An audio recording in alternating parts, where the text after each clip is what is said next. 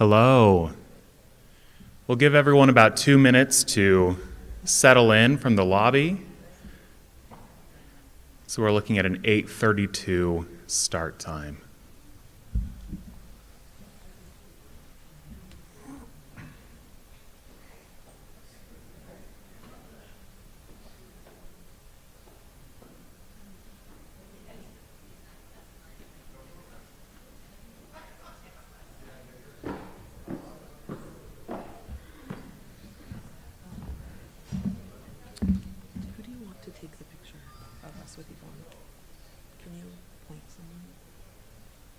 Like Robin do it? Yeah. That's what I would ask. Are you just going to give him a phone, or do we have like a real camera? We're going to give him a phone. Okay. I'll ask him. Yeah, do you want to grab him? And if he says no, I would ask. So you're going to introduce Greg. I'm going to stand right there. Mm-hmm. You're going to stand on the other side. Wait, which side do you want me to stand on? Just anyone. That's all I'm asking. Just behind okay. him. We'll just stand behind him, and then I will hand this to Greg. Wonderful.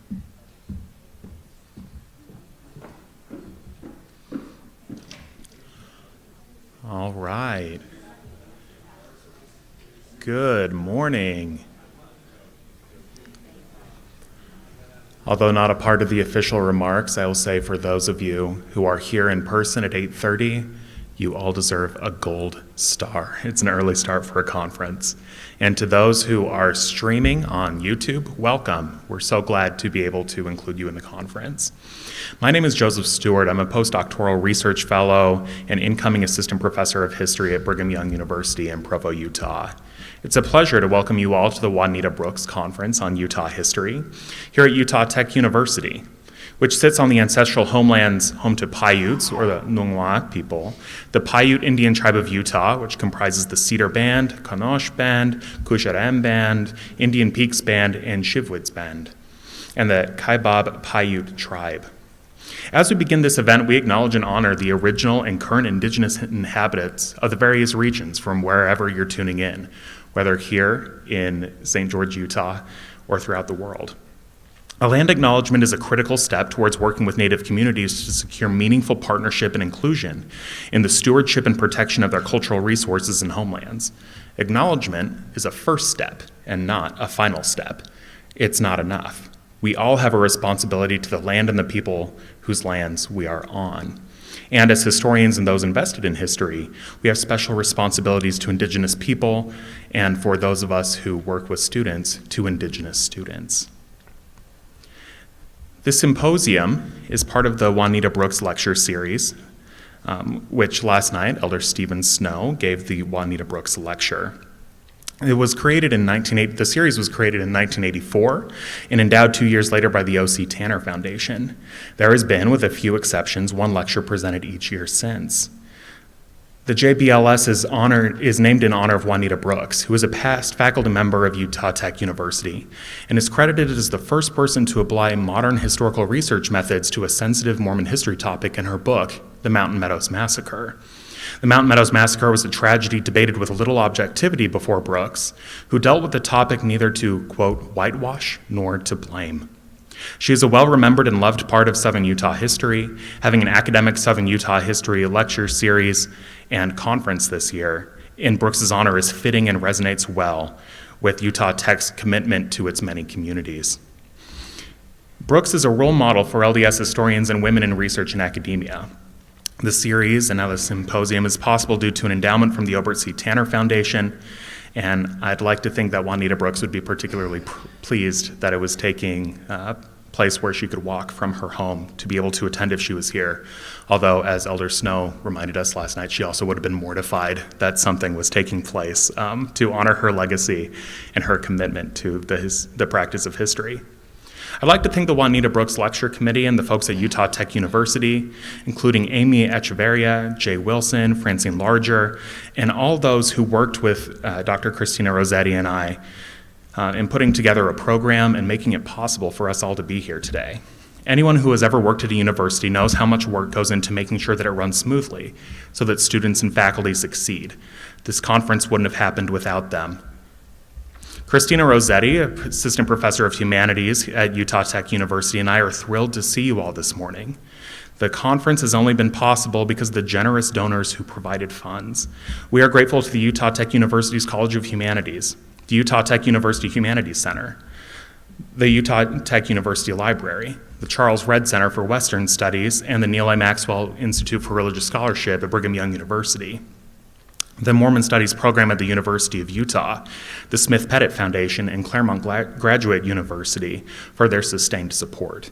If you're interested in future events, please make sure that the folks who donated know that this event was worth their investment. On that note, feel free to visit our co-sponsors' tables outside this auditorium. Several presenters are selling copies of their books as well, so be on the lookout for that. This conference is organized along several themes. First is the life, work, and ethic of Juanita Brooks. She was a force to be reckoned with, a woman, scholar, and thinker who helped shape Utah and Utahns. We are overjoyed to be holding a conference at Utah Tech University where she began her teaching career when it was Dixie Junior College, and her dedication to her historical work, indeed, was stunning. At times, she would wake up at 2 a.m. to write for 4 hours until it was time to get her kids ready for school at 6 a.m., which, as a side note, made me feel bad about complaining ever about getting up to do work. She produced an incredible amount of research for a self-funding historian that provided a foundation that historians who have many more resources and much more support rely on today. She wrote about family. She wrote about Utah history. She wrote biographies. She wrote about religious minorities and more. In short, she wrote about what she cared about. She is perhaps best known as the first scholar to produce a modern history of the Mountain Meadows Massacre, and her work on the horrific episode in Utah and Latter-day Saint history changes how others saw her. A lifelong Latter-day Saint, she remembered facing ostracism in her local communities and pressure from her church's leaders to publish on other topics.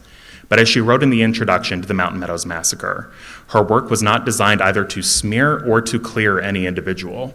Its purpose is to present the truth. I feel sure that nothing but the truth can be good enough for the church to which I belong. Today's presenters will speak on several themes related to Juanita Brooks' research. Our first panel will address local and family histories. The second will address the Mormon image and how non-Mormons understood them in the 19th century, along with other reflections.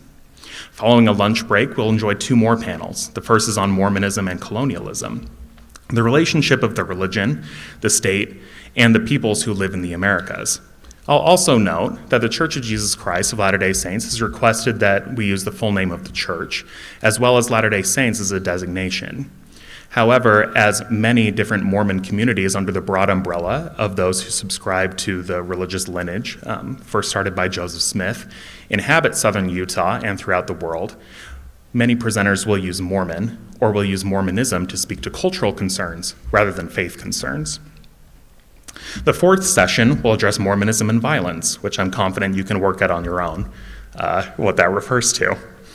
If you're posting on social media, either from here at Utah Tech or watching on the stream, we encourage you to tag your post with the hashtag WanitaCon so that others can be able to follow. Now, before we proceed to the first session at 9 a.m., we'll be awarding the Juanita Brooks Award, and Greg Prince will serve as Master of Ceremonies for that portion. Dr. Prince, the floor is yours.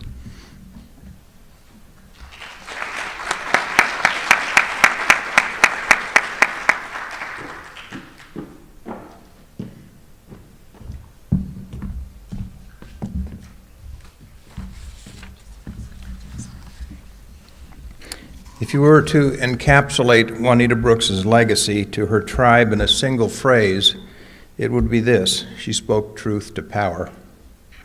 This symposium and its successors will keep alive that legacy, but we also wish to use it to honor those who have perpetuated the legacy.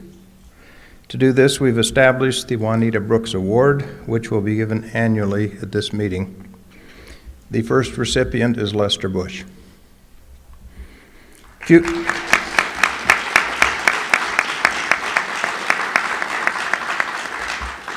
Few people in the history of Mormon studies have occupied a position where their names are immediately and almost exclusively associated with a crucial piece of Mormon history. I can think of 2.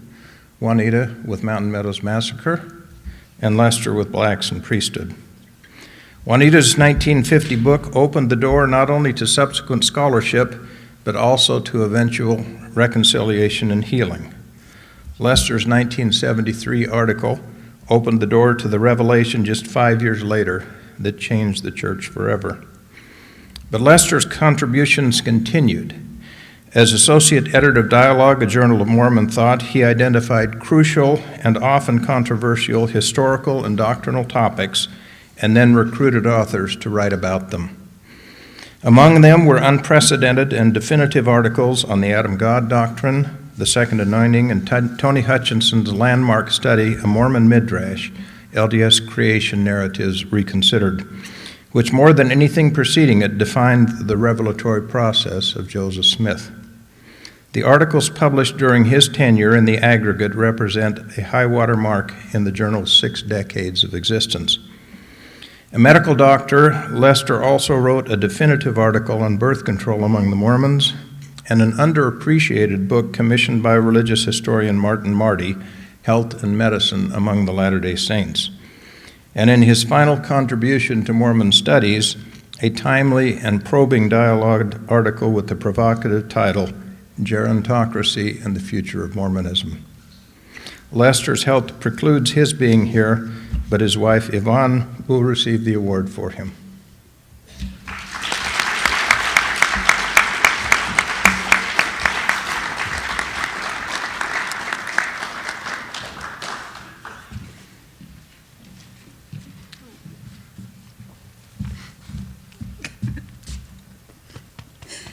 This is a surprise to Yvonne. Say something.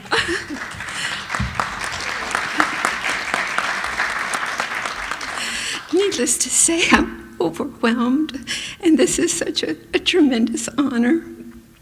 I wish that Lester would be able to be here or be able to appreciate this wonderful, wonderful acknowledgement.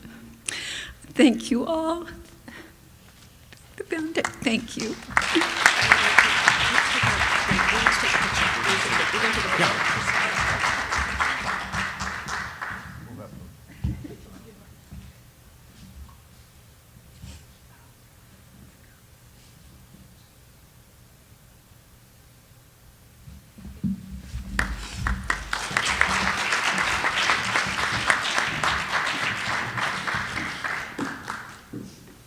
From wherever you're tuning in, we will be taking a break until 9 a.m., but keep an eye on the stream and be sure to share your thoughts, your reflections, and any highlights on social media. We look forward to engaging there.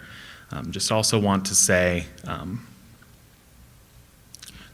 by means of thanks, the many people who we listed here, but also the encouragement that the historical community, the enthusiasm that not only from professional historians, but those engaged in history have shown for the conference.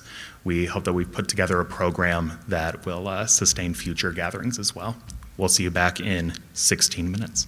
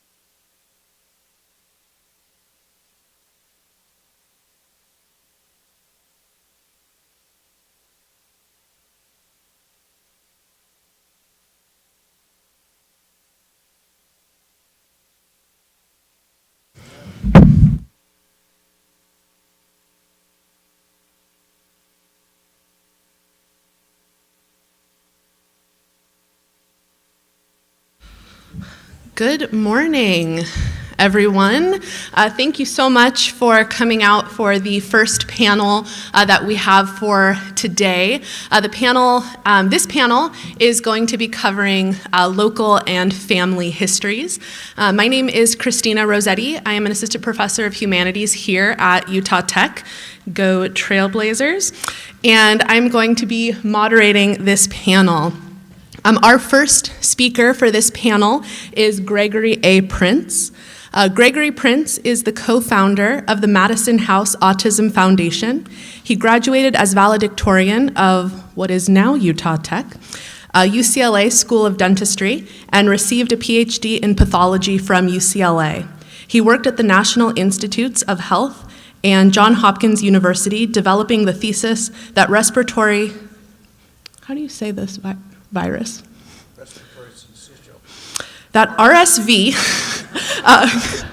could be prevented by administering antiviral antibodies to high-risk infants. He co-founded Virion Systems, Inc. to commercialize this thesis and served as its president and CEO.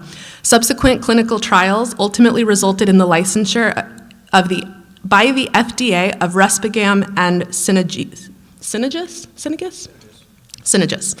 the cure for the vaccine for RSV. That's what that is. In addition to his groundbreaking medical research, Dr. Prince published widely in the field of Mormon studies. This includes David O. McKay and the Rise of Modern Mormonism, University of Utah Press, 2005, and Gay Rights in the Mormon Church, University of Utah Press, 2019. Artis E. Parshall is our next speaker, and she is a historian and freelance researcher specializing in Mormon history. She co-edited with Paul Reeve, Mormonism, a Historical Encyclopedia, and is currently writing She Shall Be an Ensign, a history of the LDS Church told through the lives of Mormon women. She blogs at Keep a Pitchin' In, which I cannot recommend enough. It is incredible, and is a research associate with the Century of Black Mormons Project. And finally, last but not least, Joseph Stewart is an incoming assistant professor of history at Brigham Young University. He is a historian of race, religion, and masculinity in the 20th century United States. His academic work has been published in peer-reviewed journals like American Quarterly and the Journal of Mormon History, and his public-facing scholarship has been published in the Salt Lake Tribune, the Deseret News, and the Maxwell Institute podcast. He is a research associate for the Century of Black Mormons, which you can learn more about at centuryofblackmormons.org. Again, highly recommend. I will pass the time over to Greg Prince.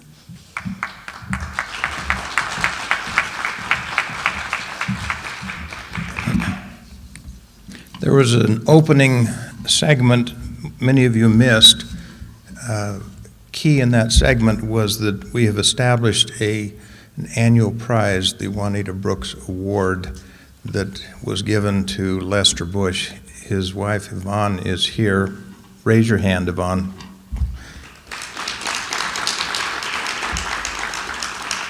I hope you'll take a chance, or take the opportunity of getting to know Yvonne today. It is my association with her husband that is the basis of the paper that I am giving.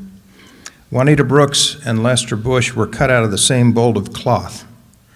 Both came to the genre of Mormon history as outsiders. Juanita as an English teacher, Lester a physician. Took on some of the most consequential and controversial topics of their times, ultimately transformed the church through their research, and were rewarded with shunning by the church they loved. The two never met, but I knew both. Indeed, both were mentors and role models to me. I attended what was then Dixie Junior College from 1965 to 1967 and lived with my grandparents, both of whom had attended the college within a year of when it opened in 1911. Their backdoor neighbors were Will and Juanita Brooks. Several years after I moved to Maryland to work at the National Institutes of Health, I visited my grandparents and dropped in to see Juanita. I was captivated by the account she volunteered of how she came to write the Mountain Meadows Massacre. She told me of Nephi Johnson, perhaps the last surviving Mormon witness of the massacre. Many of you know the story of him taking a liking to the new school teacher in Bunkerville, Nevada, and telling her he wished to say things his eyes had seen but his lips had never spoken. Other priorities got in the way, and Juanita did not see him again until 1919, when he was on his deathbed, delirious. He repeatedly said, "Blood, blood," and then he died. After he breathed his last breath, Juanita asked the granddaughter, "What was that about?" "Don't you know, he was at Mountain Meadows." What was Mountain Meadows? When we moved to Maryland in 1975, we purchased our first home. Several weeks later, we were asked to speak in church. After the service, a gentleman approached me and said, "I enjoyed your talk. I'm Lester Bush." Lester soon became and remained my closest friend. For more than 40 years, we spent countless hours together discussing every imaginable topic within Mormonism. Shortly after I moved to Maryland, Dialogue moved from UCLA to Virginia, and Lester became its associate editor. The 5 years of its tenure in Virginia were arguably the richest in its history, largely due to Lester's uncanny ability to identify the cutting-edge issues confronting the church and then to recruit authors to write definitive articles. But none of those papers rose to the level of his 1973 Dialogue article, Mormonism's Negro Doctrine and Historical Overview. We celebrate its golden anniversary this year. There is great irony in the fact that Lester had no intention of trying to change the church. He researched the topic to answer his own questions about the policy, questions that began in the early 1960s when he was an undergraduate student. It became an obsession. He told me he believed one could not be a good historian without having obsessive-compulsive disorder. There's plenty of data to back that up. He published his findings in the hope that others would come to a similar understanding, but not as an act of advocacy. Indeed, in the years preceding the 1978 revelation, I asked if he thought the policy would ever change. Perhaps, he answered, but not for at least 15 years, an oblique reference to men he assumed would need to graduate before the policy could change. Lester conducted the crucial research during 1968 to 1969, his year as an intern at LDS Hospital in Salt Lake City. This was an era when Joseph Fielding Smith was still church historian and kept a tight lid on sensitive resources in the archives. Although Lester had limited success in penetrating the curtain there, he found a trove of documents at BYU and the University of Utah that allowed him to flesh out a compelling story that bore little resemblance to the official narrative, and one that remains intact to this day, much as Juanita's Mountain Meadows Massacre narrative does. Leonard Arrington's tenure as church historian was still several years in the future, and so Lester did not meet the professional historians until after he had completed the manuscript. The enthusiasm with which they received him was genuine, in part because he did what they could not do. Many years later, he learned that even at the height of what they later called Camelot, they were prohibited from researching core topics that included blacks and priesthood. Lester was their avatar. In the years between the publication of his article and the 1978 revelation, Lester often was invited to speak to groups in Virginia and Maryland, groups overrepresented by African Americans. He told me that he could predict the point in his presentation at which there was the aha moment. Now we get it. This is just white guys being racist. We were afraid God hated us. On June 8, 1978, Lester's wife Yvonne called me at work and said she had just heard on good authority that Spencer Kimball had received a revelation allowing all worthy males to receive the priesthood. Jolene and I spent the evening at the Bush home. My diary entry was brief. Lester has had such an intense interest in church policy on blacks that the shock and delight of this announcement is nearly overwhelming. He received phone calls all evening from all over the country. We can't help but think that his monumental paper on the black policy had something to do with the turn of events. That was the good news. But beneath the good news was a gradual, covert effort to shun Lester, an embodiment of the aphorism, "No good deed goes unpunished." While Lester never complained and few recognized the process, I saw it up close. Its first embodiment surfaced in the mid-1970s. In 1975, President Kimball announced the reconstitution of the first Quorum of 70. In elevating the office to general authority status, he discontinued it at the local level, a move that resulted in the ordination of all local 70s to the office of high priest.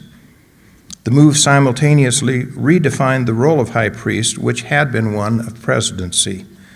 With the change, nearly any man over the age of 30 who was still an active church member became a high priest, except Lester. A decade or more older than the next oldest member of the elders' quorum, he became an obvious outlier. I spoke several times to his stake president, who was my neighbor and a close friend, and urged him to rectify the situation. He said he would investigate it, but he never acted on it. I knew him well enough to read between the lines. Someone at a higher level had sent a message. Among those who took an interest in church history, the euphoria of a 1978 revelation was gradually replaced by anguish over the disintegration of what was being called the New Mormon history, which was an evolution from devotional to data-based history. Although we were enthralled with the early output of Leonard Arrington's History Division, it set off alarms in church headquarters. Unwilling to concede the writing of the church's history to professional historians, senior apostles Ezra Taft Benson and Mark Peterson, with an ample assist from junior apostle Boyd Packer, set about to undermine Leonard Arrington's franchise. By 1982, their work was done. The History Division was dissolved. Arrington was stripped of his title of church historian and moved to BYU, and those who hungered for the truth about their religious history became part of Boyd Packer's triad of enemies of the church, along with feminists and homosexuals. Buoyed by his success, Peterson unilaterally turned his attention to historians whose paychecks were not signed by the church. He had 2 assistants draw up a list of 8 men, later expanded in number, whose writings he saw as threatening to the church, and personally called the stake president of each. His instructions were to call in these men and check on their, quote, worthiness, end quote. 7 of the 8 presidents responded with varying levels of adverse action. The 8th stake president was different. I knew something about it because he was also my stake president, a man I had gotten to know well over the 4 years I was an elders' quorum president and reported directly to him. In March 1983, Lester received a phone call from the stake executive secretary asking that he meet with the stake president the following evening. He gave no indication of the agenda. Lester called me the morning prior to the meeting. We speculated that the message might be that he must stop writing and speaking, or worse, that he might be the subject of formal church discipline. After the meeting, Lester drove to my home and gave me a full account of a rather surprising conversation.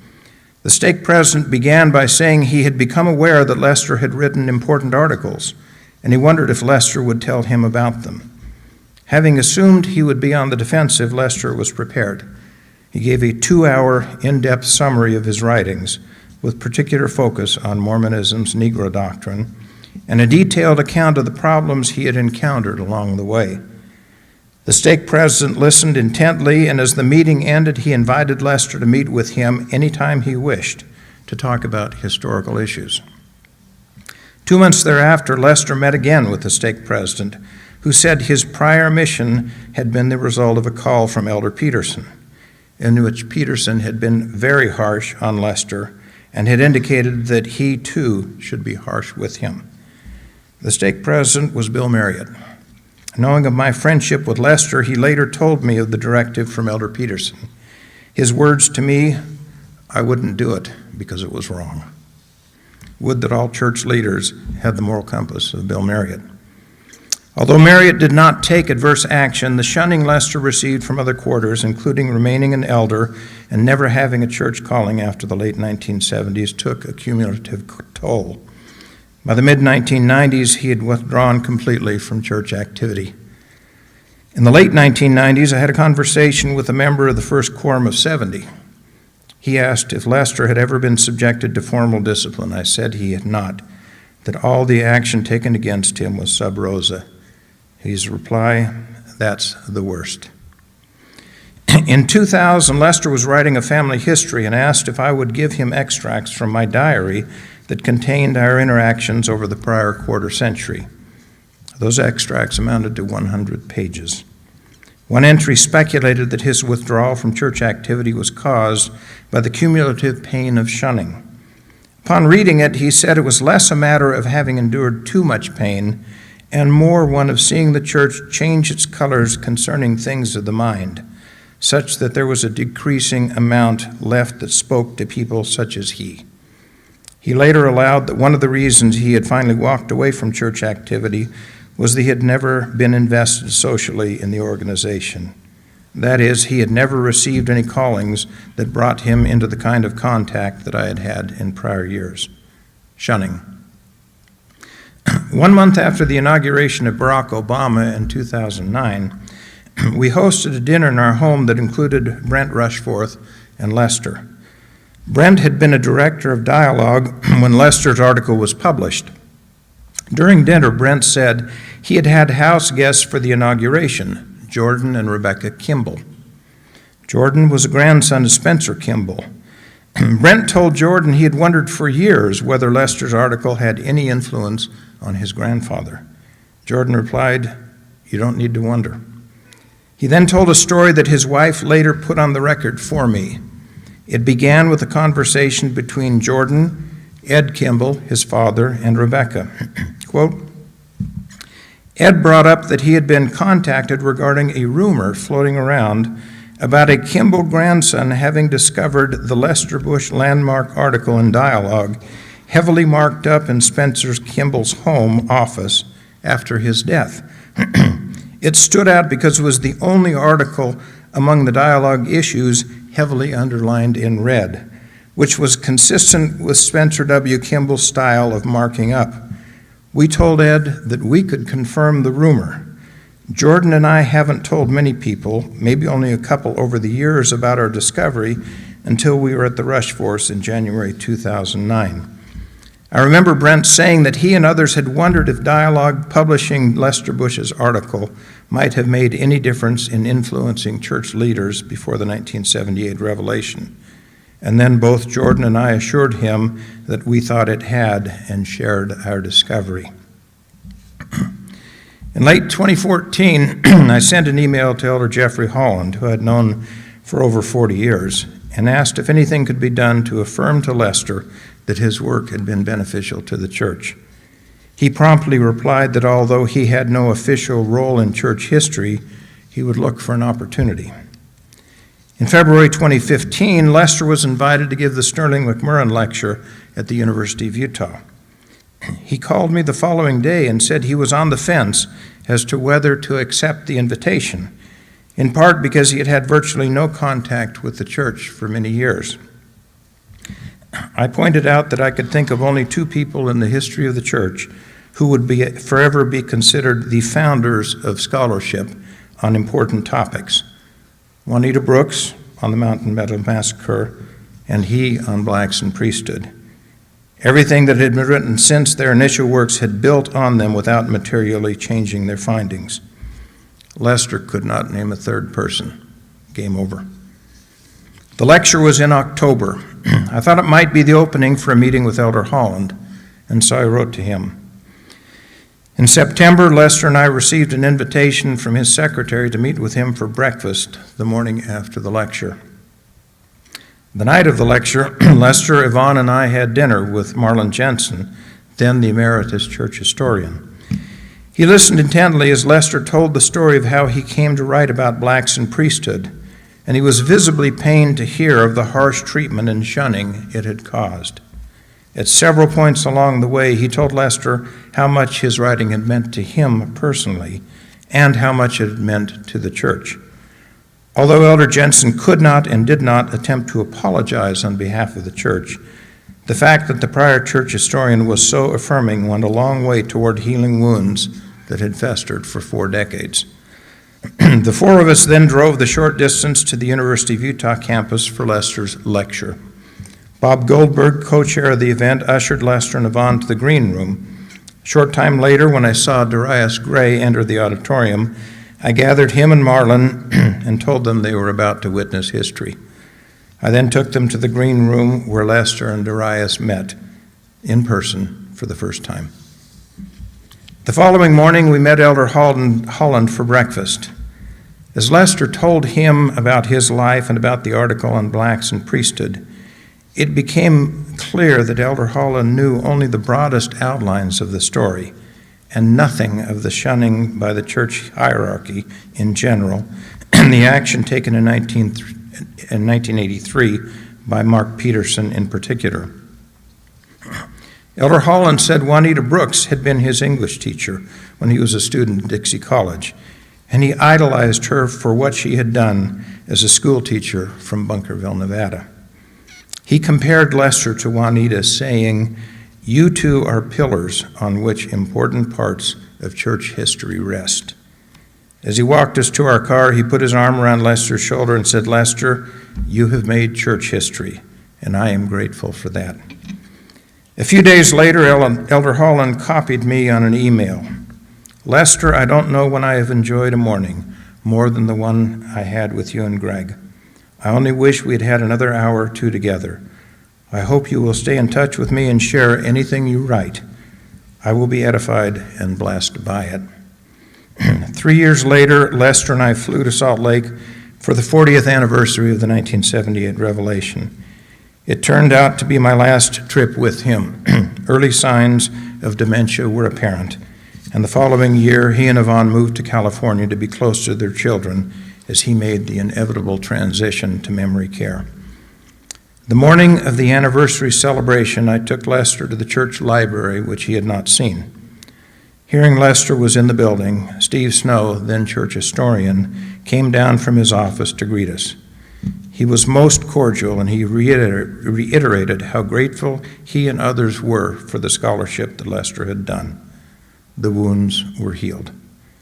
I close by quoting Spencer Kimball in a general conference address less than a year after the 1978 revelation. "The church is at a point in its growth and maturity when we are at last ready to move forward in a major way. The basic direct decisions needed for us to move forward as a people must be made by the individual members of the church. The major strides which must be made by the church will follow upon the major strides to be made by us as individuals." If he had looked in the rearview mirror, President Kimball would have seen two giant examples of individuals who had already made major strides, Juanita Brooks and Lester Bush.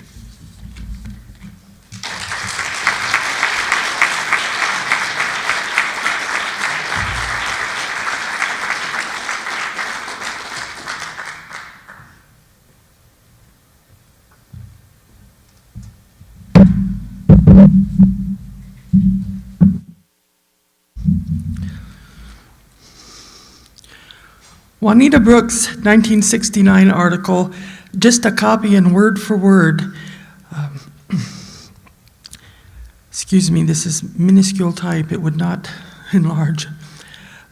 Tells of her Depression-era make-work project of typing Pioneer-era diaries. Some administrators of federal funds thought that a waste of time. Why bother with the day-to-day notes of insignificant people, many of them women? But Juanita Brooks knew better and carried on. Now, after many years of myself following in Juanita's keystrokes, I know how much more that she was doing than merely copying word for word. As she copied, she was getting to know intimately the people of her past, seeing them and their world through their eyes. Not one day or one page or one penny of her work was wasted. Everything taught her to know her diarists, to have compassion for their flaws without excusing them, and to recognize what they passed down to her. I will tell you today the story of a young girl growing up in the 1870s, as I hope Juanita Brooks might have done had she been aware of Indiana Mary Maybert.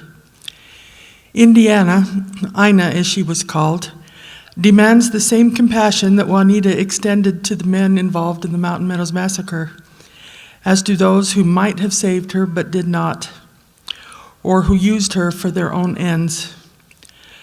But that requires recognizing the way that Ina has been used and continues to be used.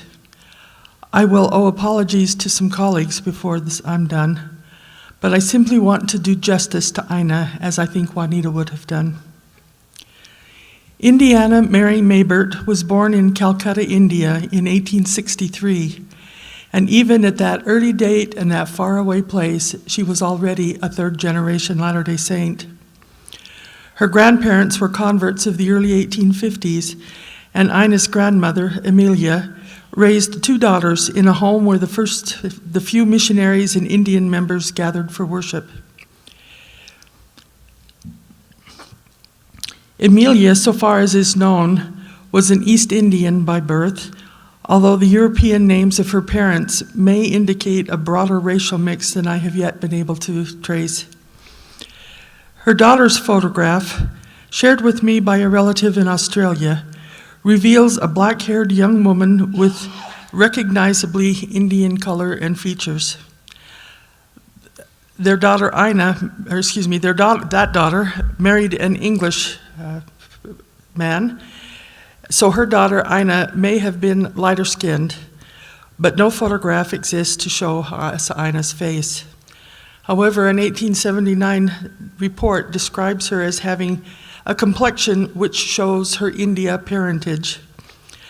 There is no doubt that she was recognized as not white and not someone who could blend in easily with the European settlers around her in Utah. Ina's mother died when Ina was about 6 months old, and the baby was taken into Amelia's home. Her father's remarriage and eventual emigration quickly removed him as a factor in Ina's life.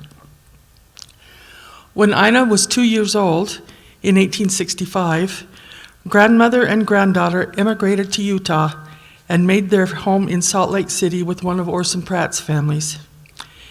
Amelia was not especially happy in Utah, repeatedly voicing her dissatisfaction. She expressed her desire, if not her intention, to return to India.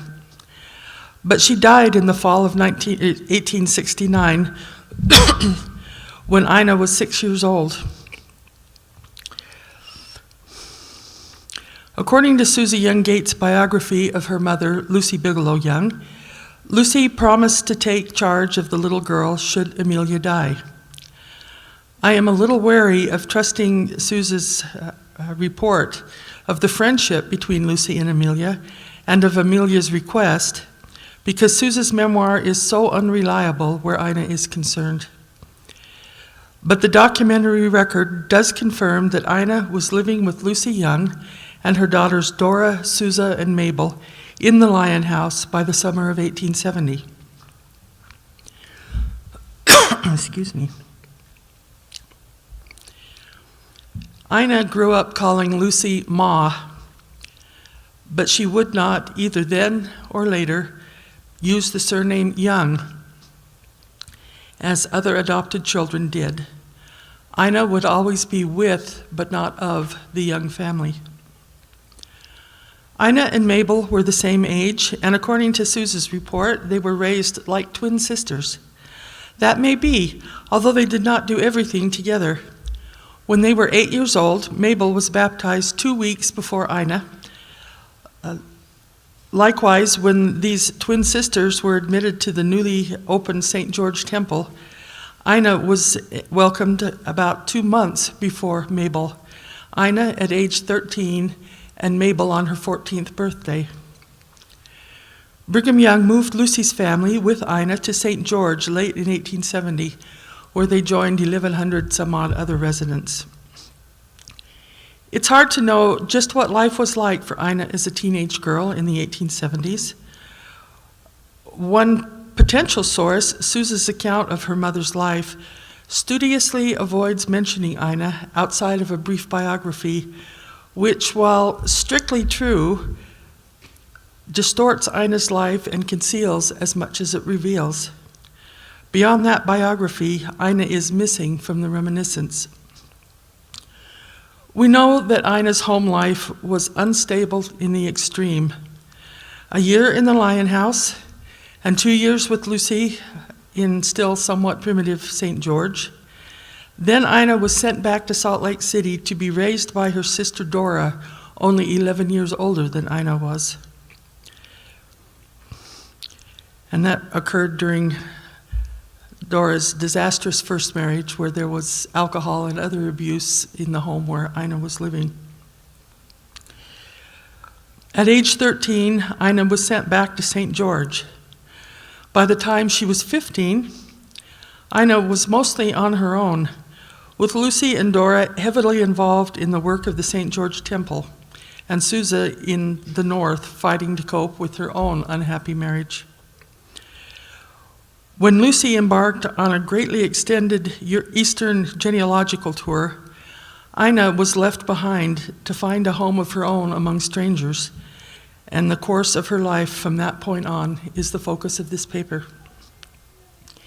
In 1877, with Ina living in St. George, we begin to pick up definite clues to her life from the best possible source, Ina herself. In the first of 4 letters I've identified so far, written in Ina's neat hand, we learned that the women of the household were doing their, quote, own work, meaning they did not have a hired girl. A heavy share of that work must have fallen to Ina and to Lucy's mother, because Lucy and Dora, according to Ina's letter, were working long hours in the temple. In a line that I interpret as in reference to the fledgling Young Ladies Mutual Improvement Association, Ina writes to Sousa that, "We have such nice clubs now, I wish you were here." A year later, with Lucy and Dora gone from St. George, 16-year-old Ina was ready for a significant change. In February of 1879, she wrote to her father in India, asking to be taken home. He did not receive that letter. He had left India for Burma. But Ina's letter was put in the hands of a Protestant minister who, acting on behalf of her family, wrote to Ina. "My folks was very anxious for me to come home," was the message that Ina took from the minister's letter. That minister in Calcutta wrote to a colleague in New York, who in turn wrote to Thomas C. Iliff in Salt Lake City. Iliff was the most prominent Protestant missionary to Utah in the 19th century, and he seized on Ina's case as an opportunity to rescue one girl, at least, from Mormons. Before he acted, though, Ina had found work for herself in the mining camp of Silver Reef with the family of John Tilley Cooper, an Irish-born physician. How did she find that employment in the Cooper household?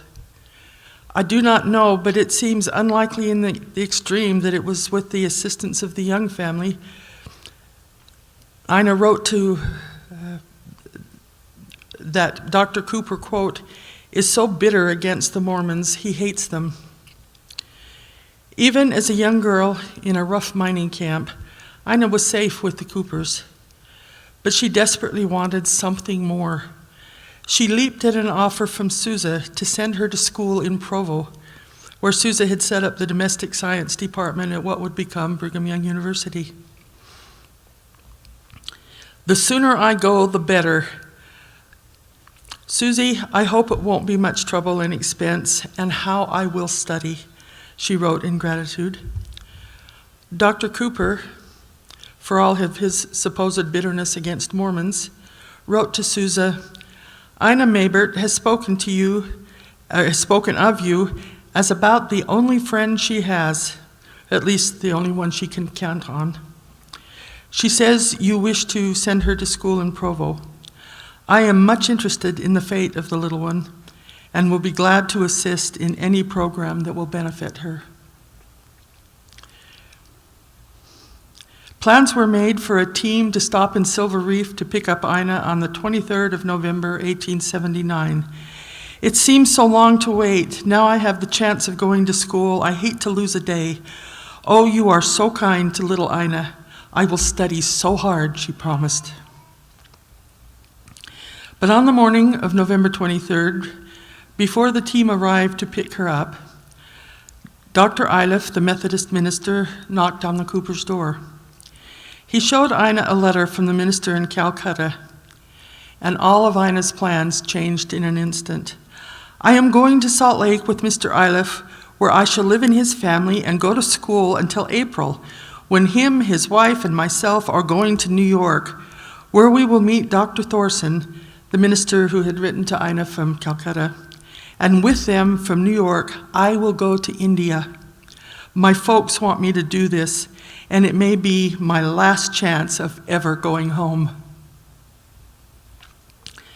The team Sousa had engaged to bring Ina to Provo left without her, as Ina moved toward folks she did not know and a home she could not remember. The Iliffs did open their home to her, and she lived with them for a time, but she did not go to New York, and she did not go to India, presumably because her family did not send the funds to pay for her passage. Instead, Mrs. Iliff went alone to New York that spring, while Dr. Iliff remained in Utah. 17-year-old Ina could not very well live in his house alone with the minister, who suggested that she go to her sister Dora. I do not know why she did not go to Dora, or why Dr. Iliff did not secure Ina's care elsewhere. Perhaps he tried. Perhaps Ina was so disappointed or angry at the collapse of her hopes that she rebelled against offers to help her. Perhaps she believed the story told to her by Dr. Iliff, who had received it from the minister in India, that the Mormons had broken into her father's home and stolen baby Ina from her doting father. Or perhaps Ina had just given up. From that point on, her life rapidly spiraled downward. On July 4th, 1880, Ina was seen riding in the city parade in an open carriage with Kate Flint, the city's most notorious brothel keeper. On July 19th, Ina married William Jack, the 20-year-old son of Brigham Young's former private clerk. On December 6th, Ina filed for divorce on the grounds of Jack's habitual drunkenness, a charge he did not contest, and Ina was divorced before Christmas. She's still 17. In March of 1881, Ina, by now using the name Inez in place of her childhood nickname, was arrested for prostitution, fined $50, and jailed for 50 days.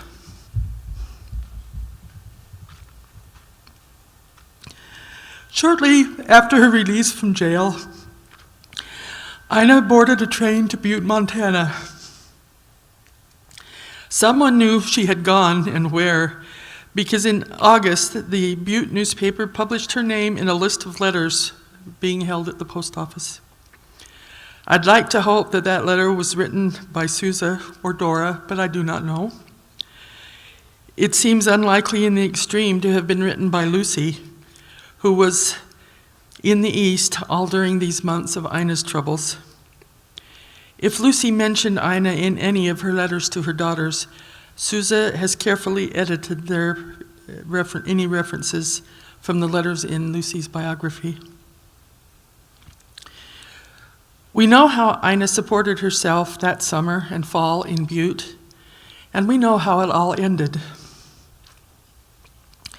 At 5 o'clock yesterday afternoon, reported the Butte newspaper on November 11th, a young woman in the city died from an overdose of morphine at a well-known house on Park Street. Ina's death in that well-known house in Butte unleashed a torrent of newspaper coverage throughout the West. When a paper in Oregon picked up on Ina's Mormon connection, and it published an account of Ina's past life as vile as it was garbled. The Deseret News responded with its own editorials, claiming that it wasn't Ina's Mormon upbringing that was responsible for her downfall. It was the meddling of Protestant ministers.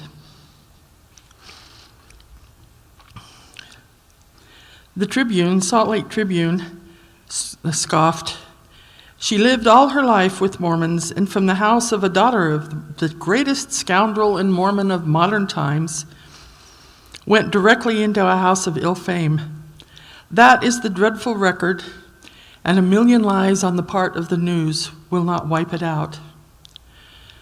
The actual sequence, as if it mattered, was from a Mormon home to a Catholic home to a Methodist home, and only then into Kate Field's brothel. In all that press, there is no sense of Ina the girl, merely a shadow puppet, Ina the tool that each side could use as a bludgeon against the other in the religious wars of Utah. And that, a stick figure, a tool, is how Ina has remained since 1881. Many, many newspapers picked up on the news about her death, virtually all of them reporting the claim that she committed suicide because a man named Piano Jim had jilted her, and that her sisters in shame conducted a beautiful funeral and buried her in an elegant casket. I find nothing to substantiate those accounts. Piano Jim is easily identified as James Burnham, well-educated son of a Civil War general from Maine. He admitted knowing Ina, but he denied the association of any involvement with her. It is also difficult for me to believe that the other women in Ina's position, who could have known her no longer than 3 or 4 months, would have spent their miserably earned cash for an expensive burial. Mostly, I cannot believe without evidence that Ina had pined away for love of a dance hall pianist whom she had known so briefly after all the disappointment and abandonment she had undergone in the previous couple of years. Rather, significant experience with 19th century newspapers teaches me to recognize the attraction that sinful women had to reporters and their readers. This was borne out when I published a short account of Ina's life in the Salt Lake Tribune in 2009.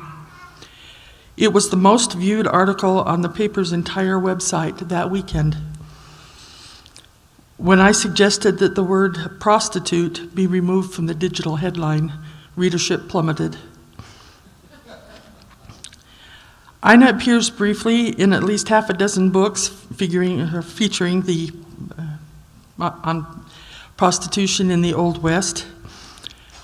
Another evidence of prurient fascination. Her suicide, her supposed jilting, that elaborate burial by other soiled doves is all that appears. There is nothing about Ina as a lost and lonely girl with unfulfilled longings for home and family and education. The same story of ill-fated romance is repeated uncritically in a recent biography of Sousa, and I apologize to a colleague for pointing that out publicly. Ina makes another recent appearance in our literature that I think is worth mentioning. Sousa is one of the figures that the authors of Saints and No Unhallowed Hand chose to tell the history of the church in 2020. In setting the stage for Sousa's story, the authors write, nearly 30 of Sousa's 55 brothers and sisters lived at the Lion House at one time. Sometimes the family also took in orphans, including Ina Maybert, a girl from India. On one hand, there is nothing wrong with that sentence. It is accurate. It is ironic to draw on Ina to give color to Sousa's story when Sousa took such pains to remove Ina from her own story. But on another hand, this inclusion of Ina in Saints feels like one more use of Ina as a tool to support someone else's purposes. She appears there not as an actor in her own life or in the story of the church, but as an exotic prop to say, see how generous the young family was, or perhaps, see how cosmopolitan Utah was. And I suspect that that one line would not have appeared had anyone expected anyone to recognize what had happened to Ina in later years. In her last known letter, Ina pleads 3 times for forgiveness for leaving with the Protestant minister. I think when you have heard all, you will not blame, but forgive me. Try to forgive me, Sue, and I will always love you. She closes her letter with, try and forgive your Ina. I will close with in a similar vein. When we write about people of our past, whoever they were and whatever they did, we simply must understand that they were real people. Individuals who tried and sometimes failed, who were loved or lost, who, for the most part, did the best they could in the moment, just as we all do. If I have spoken too dismissively or unsympathetically of someone who let Ina down, or anyone who has made use of her story since her death, I apologize and ask you to forgive me. We are all in this historical endeavor together, doing the best we can. Thank you.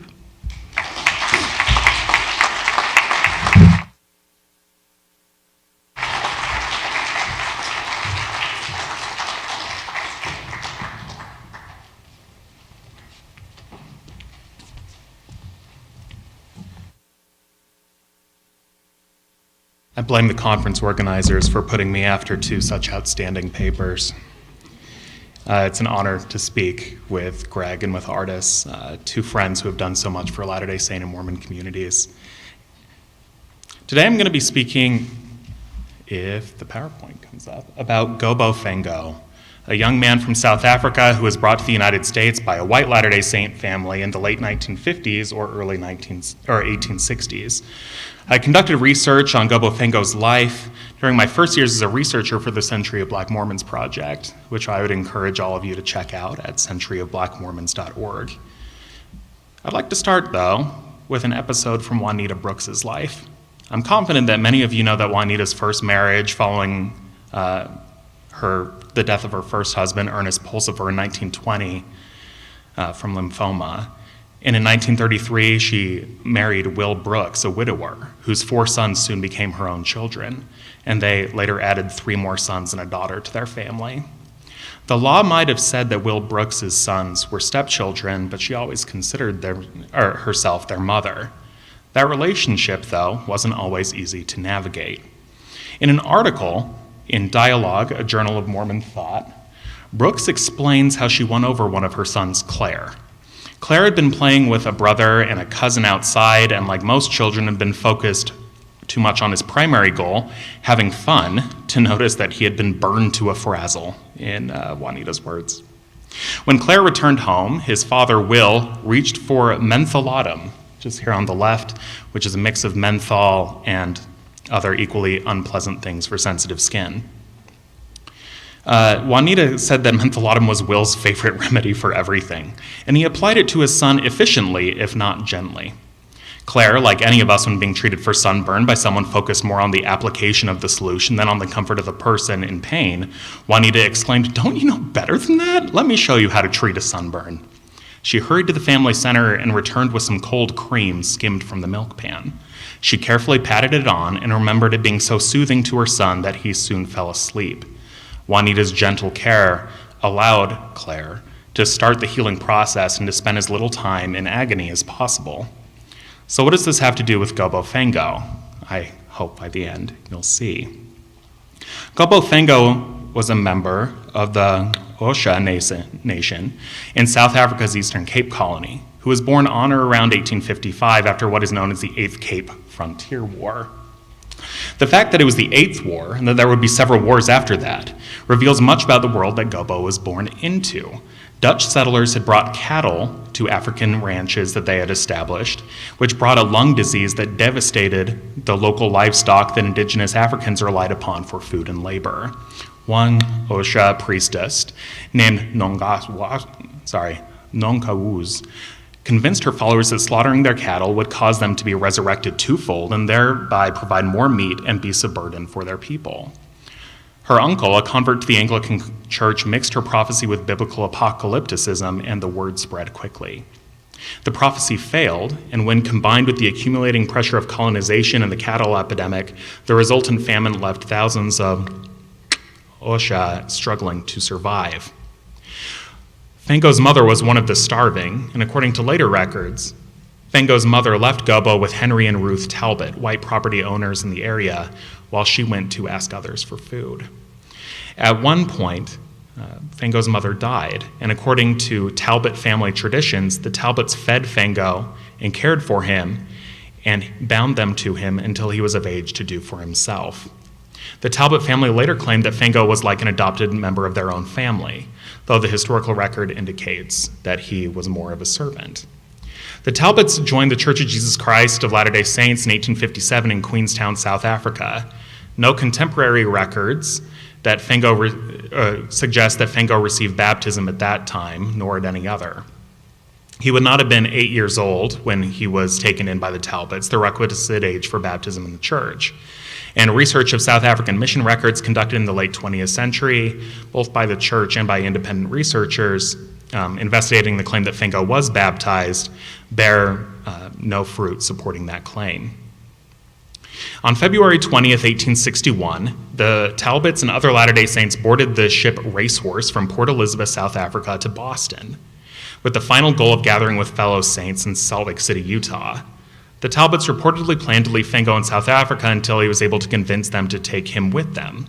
If true, the story suggests that the Talbots viewed him as someone that they needed to care for, although their treatment later would suggest that he was seen as more of a servant than as a member of their family. To smuggle Fango aboard the ship, they wrapped him inside a carpet or placed him inside a box in the cargo area. And once the boat was set, several sources suggest that Fango provided entertainment for sailors and took care of the sheep on board of the good ship Racehorse. The Talbots and Fango arrived in the United States at the beginning of the Civil War, and because of prohibitions against transporting enslaved persons or those that appeared to be enslaved by virtue of their skin color, the Talbots' kin remembered hearing that Ruth Talbot had to hide Fango under her hoop skirts, which I have never seen hoop skirts that large, but so it goes. Other accounts tell of Fango dressing as a woman with a veil in order to conceal his identity and prevent the Talbots from suspicion of transporting someone believed to be enslaved. The Talbots traveled west from Boston to Salt Lake City, where they arrived on September 13, 1861. They eventually settled in Kaysville, Utah, where that big, bright, shiny star is, as Kaysville, Utah deserves, where Fango reportedly worked for them as a laborer. Fango's feet froze one year when the Talbots allegedly forced him to herd animals in bare feet. When someone suggested that one of his feet required amputation, he said he would rather have part of a foot than none at all. It seems that part of his heel was removed, but that doctors did not need to amputate his foot at the ankle. Years later, a woman reported that Fango would place wool in his boot so that his foot would fit into it and he could walk. He left the Talbots and worked as a laborer for the Marianne Whitesides Hunter family who lived in Grantsville, Utah, between 1870 and 1880. He was listed as a servant and was likely formally employed as such in the 1880 census in Grantsville, Utah. By the early 1880s, though, he had moved to the Goose Creek Valley of Idaho Territory and worked as a sheep herder. He had entered into a business relationship with Walter Matthews and Edward Hunter, the latter being the nephew of the presiding bishop of the Church of Jesus Christ of Latter-day Saints. Fango was known as possessing, quote, a cheerful disposition, quite generous with what he have, and inoffensive and kind to children. In 1886, a long-standing conflict between cattlemen and sheep herders in Idaho resulted in Fango's death. In that year, cattlemen demanded that all of the sheep herders in Goose Creek leave the valley and its fertile grazing fields. According to a letter published in the Deseret News, most sheep herders in the region were Latter-day Saints. Cattlemen of other faiths represented the sheep herders' lack of consideration in sharing grazed land. In the wake of the mounting tension, a cattleman named Frank Bedke from Wood River, Idaho, sought to force Fango to leave the Goose River Valley. Bedke and another man approached Fango on horseback and accused Fango of trespassing on land reserved for cattle grazing. Bedke asked Fango to reason with him, and then, when he would not give in to him, he knocked Fango's firearm away from him, shot him at close range, and reportedly called him a black son of a fill-in-the-blank. When Fango did not die immediately, Bedke shot him again in his belly. Badly injured, Fango then walked more than a mile seeking medical assistance. Fango's wounds did not prevent him from dictating his last will and testament. He left $200 to the needy poor of Grantsville City, Tooele County, Utah Territory, as well as several donations of less than $100 to Hunter family members. He also left half of his estate, $500, to the Salt Lake City Temple's construction fund. This is the receipt. Nearly 45 years after Fango's murder, members of the Henry Talbot and Edward Hunter family searched for evidence of his LDS church membership. When they could not find any evidence of his baptism or confirmation, Hunter's daughter and son-in-law, Helen Louisa Hunter Hale and Solomon E. Hale, had his baptism performed by proxy in the Salt Lake City Temple on September 20th, 1930, although I wonder if they had known that he had donated money to its construction. Because Fango was a black African, he could not be ordained to the priesthood posthumously, which would have made it possible for him to receive other LDS liturgies by proxy. As Louisa Hales wrote to a historian seeking information on Fango in 1934, a Negro cannot hold the priesthood, so performing his posthumous baptism was all we could do for him. I, of course, feel that he is more worthy than many to hold it. I am not the judge, however. Today, some folks, including those in the Talbot family, continue to tell a story of heroic rescue of a young black boy from South Africa and him becoming like a member of a white family. They took him to the United States, and he helped to build Zion. Certainly there are folks who would prefer the story to be that simple. There are also folks who would prefer Gobo Fango's story to be simple, but in another direction. The story of a malevolent white Latter-day Saint family who kidnapped a young black man and brought him to Utah for his labor alone. And after months of research, I think that the answer lies somewhere in between. The Talbots did in fact take a young black boy and keep him alive. They brought him to Utah, but they never treated him as an equal. And if they treated him like a member of the family, I have not found any accounts of any of their biological children being asked to sleep outside, being asked to herd sheep in bare feet, or other cruelties. I have not found any historical records suggesting that Talbot's white children were treated in any way like Gobo Fango.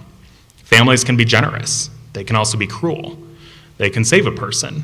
They can treat a person with darker skin than them as inferior. A man like Gobo Fango can be treated as less than the people he lives with and still value the communities that he was raised in, enough to donate money to a temple he would never enter. Telling the truth, even where it contradicts or complicates narratives that have brought pride to families, to regions, or other groups, is important. In order to have history make us better people in the present, as Elder Snow spoke about last night, we have to be willing, though, to let the facts speak for ourselves. And as Artis Partial just reminded us, we have to remember that they are people. This brings me back to the story I told at the beginning of the presentation, and in the broadest possible strokes, never equating Fango's treatment with a sunburn, people in pain need to be treated with respect and with care. I fear that historians, to our discredit, have sought to fix a sunburn with mentholatum. It works for other things. Maybe we just need to get the worst over it with quickly and apply the balm that we have seen working in treating other concerns. But like Juanita Brooks, we as historians should be seeking answers that aren't the easiest to reach for. We may metaphorically have to go to the milk pail in the cellar, take the best of what we have, and gently apply it to those in pain. I'll remind you that even putting on cream on a sunscreen would have been painful and probably sticky. I'm sure each of you can recall having put something on your sunburn, trusting that it will aid you in becoming whole in the long term, but nevertheless feeling sensitive about it in the short term. I'll also say, speaking for myself as a Latter-day Saint, I regret that we, broadly speaking, have not always listened to those who are willing to be gentle when they share their research or explain difficult episodes to others. To recognize that there are approaches to helping those in pain that may not align with what others expect. I confess that hearing from Juanita Brooks' family members and ward members that Ms. Brooks had her faith questioned, I confess to being upset. I don't want to put words in her mouth, but I think that she would say that her historical research was an extension of her beliefs, was a desire to tell the truth, to do what is right and let the consequence follow. Juanita Brooks had a gift for applying historical cream to southern Utah's and Mormonism's past. And only when historians work with care and love can we display the sort of love and incredible contributions that Juanita Brooks wrote and embodied when she wrote about family histories, faith histories, regional histories. Or put another way, when we feel called to write histories that may hurt in the short term but provide health in the long term, we can thank Juanita Brooks for showing us how to do so. Thank you.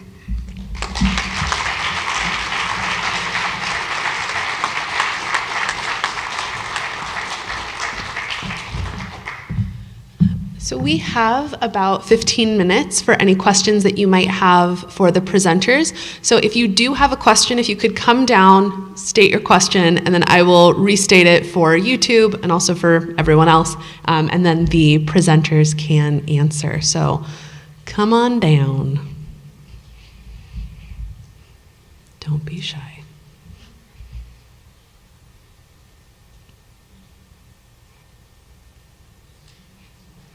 Or the presenters if they have questions as well.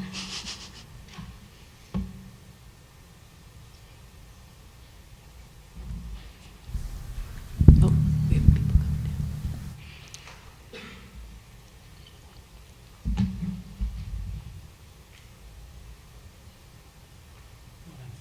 down. My question to the last two presenters is, you put together histories of people who essentially have no voice,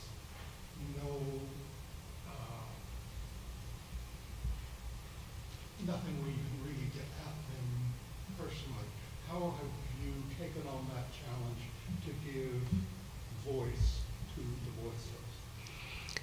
So for those watching online and who might not have heard, the last two presenters did a brilliant job of telling the story of people who have not had a voice in an archival or traditional sense. So how did you go about doing that? I first ran into Ina in the days when we were having to look at newspapers on microfilm, and I was cranking toward the end of a reel and stopped to get a better grip, and out of the corner of my eye I saw the phrase, "raised in the household of Brigham Young," and I read one of the really foul, thus we see what happens when women are approached by Mormons, sort of thing. And so I started because I don't believe that sort of thing, and I was going to demonstrate how false it was. And I just got wrapped up in her story. It's still coming to light. I've discovered 3 things just this week that are significant. When you learn to care about somebody like Juanita did, the people that she wrote about, and that I try to care about, the people I find, you take on that challenge because you realize they didn't have a voice, and you do want them to. Somebody once called me speaker for the dead. Thank you, Scott Card, for that phrase. We do it because they need it and because we need it. Yeah, so as a researcher for the Century of Black Mormons project, Gobbo Fango stuck out to me as a name and a story that I found interesting, and was also, in a moment of hubris, thought that I would be the one that would prove definitively that he was a member of the Church of Jesus Christ of Latter-day Saints. And so in researching, it became a really meaningful experience to me, especially to read his last will and testament, where he is trying to share what he cares about most. that he left half of his worldly wealth to build a temple that he would never be able to enter, and for a faith that he did not belong to. Stuck out to me as something that when historians are studying folks, as artists so ably pointed out, I think that sometimes we forget that they made real human decisions and that we can't just say, oh, this is what they said in a document or this is what someone said about them in a document. We have to go beyond those simplicities and be able to try and put ourselves in their shoes. Of course, that doesn't mean that we'll always get it right, but in one of the general guiding philosophies of the historical profession is that when new information comes about, then it will build upon what has been done before. Just also want to say that this is one of those, I want to mention with, they did move it back. You can see the receipt for Gubbo Fango's donation on centuryblackmormons.org. All of the primary sources that are not under copyright are included at the bottom of the page, and would encourage you to check that out, and would also like to thank the LDS Church History Library in Salt Lake City and Berry Hill specifically for locating the document and allowing us to digitize it.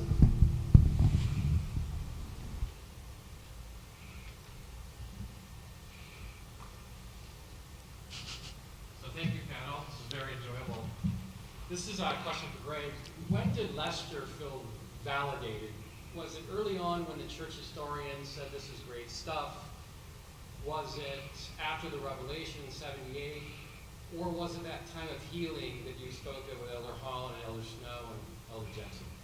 Yvonne, I'm going to defer to you. So real quick for the viewers on YouTube, at what point was it that Lester felt validated for his research? I think it was ongoing. Each one of those events was helpful for him. He always thought a bit than Winkle, that one day when he gave his presentation at the award, he said that it just seemed it'd been 30 years, and suddenly here he is, and he's finally things have come back around again. I think that conference was probably that award was really quite the help that he needed, and to help him get acknowledged as someone who had benefited rather than benefited the work from the church rather than the stewardship. For the benefit of Zoom, Lester's wife, Yvonne, is here. It's her impression, and it certainly jives with what I had observed, that following the 1978 revelation and the initial euphoria, that the dark period came in. And for about 30 years, Lester became decreasingly affiliated with the church, never having removed his name from the records. It was after the turn of the century, and probably, as Yvonne says, when he was invited to give the McMurrin Lecture at the University of Utah in 2015, that he felt that things had come full circle. I think that was the professional validation, but I think that his brief meetings with Marlon Jensen, with Jeff Holland, and with Steve Snow were probably the icing on that cake. And we have time for one more question. Oh, come on down. Yeah, you can. I'm curious if you're aware, Dr. Prince, of when or if Juanita had a similar experience when she felt more accepted and more validated after the shunning and kind of othering that she experienced as well. So the question is whether Juanita Brooks felt a similar feeling as Lester Bush for her work with Mountain Meadows Massacre. I don't know. I'd have to defer to her biographers about that. If anybody in the audience has an insight, please give it. You might read Juanita's letters. It's a published book for the last 5 years or so. It's a little hard to read because you need to know a lot of the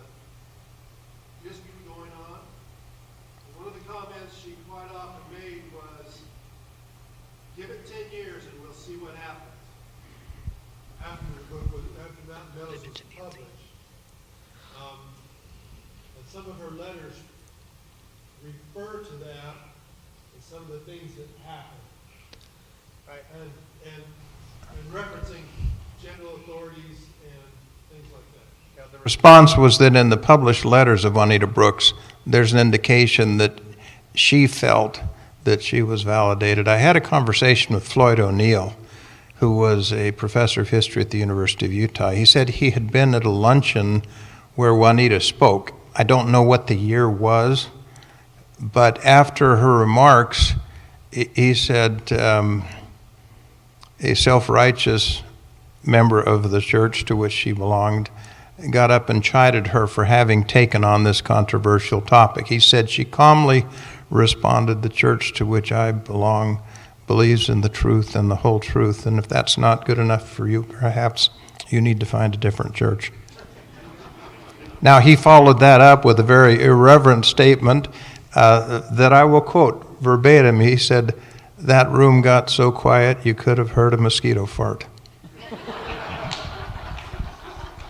And I would also add Nancy Ross, who is a professor, I don't know if she's in here right now, but Nancy Ross, there's Nancy. Raise your hand, Nancy. Nancy Ross, who is a professor here at Utah Tech, she has gone through Juanita's lectures pretty extensively, and we are going to actually be filming a lecture that Nancy is going to be doing, and that will be made available for anyone who registered for the conference as well once we post that online. So that's something to keep an eye out for, is her talk on the later letters of Juanita Brooks. So with that, we are going to be breaking for about 15 minutes while we get ready for our next panel on, what's the next one? Oh goodness. If only the organizers had a program on them. What a journey. Mormonism, the violent image of Mormonism. That will be at 10:30. Thank you.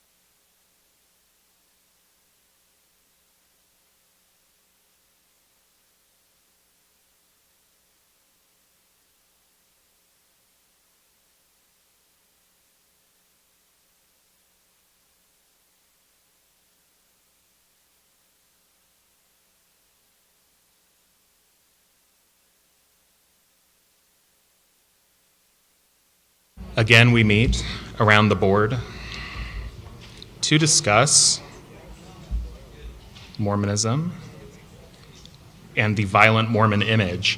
I will say for those keeping track at home or here in the stadium, realize that the violent Mormon image may take some explanation. There is a way of discussing Mormonism or members of the Church of Jesus Christ of Latter-day Saints or other groups that trace their religious lineage back to Joseph Smith in the way that they have been discussed by others.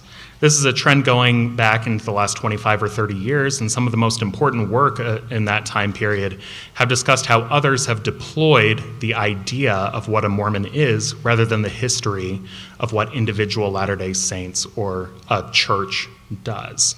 So that's where the violent Mormon image comes from. It is not to suggest anything about anything being naturally related to any groups being mentioned. I'm Joseph Stewart from BYU, and I have the great pleasure of introducing 3 speakers today. The first that we'll hear from is Janice Johnson, who is a general editor of the Mountain Meadows prosecution papers for the LDS Church History Department. She graduated from BYU with her bachelor's in political science and then received 2 master's degrees, one from BYU in women's history and the other from Vanderbilt in theology. She also taught for she currently teaches and has taught for religious education and has been a fellow at the Neil A. Maxwell Institute for Religious Scholarship at BYU. Her book, Convicting the Mormons, The Mountain Meadows Massacre in American Culture, is slated to appear within the next 2 months. And because I am tacky, I will give you a discount code, which is 01DAH40, which you can watch the recording if you missed that, but 01DAH40 at the UNC Press website. We here believe in supporting university presses and independent presses rather than global conglomerates, although who among us hasn't needed 2-day shipping? Sasha Coles is not with us today, and Christina Rossetti will be reading her paper, so I'll be reading the bio for Dr. Coles, even as you're looking at Dr. Rossetti. Dr. Coles is a historian of the 19th century United States with an interest in women, gender, labor, capital, and religious belief and practice in the American West. She received her training at the University of California, Santa Barbara, and worked at the University of Utah before joining Pennsylvania State University as an assistant teaching professor in August 21. Her first book is tentatively entitled Home Industry, Mormon Women, Silk Production, and the Capitalist Transformation of the American West, 1850s to 1910s, which focuses on the workers who fueled a silk industry in Western Latter-day Saint or Mormon settlements, where women are the center of the story, and would also recommend that you check out her article in the Journal of Women's History, the fall 2021 issue, which discusses these themes. W. Paul Reeve is the Simmons Chair of Mormon Studies in the History Department, as well as Department Chair at the University of Utah, where he teaches courses on Utah history, Mormon history, and the history of the U.S. West. His book, Religion of a Different Color, Race and the Mormon Struggle for Whiteness, received the Mormon History Association's Best Book Award, the John Whitmer Historical Association's Smith-Pettit Best Book Award, and the Utah State Historical Society's Francis Armstrong Madsen Best History Book Award, the triple play. He is the recipient of the Utah Council for the Social Studies University Teacher of the Year, the University of Utah's Early Career Teaching Award, and the College of Humanities Ramona W. Cannon Award for Teaching Excellence in the Humanities, and is the project manager and general editor of a digital database, Century of Black Mormons, designed to name and identify all known Black Mormons baptized into a Mormon faith between 1830 and 1930. The database can be found at centuryblackmormons.org. I will also add, having had Paul as a professor, that he once reassured me that my own writing was fine, and that a member of his dissertation committee told him that he wrote, quote, like a hick from hurricane, to which I would say to that dissertation committee member, see his published works. Dr. Johnson.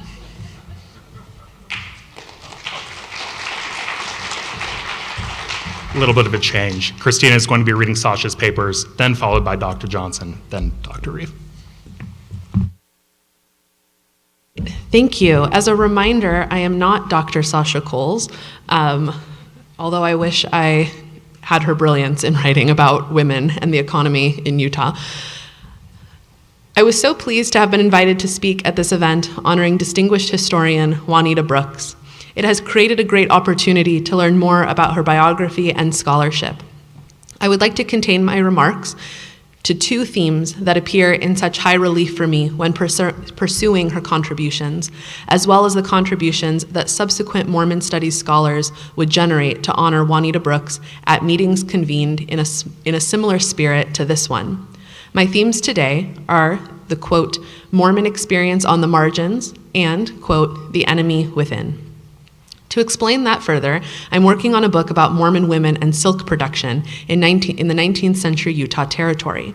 I am interested in how and why Latter-day Saints introduced mulberry trees, silkworms, and manufacturing technologies to their western settlements beginning in the 1850s. Long story short, industry boosters were hoping to generate a source of domestic employment for women and children, a font of income for male household heads, and a foundation for economic independence from non-Mormon merchants. Said another way, planting mulberry trees, raising cocoons, and producing thread and cloth at home would help keep family members busy, keep hard-earned cash in Mormon hands, and support a larger project of economic development by and for Latter-day Saints. This is a project that church leaders vigorously promoted. In the words of Wilford Woodruff, quote, set out your mulberry trees and make your own silk. And this message was meant primarily for Mormon women.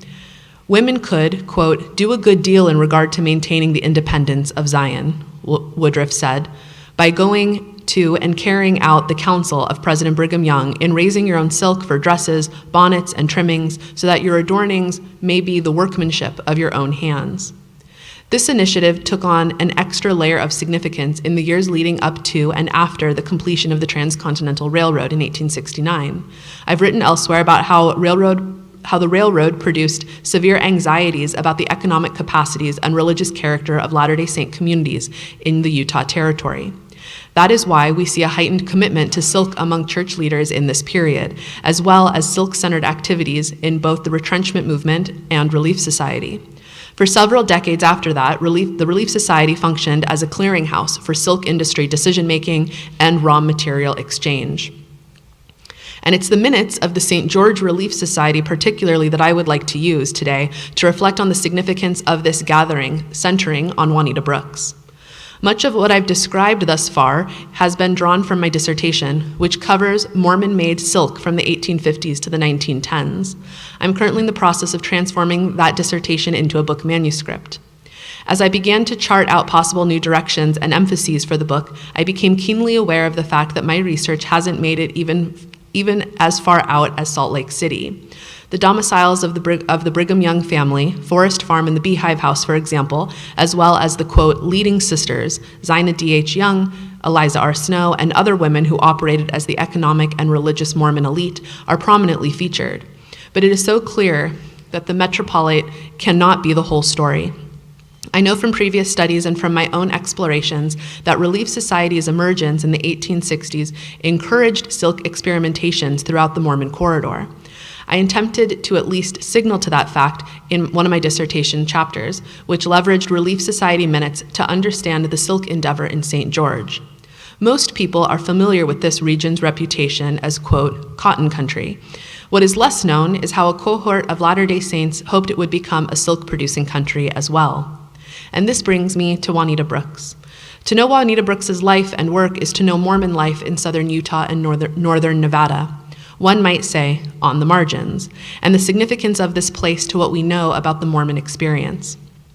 To give one example, I was struck when reading her reminiscences in Quicksand and Cactus of the centrality of water, in terms of its occasional abundance via cloudbursts and floods, but more often how its intense scarcity and how that dynamic shaped commerce and community life. It certainly had an impact on the limited success of silk in St. George. When Mormon women assembled for a Relief Society meeting in February 1878, one of the attendees, Lydia McClellan, declared that she, quote, had good success in silk raising for 3 years, but had not done well since then. Her own neglect might have been to blame. An abrupt departure from the city, Salt Lake, located roughly 300 miles away, took her from her silkworm eggs. McClellan's struggle did not end there. She described how her mulberry trees, quote, looked well for a season and then looked yellow, as though it was too hot for them or the soil not right. McClellan was disappointed, but she did not want others to abandon the enterprise. At the same meeting, she recorded, by the minute taker, Quote, "She encouraged us to persevere and carry out the counsel that had been given us, that perhaps some of us could do better than she had done and understood more about raising the trees and hoped we would be blessed in our efforts."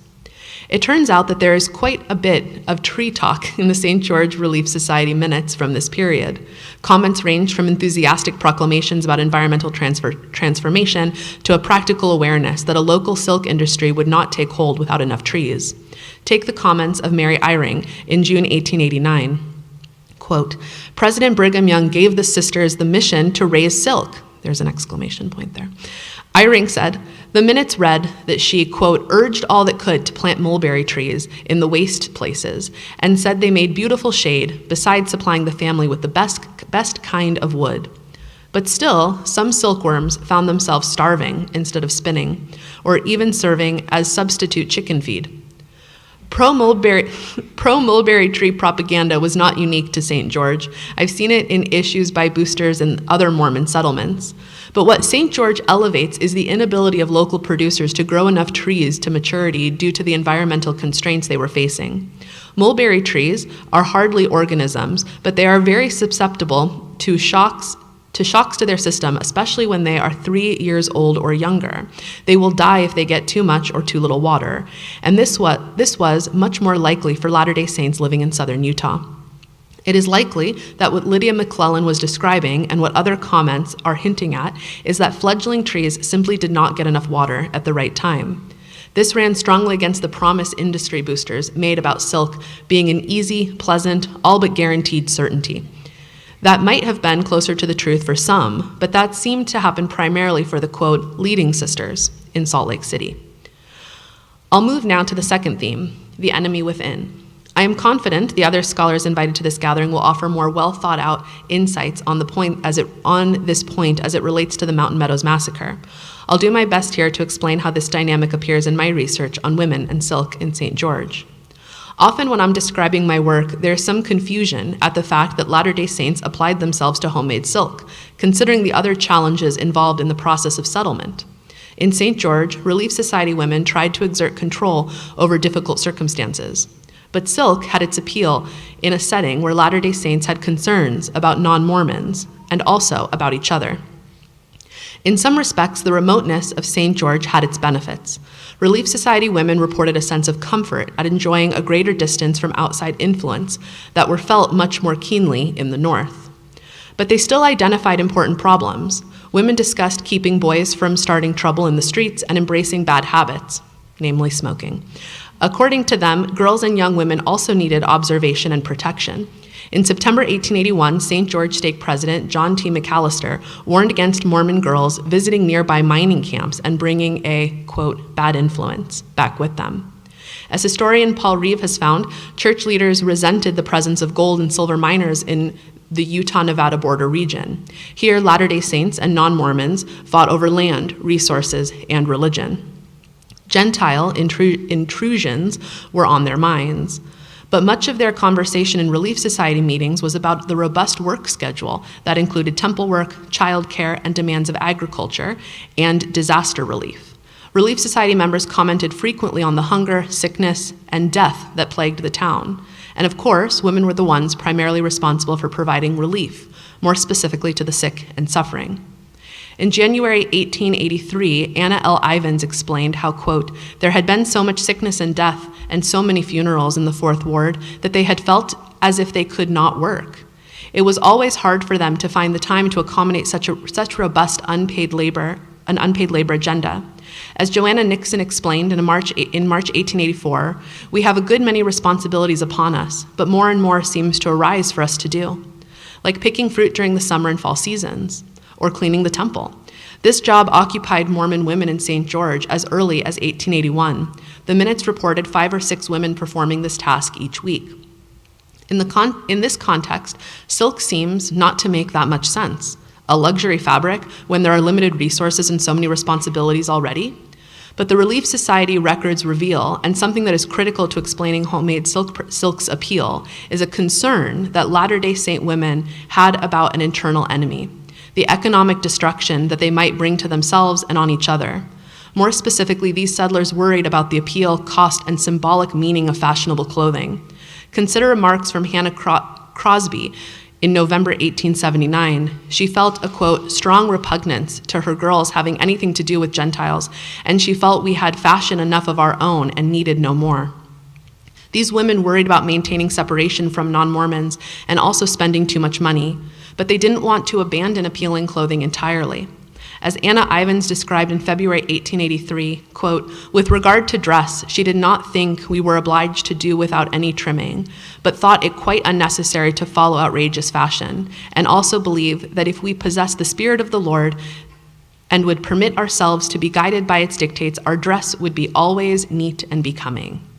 Here we gain a view into a phenomenon that historian Jenny Reeder has written about, a distinctly Mormon version of middle-class respectability that conveyed moderation, good taste, and strong spiritual qualities.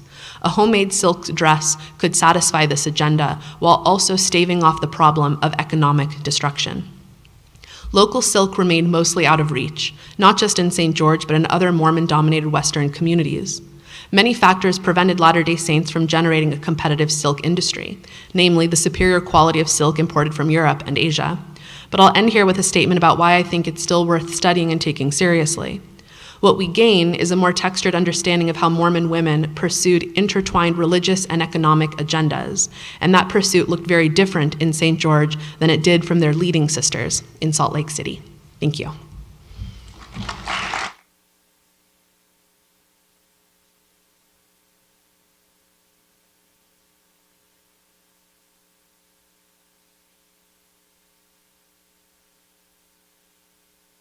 Good.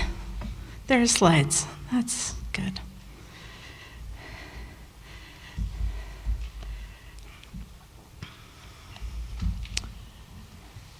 After Juanita Brooks submitted her completed Mountain Meadows Massacre manuscript to Stanford University Press, in November 1849, an editor wrote to tell her no one at the press could accept the analogy Juanita had drawn between the Mormon emotions and actions of September 1857 and the behavior of American soldiers in World War II. And ultimately, the press required the deletion of several paragraphs. The press was willing to publish the story of Mormon atrocity and otherness, but like many 19th century commentators, was not willing to see the very Americanness at the story of violence and atrocity at the Meadows. Why this American story continues to endure is a central question of my forthcoming book, Convicting the Mormons. Okay. I never intended to spend decades of my career on Mountain Meadows. Juanita Brooks only became a hero of mine after the fact. However, my work would not be possible without the foundation provided by Juanita Brooks and then continued by Massacre at Mountain Meadows. Spending decades with the darkest moment in Latter-day Saint history is not without its costs, which Brooks knew all too well. Though I don't anticipate needing a bulletproof brassiere or wings with which to flee in the next couple of months as my book is published, I too have greatly benefited from the encouragement and support of stalwart friends. The central topic of my book is not simply the massacre itself, but rather what the massacre meant to America. The way the story of the Meadows was used was never really about uncovering the truth of the massacre, nor was it about the Latter-day Saints, but about the perception of the Mormons. The story of the Mountain Meadows Massacre almost immediately became a weapon with which concerned citizens sought to battle the Mormon incursion on expanding American civilization. Convicting the Mormons follows the search for punishment for the massacre through the official legal channels and in the American popular press from the 1850s to the 1920s, with the epilogue bringing us to the present. I examine the relationship between efforts to convict specific individual perpetrators and punitive efforts aimed at a minority religion, endeavors that ultimately impeded the prosecution of the perpetrators and justice for the victims. In its quest to punish the Mormon people as a whole, the nation failed to prosecute most of the specific individuals who organized and carried out the massacre. even though the prosecution of the case lasted for nearly 40 years. The sensational narrative of the massacre taught American readers and audiences that such behavior was not an aberration, but represented the greater whole of Mormon sin. Though many historians, like Brooks, have previously waded through much of the sensational press about the massacre as they tried to construct a complete history of what happened, most disregarded popular perception in their search to uncover the veracity of the event, or erroneously used elements of the popular narrative as accurate representations of the massacre. However, what people believed to be true, no matter how outlandish, was significant. From the 1850s to the first decades of the 20th century, the Mountain Meadows Massacre became a defining feature of how many Americans perceived Latter-day Saints. It became a tale to enumerate Mormon transgressions, specific junctures where they contravened popular American sensibilities and the limits of many Americans' concept of civilization. Massacre reports met contemporary consternation over the Mormon problem head-on. The story of a Mormon massacre built upon the existing perceptions of the Mormons. For this book, 4 specific tropes emerged in the initial stages of documentary analysis of the official massacre investigation by federal appointees. The themes that pervade the court records align with the proliferating popular accounts of the massacre. The official investigation and prosecution were intrinsically connected to the enduring popular attention to the massacre, a story that would continue to flourish long after the prosecution ended. Convicting the Mormons thematically examines these 4 tropes of Mormon sin highlighted by the massacre narrative: savagery, reputed civilization, relinquished manhood, and despotic theocracy. These themes all closely fit within a 19th and early 20th century American construct of civilization, the prevailing discourse in a time of manifest destiny. Chapter 1 examines the perception of the Mormon relationship with American Indians, assesses claims to Mormon savagery and violence prior to and during the prosecution, and uncovers how these claims evolved in the wake of the massacre. Chapter 2 addresses the contested racial identity of the Mormons, the role that identity played in the prosecution and in the popular massacre narrative, and the larger Mormon question regarding the expansion of American civilization and its limits. Chapter 3 evaluates the centrality of manhood to the prevailing discourse on civilization, that discourse's specific role in the prosecution for the massacre, and the growth of a popular narrative highlighting both the failings of Mormon men and opening the possibility for Mormon redemption. Chapters 4 and 5 address the function of theocracy in the story of Mountain Meadows, including the potential narrative of redemption in the person of John D. Lee as he walked the path to execution. As the massacre narrative developed, stories about Brigham Young's involvement grew from rumor and innuendo to a generally accepted narrative of guilt, which authors used to critique Mormon theocracy. The epilogue considers 20th and 21st century attention to the Mountain Meadows Massacre and the story's enduring appeal to the present day. Though Latter-day Saint polygamy acted as a lightning rod for attention, the scrutiny that Americans placed on Mountain Meadows in the second half of the 19th century and into the first decades of the 20th demonstrated that polygamy was never the only Mormon offense. The explosion of popular sensationalist literature became the perfect medium for the story of the Meadows. As the legal investigation and prosecution of the massacre proceeded, reports in the popular press ignited and spread across the United States, incorporating some factual elements of the massacre, yet also becoming more elaborate and more sensational as time went on, fitting the contours of public expectation.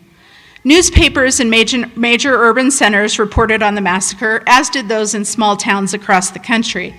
We got to this slide a little bit earlier than I intended, but Mountain Meadows first made the cover of Harper's Weekly in 1859, 2 weeks before Americans could read Horace Greeley's famous interview with the Latter-day Saint prophet Brigham Young. The massacre was a consistent presence lurking on the edges of the Mormon problem. Very literally demonstrating the massacre's place in the Mormon problem, in this pointed political cartoon, a creepy old patriarch in the box, as I call him, pops up out of the domed Mormon tabernacle, the most obvious Latter-day Saint building prior to the completion of the Salt Lake Temple in 1893. Already with women falling from his neck, the emerging clown uses his four hands to trap even more women in his elongated polygamous grasp. Beyond polygamy, the folds of the patriarch in the box figure's neck label the various threats of Mormonism: fanaticism, deceit, falsehood, and despotism. A Mountain Meadows signpost to the right ensures that the reader will not forget the massacre, a sure Mormon sin. And here is a close-up of that signpost. Dead bodies litter the ground, and I didn't actually see these dead bodies until I got a high-resolution copy of this political cartoon. Dead bodies litter the ground around the sign and cross the image beyond the clown, elevating the perception of Mormonism from a moral danger to a real physical threat. Meanwhile, around the edges of the cartoon, various newspaper editors attempt to break down the ignorance and superstition protecting the creepy Mormon clown. Not only newspaper editors attacked the Mormon problem or debated the Mormon question. Ministers, novelists, entertainers, authors of all kinds, cartoonists, federal officials, and just really interested individuals similarly spread the warning of the Meadows. Mountain Meadows correspondingly became a frequent rallying cry for disgruntled Utah federal judges when they wrote letters to Washington. Popular sources worked in tandem with official ones for years to come, constructing a massacre discourse for Americans as details became available from government correspondence, reports, affidavits, and requests for action. By thoroughly evaluating the legal record alongside the stories that were told about the massacre, I've come to better understand the cultural narrative that surged out of this single event, how that narrative reflected the larger American and political context of the late 19th century, how it helped Americans create and police the boundaries of civilization, and its continuing appeal in a wide variety of instances, using the narrative to exclude Mormons. The cover image of my book likewise portrays a shadowy and violent perception of Mormonism and Mormon men in particular. The discourse of civilization in America was pervasive in the last half of the 19th century and into the 20th. Savagery, whiteness, manhood, and theocracy were all pressure points in this constructed rubric of civilization. Analyzing the official discourse alongside the popular creates an illuminating microhistory that highlights the profound concerns many Americans detected in Mormonism, that which lurked behind polygamy and might violently erupt. Scandalous stories of compulsion, sexual deviance, and violence all worked to alienate many marginalized groups in the popular American mind. The Mountain Meadows narrative reinforces much of this analysis. Exposés of Mormon violence work to demonstrate Mormon otherness to many Americans. But Latter-day Saints were not exceptional in this regard. Tales of Indians capturing whites have a long history in North America. Accounts of black men raping white women expanded and grew without regard for evidence in the late 19th century. Reports of young girls entrapped by Catholic priests to serve out their lives in convents similarly scattered across the country. Published as sensational serials, these narratives and their depictions of others became normalized for many Americans. In similar fashion, the scandalous plots that spun from the Mountain Meadows Massacre painted Mormons in shocking crimson hues that many Americans thought too steeped in blood for the American flag. The stories that swirled around the violence at the Meadows indicted all Mormons and taught Americans that they did not belong.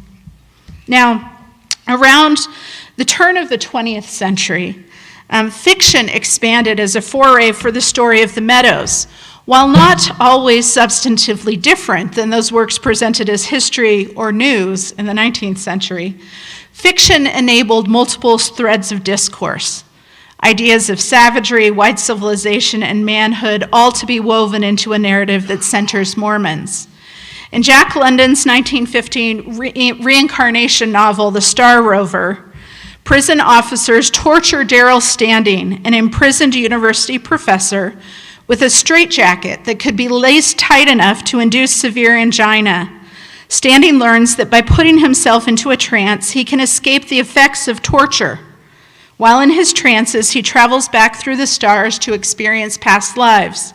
One of these past lives is that of a 10-year-old boy, Jesse Fancher, son of one of the leaders of the immigrant train murdered at Mountain Meadows, a boy quickly maturing to manhood. Within the narrative, the Mormons and the Indians stood in the way of the immigrants making it to the dreamland, the mythland of California. The adults who surround Jesse cannot see the truth about the Mormons. However, Jesse, the child, sees past the Mormon deception. Jesse is told to be quiet when says he wants Laban, the epitome of Western manhood, and pointedly the name of one of the major antagonists in the initial Book of Mormon narrative, to add Mormon scalps to the Indian scalps he keeps on his belt. Jesse wishes he could go gunning for Mormons when he grows up. His parents only tell him to be quiet. A little girl complains to her mother, "They're white like us, why don't they come to us?" In a straightforward expansion of an argument at John D. Lee's first trial, the little girl, like the adults in the narrative, did not understand why whites were there allied with the Indians, rather than helping them. The Americans expected whites to be Americans who would help them in their desperate need. Though wary of the swoop of his mother's hand, Jesse declares, "They ain't whites, they're Mormons." His father says there must be good Mormons and bad Mormons, but Jesse reminds him, "We haven't found any good ones so far." For Jesse, Mormons fit into a single category. The whiteness of the Mormons only made them more dangerous because the immigrants had an expectation that they would come to their aid. Notwithstanding their appearance of whiteness, the Mormons plotted against the immigrants. The Mormons made the immigrants wait until they were so desperate they would agree to give up under a flag of surrender. Only then did the adults begin to see the possibility of Mormon duplicity. And the mother asks, "But what if they intend treachery?" The Mormons have pushed them to the brink of destruction so that their options are either to starve to death or to accept the possibility of a treacherous Mormon offer. Jesse's scalp-wearing hero, Laban, repents of his antagonism towards the Indians, declaring that scalp-wearing is a vain and heathen thing. When he knows his life is short, he prepares himself to meet his maker. Laban dreams of California, where everything grows large, only to meet his death by the Mormon militia firing squad. The Mormons murdered Laban, the embodiment of American manhood, and their annihilation extended from there. All became black to Standing's vision as the boy Jesse died, following two little girls running from the white Mormons and their Indian allies.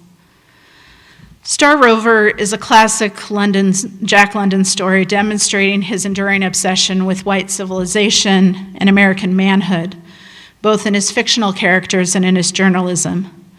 In London's narrative, the Indian savages were initially seen as stumbling blocks as civilization moved west to a California paradise representing a millennial hope, which is quite ironic considering Standing is imprisoned in San Quentin prison in California. But by the end of the chapter, the adults in the narrative and in London's audience learn the truth that the boy Jack already knew. The Mormons were the real threat. They looked white, but they were a threat to civilization. For London, whiteness alone was not enough. Manhood and independence additionally bolstered civilization. By the time London wrote, the Mormons had convinced America they were American enough to gain Utah statehood. But if Americans were to follow the Mormon lead, Mormons would strip their manhood and they would be denied millennial civilization. Americans had given Mormons multiple opportunities to reform themselves and be redeemed in the sight of American civilization, but Mormons did not accept the offer. Even after the official entrance of Utah and the Mormons into the Union, London and other novelists would continue to see the fictional potential of the Meadows and further contribute to the larger narrative of Mormon transgression. Mormons breached the boundaries of civilization in numerous places. As in London's novel, the discourse surrounding the massacre never converged on a single strain or theme.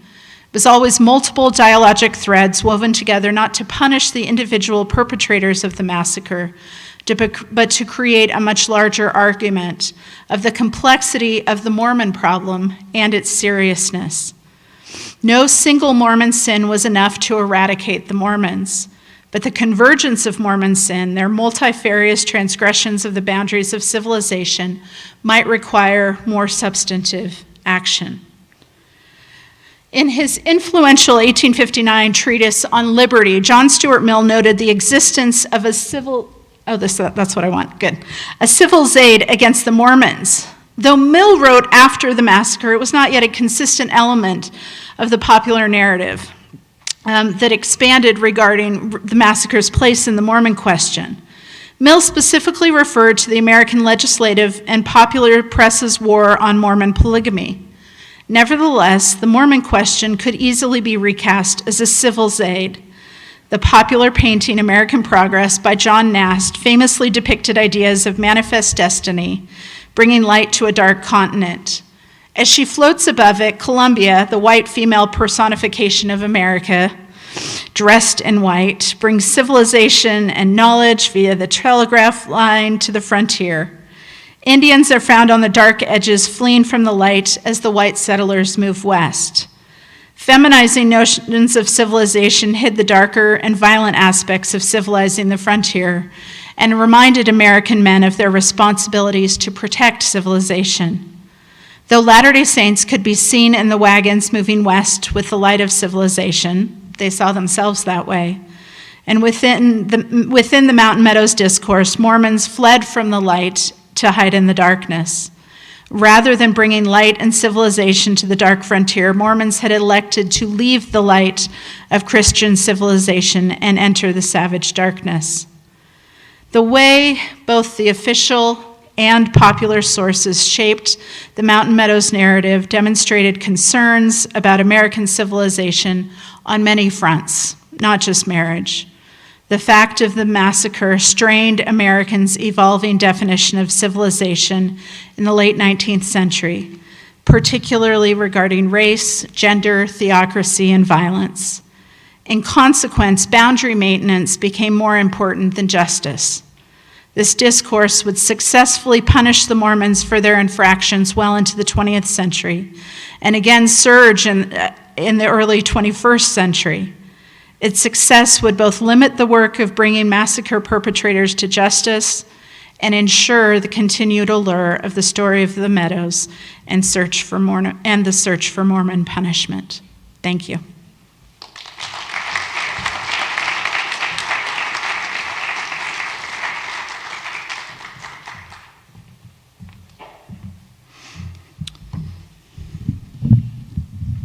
As a young adult, Juanita Leavitt demonstrated what she later called a tendency to question. Her uncle Lon Leavitt was her Sunday school teacher and presented Old Testament stories with little to no nuance. Lot's wife really did turn into a pillar of salt. Bears ate the children who scoffed at Elijah's bald head. Jacob purchased Esau's birthright with a mess of pottage. For Juanita's Uncle Lon, it was factual history with no moral or ethical complexity to the stories. Juanita, on the other hand, was skeptical of the validity of some of the tales themselves, or wanted at the very least to unpack some of the injustices she perceived in them. As her biographer, Levi Peterson, tells the story, Uncle Lon grew increasingly exacerbated over Juanita's recalcitrance and approached his half-brother Henry Leavitt, Juanita's father. Some in the community believed that Juanita was on the road to apostasy. And Uncle Lon at least hoped for less resistance in Sunday school. In response, Henry took opportunity to talk to Juanita. As she later recalled, "My father early recognized my tendency to question, to disagree, to refuse to take many of the Old Testament stories at face value. In response, Henry offered his daughter some sage advice that seems to have stuck with her for the rest of her life. It was metaphorically compelling wisdom that Henry dispensed that day in Juanita's young adulthood, and he drew on Juanita's life experiences rounding up cattle to make his point. Growing up in Bunkerville, Nevada gave Juanita a particular perspective on life and on Latter-day Saint history. Utah's Dixie was past the rim of the Great Basin and on the southwestern frontier of Brigham Young's colonizing vision. Bunkerville was in fact on the fringe of the fringe, far removed from the religious capital of her faith at Salt Lake City, but also on the western edge of Utah's Dixie, removed from the regional capital of the South at St. George. It is no wonder that she titled her biography of her grandfather, Dudley Levitt, On the Ragged Edge. It is an evocative title that indicates how she positioned her family in a relationship to the seats of power, both at St. George and Salt Lake City. Brooks's geographical position on the Ragged Edge was central to how she saw herself and how she viewed Latter-day Saint history. But when her dad spoke to her as a young adult, he was more concerned about her spiritual position in relationship to her faith than he was about their family's geographic position on the outer edge of a fledgling religious kingdom. Henry obviously reached his daughter on that day that he spoke to her about her behavior in Sunday school. But in doing so, he offered us a metaphor to best describe his daughter's approach to history as it intersected with her faith. How exactly do you confront the violence of your people? How do you ask them to stare it in the face, confess it, learn its excruciating lessons, and then guide them toward truth and reconciliation? That is the focus of my remarks today. More importantly, at least in my estimation, is how do you do all of those things from the geographic margins? How do you prompt the very people you call your own, the people on the ragged edge, to not drive you out of their presence, physically, metaphorically, spiritually, religiously, because your difficult research threatens to expose one of their darkest secrets? Henry's advice to his daughter about her behavior in Sunday school, I believe, offers the best answer to these questions. My girl, if you follow this tendency to criticize, I'm afraid you will talk yourself out of the church, Henry began. I'd hate to see you do that, he continued. I'm a cowboy, and I've learned that if I ride in the herd, I am lost, totally helpless. One who rides counter to it is trampled and killed. One who only trails behind means little because he leaves all responsibility to others. It is the cowboy who rides the edge of the herd, who sings and calls and makes himself heard, who helps direct the course. Happy sounds are generally better than cursing, Henry admonished, but in true Dixie fashion, he also acknowledged that there are times when the cowboy must maybe swear a little and swing a whip or a lariat to round in a stray or turn the leaders. Then Henry punctuated his metaphor with his key point. So don't lose yourself and don't ride away and desert the outfit, he counseled. Ride the edge of the herd and be alert, but know your direction, and call out loud and clear. Chances are you won't make any difference, but on the other hand, you just might. Henry spoke to his daughter in the very earthly terms that would have been familiar to her. She no doubt caught the visual imagery her dad evoked precisely because of her personal experiences growing up in Bunkerville, riding horses and rounding up cattle. Henry Levitt's metaphor must have been powerful to Juanita. And let me be clear here that I'm making this assessment as one who grew up on the eastern fringe of Utah's Dixie, also riding horses and also rounding up cattle. When I first heard Henry's metaphor, it spoke to me in terms that made perfect sense. In fact, it sunk deeply into my psyche. Because Juanita would publish her recollection of her dad's words to her in the summer 1966 issue of Dialogue, a Journal of Mormon Thought, Henry's advice must have also sunk deeply into Juanita's psyche and became a guiding principle in her life. Her dad's words stayed with her, in other words, and they provide a lens into how she was able to dredge up the most violent episode in the history of her faith and help her faith community to begin to confront that violence. Perhaps more importantly, she laid the groundwork for her people to begin to recognize the potential for evil that lays dormant within all of us. Brooks seemed to take her father's advice to heart. It became a guiding principle in her approach toward her research and in her approach toward her faith. In a 1941 introductory letter to Utah historian Charles Kelly, Brooks positioned herself religiously and geographically in relationship to her research into the Mountain Meadows Massacre, and she did so drawing on the earlier wisdom she had learned from her dad. "I'm a member of the Mormon Church in good standing, I hope," she explained to Kelly, "and wishing to remain connected even though I'm not too orthodox," she wrote. She went on to tell Kelly that she thought the story of the Mountain Meadows should come from within the church by a member in good standing so that it will not be discounted because people think, oh, well, she's an apostate anyway. She then explained to Kelly her philosophical approach to her research and writing. "I act on the theory that the best way to turn a herd of cattle is not to ride directly counter to them, but to travel with them and turn them gradually."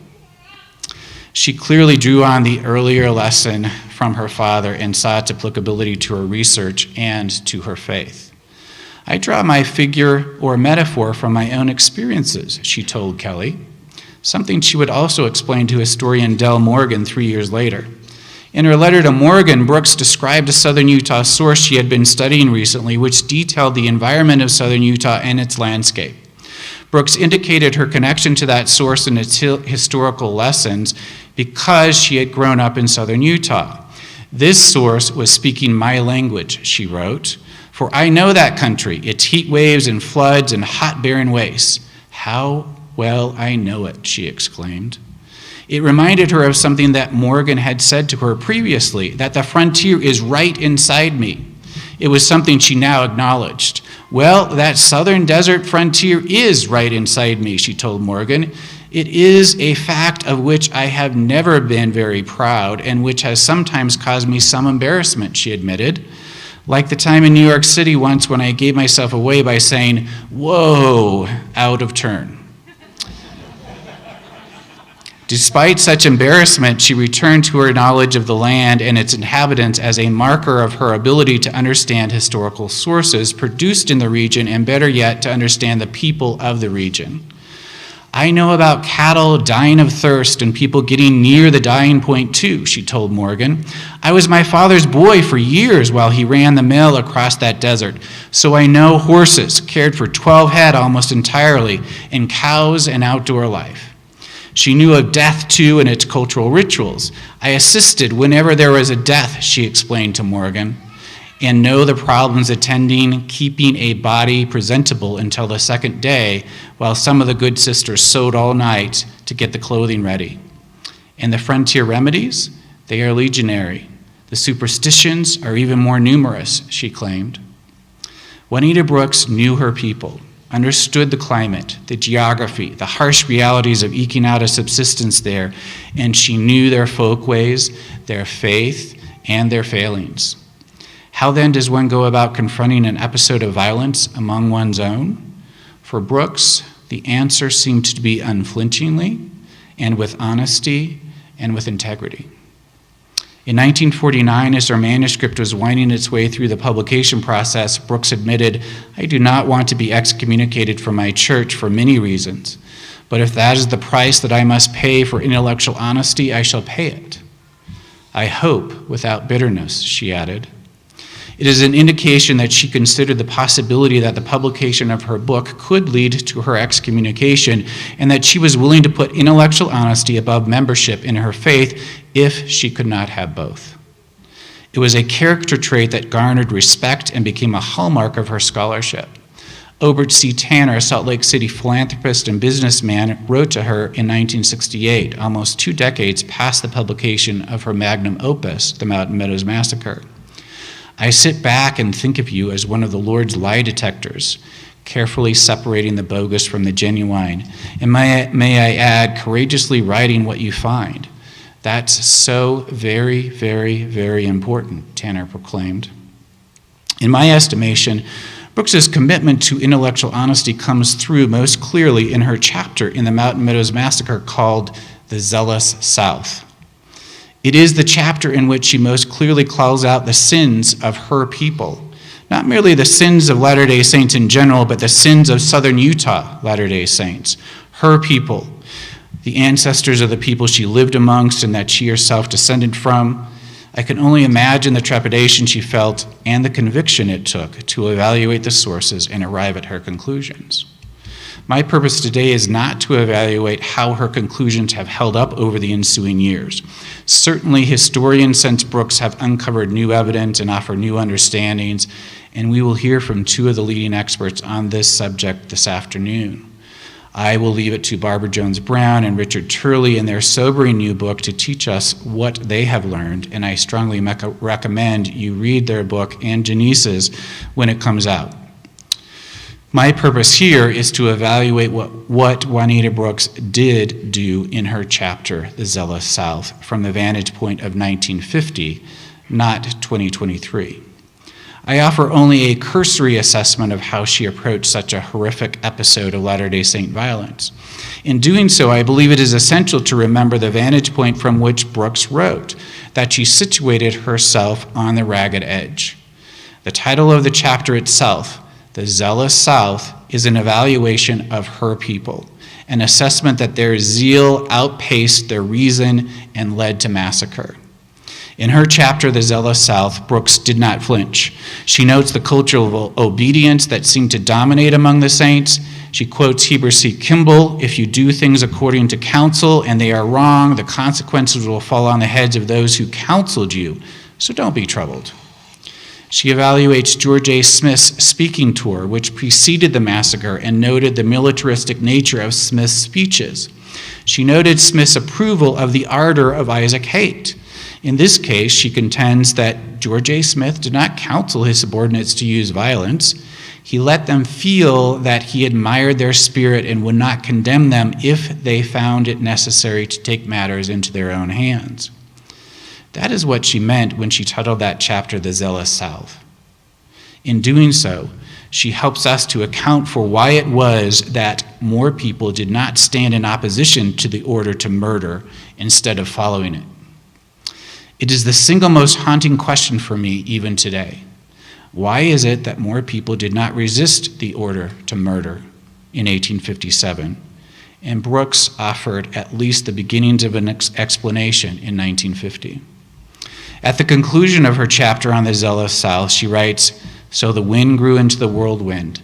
Exaggeration, misrepresentation, ungrounded fears, unreasoning hate, desire for revenge, yes, even the lust for property of the immigrants, all combined to give justification, which, once the crime was done, looked inadequate and flimsy indeed." Close quote. That conclusion alone, coming in as it did in 1950, was a brave assessment. Consider that it came from a woman historian writing from the ragged edge about and to a people who lived on the ragged edge. They were her neighbors, her friends, her family, and her co-religionists. Even if her people's justifications were all true, Brooks gives no room for those justifications to stand. What her generation's ancestors did at Mountain Meadows on September 11, 1857 was a crime, in her words, and that truth stood high above the inadequate and flimsy rationalizations she had waded through in the sources. Brooks had arrived at her own conclusions, and she had done so with courage and intellectual honesty. In 1959, when Brooks spoke to the graduating class of Virgin Valley High School, she told them that when she grew up in Bunkerville, in southeastern Nevada, there was a sign at the corner of her family's corral which said, "Salt Lake City, 385 miles, and Los Angeles, 385 miles. How important it made me feel when I went out to milk to think that I stood exactly halfway between those two great cities." Juanita Brooks, in other words, never forgot where she came from, and she never forgot who she was. As her biographer Levi Peterson noted, Brooks's insistence upon telling the full truth led her into conflict with the general authorities of the church. She engaged in this conflict with some relish, for she had inherited the antagonism of her pioneer ancestors toward the leaders in Salt Lake who had ordered them to the impoverished fringes of the Mormon Empire. But she also engaged in this conflict with trepidation because it placed her in danger of excommunication. In Peterson's assessment, for a quarter of a century, she stood as the foremost symbol of dissent in all of Mormondom. Her life, in Peterson's estimation, was an undulating pattern of opposites.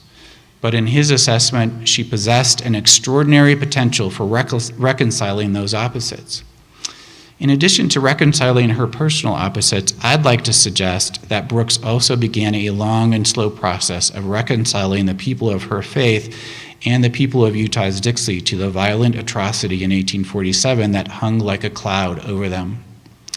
In her father Henry's words, it's the cowgirl who rides the edge of the herd, who sings and calls and makes herself heard, who helps direct the course. Happy sounds are generally better than cursing, Henry admonished, but there are times when the cowgirl must maybe swear a little and swing a whip or a lariat to round in a stray or turn the leaders. So don't lose yourself and don't ride away and desert the outfit, Henry counseled. Ride the edge of the herd and be alert, but know your direction and call out loud and clear. Chances are you won't make any difference, but on the other hand, you just might. In the decades since her book appeared in print, the Church of Jesus Christ of Latter-day Saints has apologized to both the descendants of the Baker Fancher Party and the Southern Paiute. More recent research and publications have continued to shape our understanding of the massacre and how God-fearing people could resort to such violence. New sources have come to light and new insights elucidate our understanding.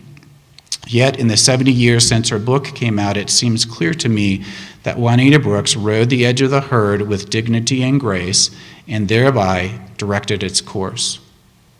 Her determination and integrity inspire me, and as a fellow child of a southern Utah rancher, I take particular pride in the path she blazed and the legacy she established. I would gladly ride herd with Juanita Brooks. I honor her skills in changing the course of the herd and thus shaping its future. She turned the herd. She was alert. She knew her direction. She called out loud and clear, and Henry, I hope you know that your daughter, riding from the ragged edge, did in fact make a difference. Thank you.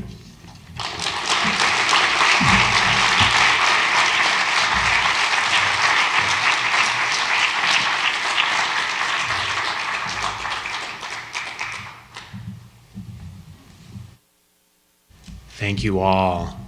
So, before we turn to the Q&A, just a few reminders.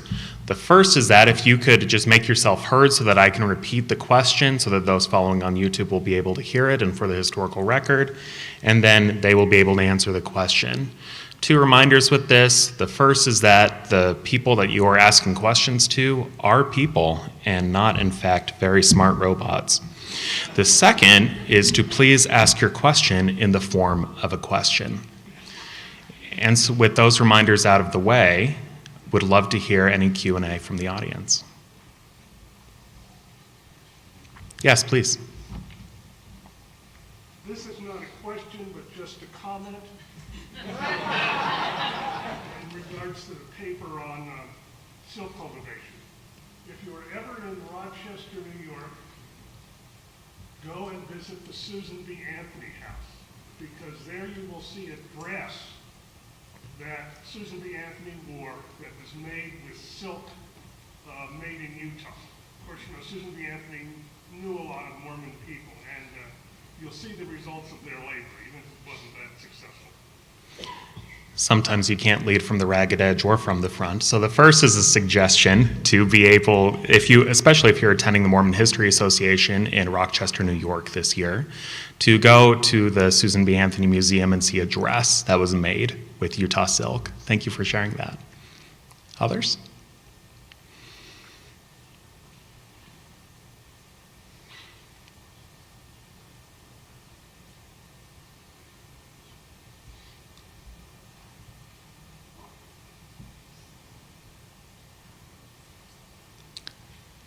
So I have a question for Dr. Johnson.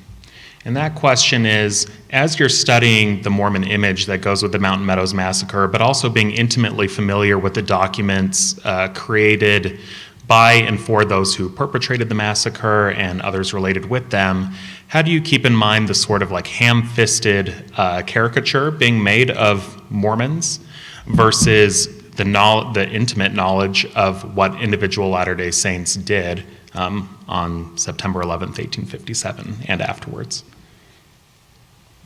Is this, oh, it's on. I think that, first of all, the foundation begun by Juanita and continued to be built, particularly by Massacre at Mountain Meadows, has offered us the foundation, so we now know what happened. It's bad enough. We don't need to elaborate it. But the specific ways in which, and once we have that foundation laid, I think it's much easier to see how this story of Mountain Meadows becomes a weapon. It becomes used as a tool to demonstrate Mormon otherness. That Latter-day Saints are not American, are not white, are not kind of all of this list of things, but that Latter-day Saints do not belong. And so the way the story is told was not about trying to find the truth of what happened on the massacre field. That is definitely a story that needs to be told.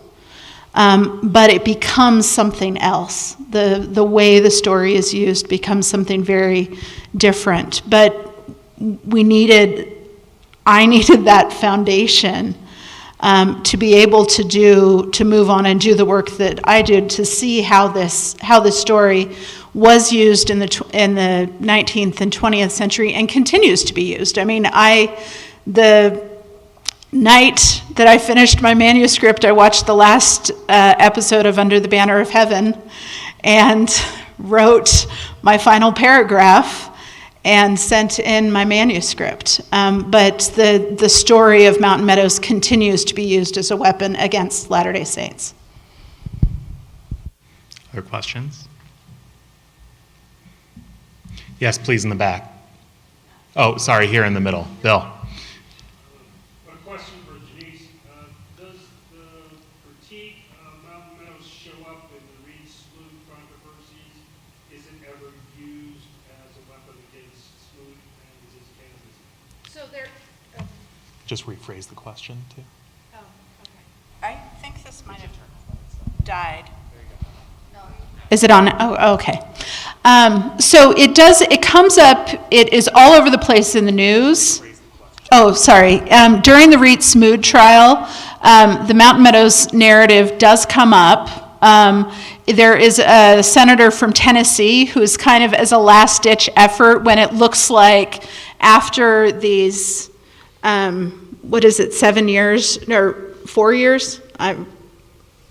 Be good if I knew that. I guess it goes from 3 to 7, so from 1903 to about 1907. But as kind of a last-ditch effort, this senator from Tennessee brings up Mountain Meadows, but it doesn't actually get much traction on the Senate floor in the hearings. But the newspapers are rife with the story of Mountain Meadows. There is an unauthorized republication of Lee's confessions during that time. The guy who publishes it says that he snuck this out of Utah, that, it completely ignoring the fact that there had been a good 20 editions between 1877 when it was originally published and 1905 when he publishes it during the Smoot trial. So it certainly is part of the grist and kind of the popular narrative that's going on, but it doesn't get much traction on the Senate floor itself. A follow-up here, I think. Go ahead, Bill.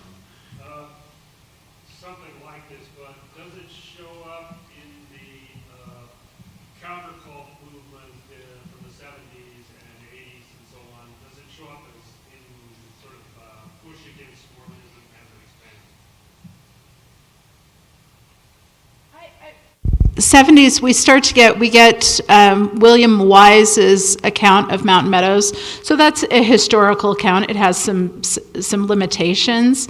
I can't think of specific popular examples that come up in the 70s, but I focus more on kind of the early 21st century resurgence that we begin to see. Yeah, so I'll also add that violence is throughout the Jack Chick's Chick Tract. So the sort of, sorry if you don't mind me adding, the sort of legacy of Mormon violence is going on, whether it specifically references as the Mountain Meadows Massacre, but Mormonism breeds dangerous men, as a certain Hulu miniseries was fond of saying. Okay, yes, in the back.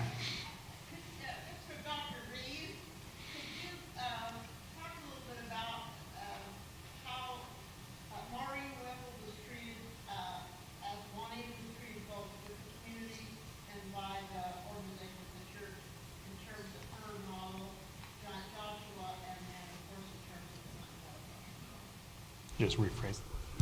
So the question is about how Juanita and Maureen Whipple were treated in response to both of their works. So I'll say that I'm more familiar with Juanita Brooks than I am with Maureen Whipple. The collection of letters that Craig Smith produced from and about Juanita. Actually, Juanita writes to some of her friends of her relationship with Maureen Whipple. So they were contemporaries, they knew each other, and Juanita sort of kept Maureen at a bit of a distance, but they also, were, like I said in my paper, sort of on the outside edge, metaphorically, of their faith, and, had kind of a distant relationship with each other. They were interacting with each other, at least as comes through these letters, but Juanita is expressing in her letters to others that she's kind of keeping a distance from Maureen, and I think those in southern Utah are keeping a distance from both.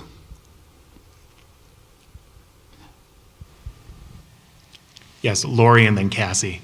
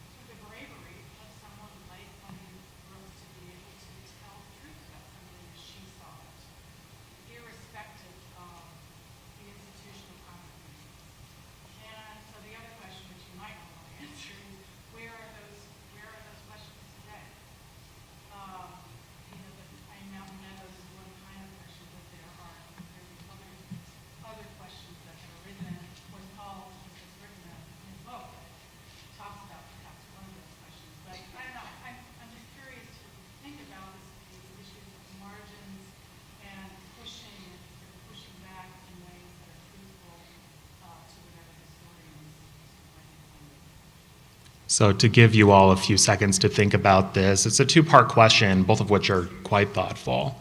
The first is, where are the margins today? If Juanita Brooks was, and she was, writing from the ragged edge, who are those that historians and those interested in historical work should be paying attention to today? And then the second question is, what sort of topics might also be included in that way? Did that cover the question? Thank you, Lori. So I think that question is for both of you, whichever ones you're comfortable answering. So Janice is telling me I'm taking this one. So yeah, it's a great question. I'm sure if you asked a dozen historians, that you'd get a dozen different answers, Lori. But I'm thinking 2023, and I'm thinking maybe Taylor Petry's Tabernacles of Clay, and so maybe the margins are Kalamazoo, Michigan. Not that he has to be there to write it, right? I think it's sort of a very different situation, but obviously LGBTQ issues are issues that, are being used in 2023 for boundary maintenance. And so that seems to be a contemporary issue that is, unresolved and, dredges up notions of belonging and exclusion, much in the same way that, played out in Juanita Brooks' life. That's just one example, I guess, that comes to mind immediately. And I'll probably just leave it at one example. Dr. Clark. This one's for Paul. I think it's great that, I love the discussion of her and her relationship to her father, his influence. Did she speak of her mother in the sources that you consulted? Like, was there an influence from that, or was she primarily focused on her father in the way that Yeah, she does speak of. So the question is, I focused in on especially this one anecdote that her father shares with her. The question is, does she speak of her mother? And the answer is yes, she does. But in terms of a philosophical approach to her history, there wasn't kind of, this seems to sort of get seared in, like I said, seared in her psyche in a way that maybe whatever comes from her mother doesn't. And I'm not saying that doesn't mean her mother didn't shape and influence her. I zeroed in on this particular episode because of the way that it continues to show up. And she sends it into dialogue in 1966, this particular episode, but it's in some of her letters as well, and it does seem to be a guiding principle. And it seemed to intersect with her always also locating herself in geographic space and drawing upon sort of her experiences growing up in Bunkerville. And I zeroed in on it because it also made sense to me in terms of a pretty compelling metaphor about how to approach difficult history. But that doesn't mean that she is excluding her mother. Her mother is there, and I think a pretty important influence in her life. It was just this episode that kind of stuck out to her, I think, as a guiding principle. Yeah. We have time for one more here in the middle.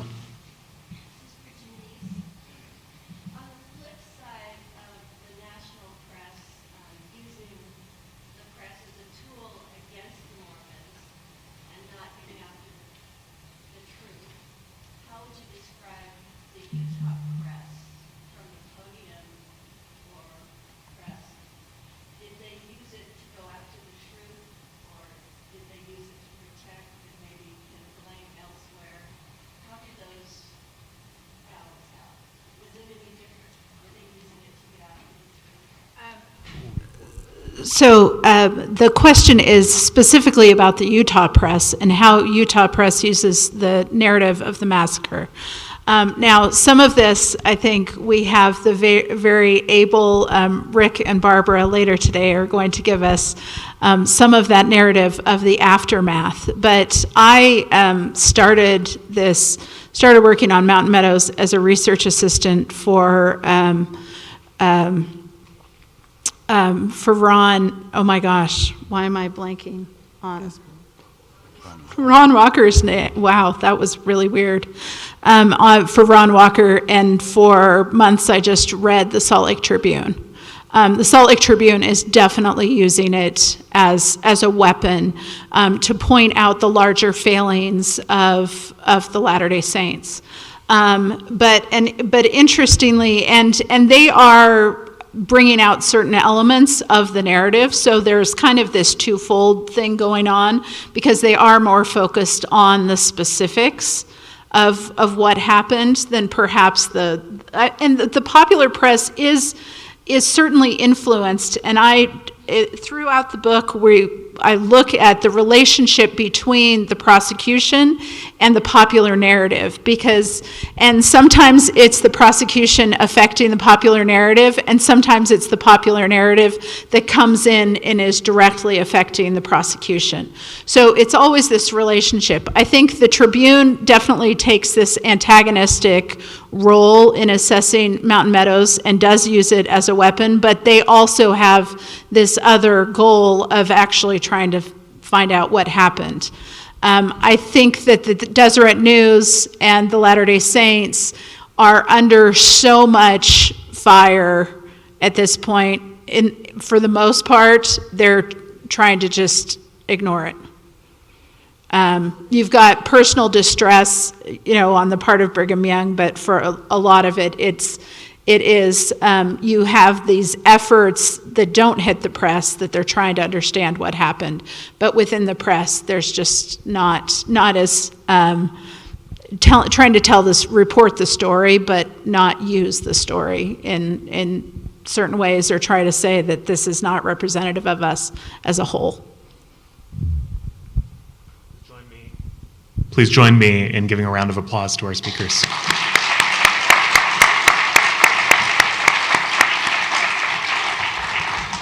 So a few housekeeping notes. The first is that there are vendors outside on the tables there. Please visit them, especially signature books and the Dialogue, a Journal of Mormon Thought table. I'll also say for those who are presenting or to those who are moderating panels, please meet us up at the top in the lobby there across from the Sears. We have information for you to share, but hope that you will be back with us at 1:15 in this same theory for a panel on Mormonism and colonialism. Thanks, y'all.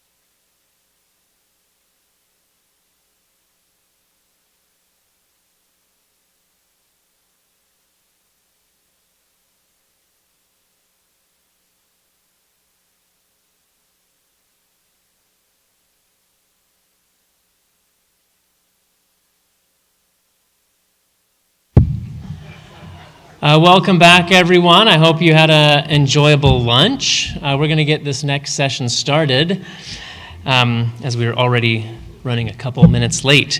This panel is entitled Mormonism and Colonialism.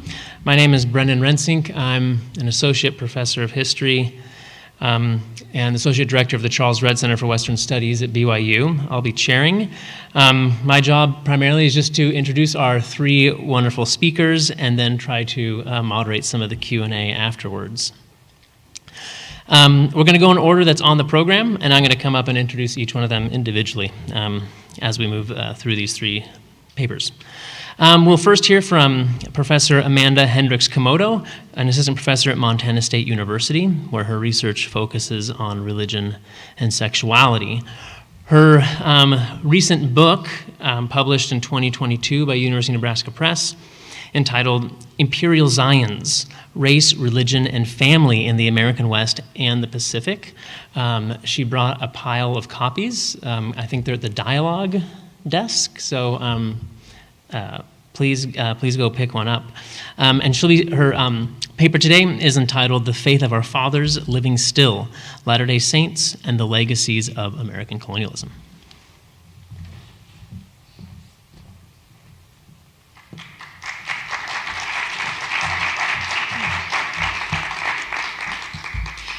Since it's the afternoon session, I thought I would begin by talking about land acknowledgements. Joey teased me that he was going to give an absolutely beautiful land acknowledgement this morning, which I missed because I circled around the block and then had to find my way to this building and parked on the wrong side of campus, so I did not hear it.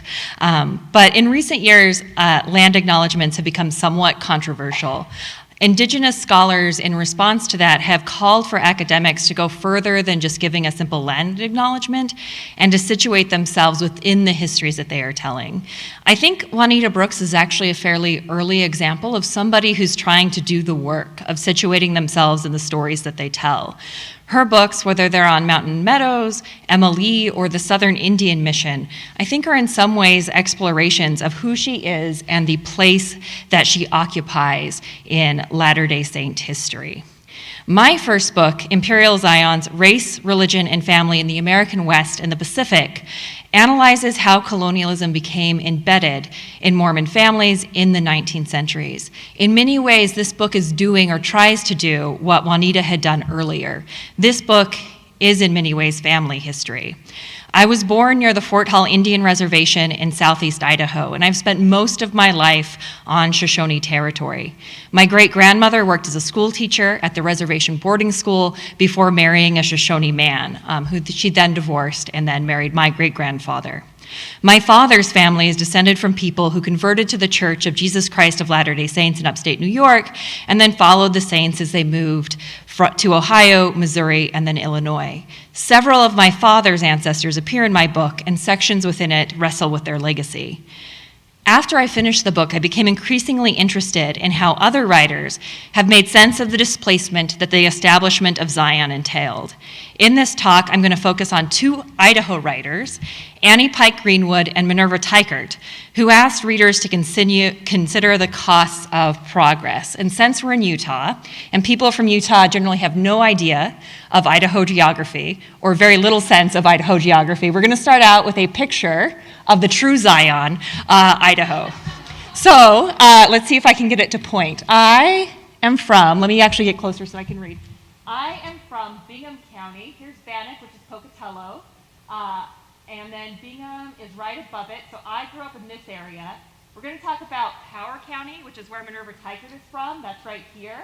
And then Annie Pike Greenwood, who's a famous Idaho author, not really famous outside of it, is from Twin Falls area, which you're going to follow the highway here. And it's actually, I get bad when it comes to the middle of Idaho. She's somewhere, oh, here we go, Minidoka County, right around here. And then here is Boise. Notice the soft S and the lack of a Z sound, which is how you actually pronounce Boise. So we're going to talk about Annie Pike Greenwood and Minerva Teichert. I want to note at the beginning that their writing focuses mostly on white settlers, but as I'm going to explain later in the talk, I think this is emblematic of how settler colonialism works. So Annie Pike Greenwood was born in Provo, Utah in 1879. and, actually there is zoomed in Twin Falls. She actually lives in Hazleton, which is not on the map, but is part of the Twin Falls micropolitan area. And then there is a picture of Annie Pike Greenwood. So she is born in Provo, Utah in 1879. Her father, Walter R. Pike, had converted to the Church of Jesus Christ of Latter-day Saints in Lincolnshire in England. He became disenchanted with the church, however, after his sister polygamously married Brigham Young's nephew. According to Greenwood, the young man put his bride away after she bore him a single child. Greenwood says basically that he didn't like polygamy and felt after he had a child in polygamy that he had done his duty. Annie believed that this cruel act, the act of putting away her aunt, was the beginning of her father's disaffection. She grew up as a Gentile, is how she referred to herself, in Provo.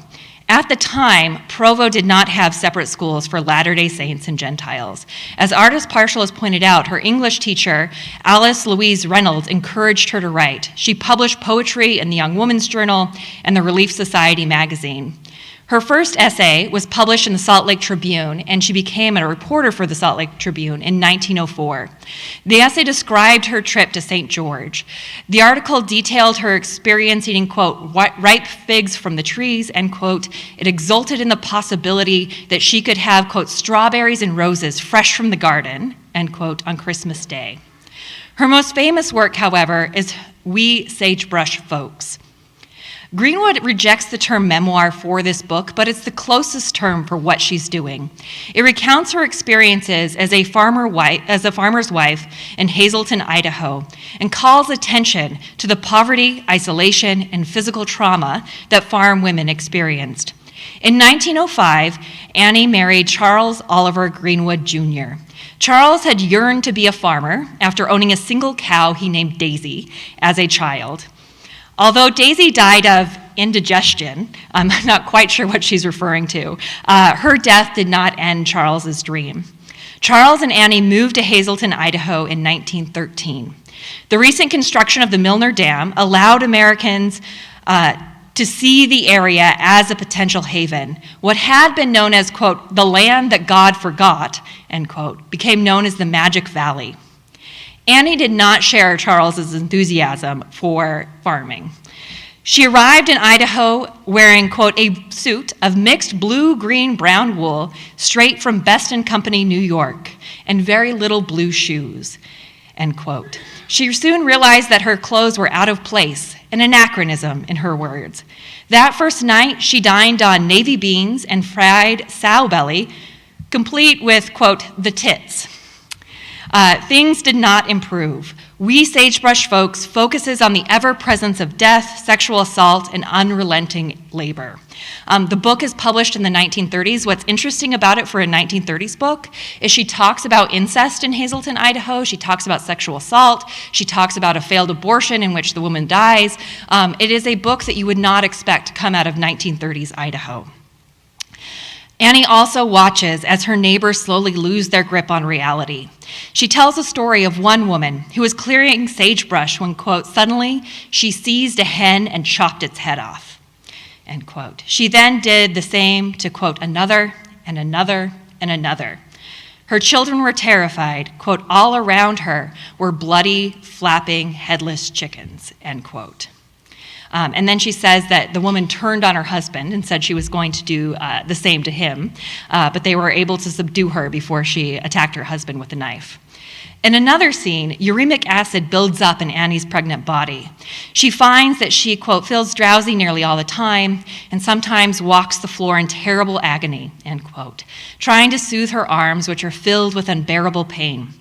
Her amniotic sac finally breaks as she crouches among some chicks, quote, sprinkling wheat from a can, end quote. A doctor tells her husband that taking her to Twin Falls, where there's a hospital, would be, quote, a useless expense, end quote. Annie initially resents him for this opinion, but in the book, she says that she came to realize, and I don't quite agree with her on this, that he was just describing the way that things were and that there was nothing the hospitals could do for her, and so therefore she may as well die at home if she was going to die rather than going to the hospital. Obviously, she lives. Greenwood has become popular among scholars who become disillusioned with the promises of capitalism, settler colonialism, and the American state. My colleague Mark Fiji has used her book to represent the hollowness of the promises that the Bureau of Reclamation made to farmers in the early 20th century. She's not the only writer, however, who has challenged the area's progressive narrative or the idea that irrigation is going to turn forgotten areas into magic valleys. The second person is Minerva Teichert. Minerva Teichert, who's the one on the right, was born in Ogden, Utah, but moved to the Snake River bottoms near American Falls as a child. She describes American Falls as, quote, an El Dorado, end quote, for pioneers. Her farmers grazed cattle on his, quote, green meadowland, end quote. She fondly remembers the people who lived there, quote, the laughing eyes of the pretty Annie West, end quote, and the pride of Cheney Eye, a Shoshone man who refused federal rations. Teichert eventually attended the Art Institute of Chicago and the Art Student League of New York. Most Latter-day Saints have seen her paintings of scenes from the Book of Mormon or church history. And quickly, so this is a painting, you've probably all seen it. She originally painted this for a ward in Pocatello, Idaho. You may have also seen the lawsuit that's going on over whether or not the church had the right to remove those paintings from those ward houses. I requested to use this for the cover of my book, and the church said no. So I very briefly considered going to the Pocatello Ward House, because I was born in Pocatello, and taking a picture of it, which would have, because I was in the photo, undid the copyright. But I decided not to do that because I wanted to remain friends with the Copyright Office. And then this one is The Rescue of the Lost Lamb. And this is, I've been told, I have not checked this one out, painted for an American Falls Ward House. It's also been recently removed. So let me just check and make sure. Oh, and then this one, I would need to check on this one. This is the Handcart Pioneers from 1938. I think this is the one from her Cokeville, Wyoming ward. But I would need to check that one for sure. So in 1919, Idaho engineers proposed that a dam be created near Pocatello, Idaho, to provide water for irrigation to southeast Idaho. The proposal suggested moving the city of American Falls and sacrificing the outlying ranches, including the Teichert's childhood home. The Bureau of Reclamation paid the Shoshone and Bannock $700,000 for the 30,000 acres of the reservation that would be lost to the dam. The local newspapers were jubilant. According to the American Falls Press, towns throughout Idaho held, quote, spirited and enthusiastic meetings, end quote, in favor of the project. Marred, quote, only by the mayor of Eagleson of Boise, end quote, who favored a dam at Bruno. 1,000 enthusiastic young farmers have supreme faith, the press assured readers. They will not countenance failure. The spirit of push and progress pervades the entire Snake River Valley. In 1926, Teichert published a small pamphlet called Drowned Memories to protest this boosterism. The pamphlet evokes a soon-to-be lost world. My family, she writes, is among those who must go when the American Fall Reservoir covers the site of the once famous Old Fort Hall. And then there's a copy of the pamphlet or a picture of it. This is from the Church History Library. And then she has hand-drawn images that you can't see that well on that screen of the American Falls bottoms that are about ready to be covered. So this is her drawing of cottonwoods. And to be honest, this took my breath away the first time I saw it. It's really beautiful when you see it up close. I had never thought of cottonwoods as beautiful. I grew up in the area. My great aunt, my cousin, they live in American Falls. I used to grind the leaves of cottonwoods against my hands to turn my hands green, but never once would I have called them beautiful. In Teichert's hand, however, the cottonwoods look tall, graceful, and almost romantic. The pamphlet also describes the spare lives of the people who call the area home. Although many people had, quote, no floors except an old rag carpet, hints of luxuries from the big cities would sometimes seep in, end quote. She offers but one example.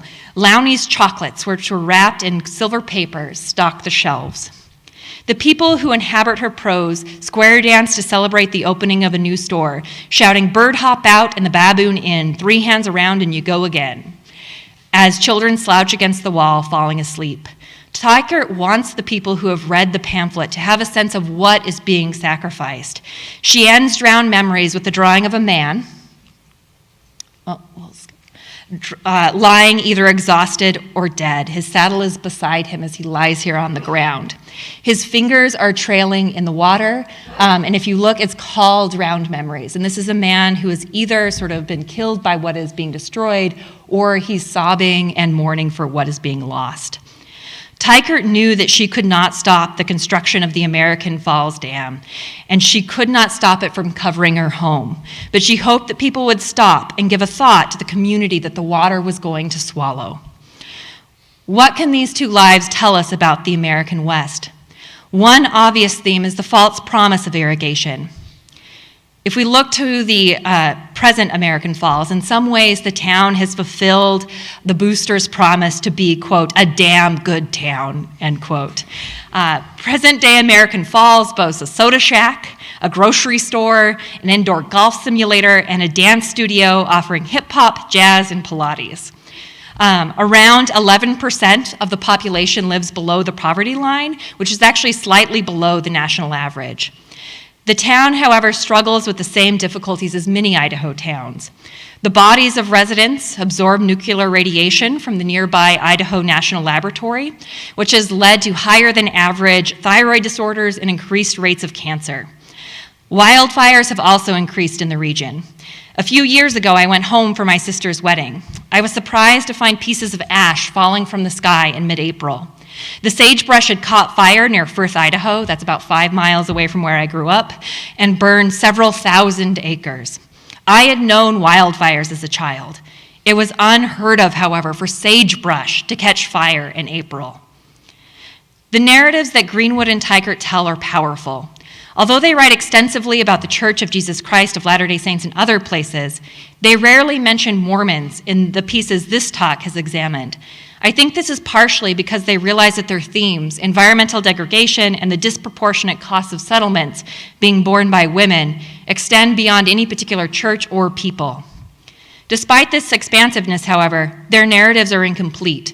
Colonialism has bubbled under my talk today. I now want to bring it to the surface. By the early 20th century, Idaho farmers routinely relied on Japanese and Mexican American labor. In 1908, for example, the Utah-Idaho Sugar Company encouraged growers to contact the Japanese consulate if they needed labor. A Boise newspaper worried about the company's supposed preference for Asian laborers. The author wrote that the, quote, praise, end quote, a Utah-Idaho representative offered of Japanese Americans was, quote, sickening. He feared that the result would be miscegenation. It has happened more than once, he wrote, that young girls have become the mothers of half-breed Japanese babies. Newspapers from Blackfoot, Idaho, sometimes accused the Utah-Idaho Sugar Company of creating, quote, a Mexican problem. And I should pause here and say that my great-grandfather was an immigrant from Mexico, and I am married to a Japanese American, so I sort of represent his fears. I think I'm doing just fine. Japanese and Mexican Americans face substantial violence in the American West. Felicitas Perez Garcia arrived in Shelley, Idaho, to work at a sugar beet factory in 1910. Discrimination against Mexican Americans made it impossible for her to find a place to stay. Instead, she was forced to build her own house out of wooden planks with her husband. In 1921, the town of Twin Falls ordered all Mexican Americans to leave the city, quote, before nightfall, end quote, after a man from Mexico City shot a local salesman. Greenwood was only living 20 miles away from Twin Falls when this expulsion occurred, and her family grew sugar beets for the Utah-Idaho Sugar Company. Yet she omits the experiences of Japanese and Mexican American laborers from her narrative. In so doing, she reinforces the idea that the American West was primarily a white space. Teichert, on the other hand, includes people of color in her narrative, but romanticizes the relationship between Native people and white settlers. She writes that the two groups had, quote, lived as friends, end quote, in the Snake River bottoms with, quote, few disturbances since fairly early times, end quote. She describes Chief Pocatello as, quote, a peaceable and familiar character around the agency, end quote. And you'd have to wonder if Darren Perry had been able to make it today, what he would say to Teichert, especially about the Bear River Massacre. Settler colonialism was based on erasure. The ability of settlers to claim a space as white required that they minimize the presence of people of color. Annie Pike Greenwood and Minerva Teichert gestured to the ways in which this forgetting occurred. This does not mean that their narratives are not important. When I was reading Greenwood's research notes for an unpublished novel on Mormon history that she was going to call Mini Wives, I felt a connection with her. I, too, am a non-Mormon raised among the saints who is obsessed with my polygamous ancestors. I actually sent a text to one of my colleagues and said, I am Annie Pike Greenwood. And he responded, you need therapy. But as the Nigerian feminist Chimamanda Adichie has pointed out, there is danger in telling a single story. They cause us to misunderstand what is happening in a place. Greenwood and Teichert represented one part of Idaho's history. To fully understand the history of these places, however, we must incorporate all of their stories, Greenwood, Teichert, and the ones that they have erased. Thank you.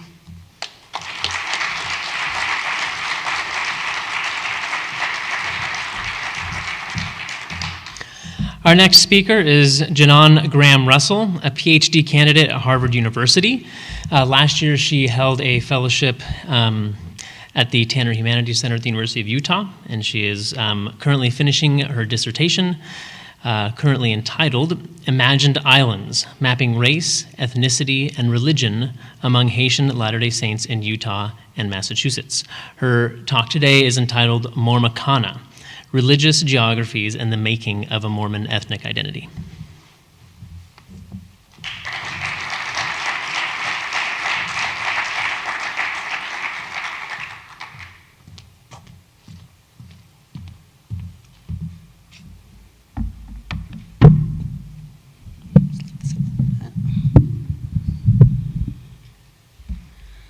So as archival work sometimes goes, you find new things in the archive and kind of shifts your opinion on what you want to talk about today. So the new title of my work is Mormocana, Food Geographies and the Cultivation of Place in Southern Utah. 1961 was a year of remembrance. A century had passed since LDS church leaders called a number of its members to the Cotton Mission, a, quote, unique experiment of cotton culture in the Rocky Mountain West, end quote. That year, a reprinting of St. George and the Dragon, a popular ballad written by the poet laureate of Dixie, Charles L. Walker, appeared alongside text and photo essays about southern Utah from Juanita Brooks, Lorraine T. Washburn, and Carl Larson in a volume of the Utah Historical Quarterly. Composed sometime during the late 1860s, Walker writes, "Oh, what a desert place this was when the Mormons first found it. They said no white man could live here, and Indians prowled around it. They said the land was no good. The water was no gooder. The bare idea of living here was enough to make men shudder. Mesquite, soap root, prickly pear, and briars, St. George ere long will be a place that everyone admires. Now green lucerne and verdant spots bedecks our thriving city, whilst vines and fruit trees grace our lots with flowers sweet and pretty. Where once the grass and single blades grew a mile apart in distance, it kept the crickets on the go to pick up their subsistence.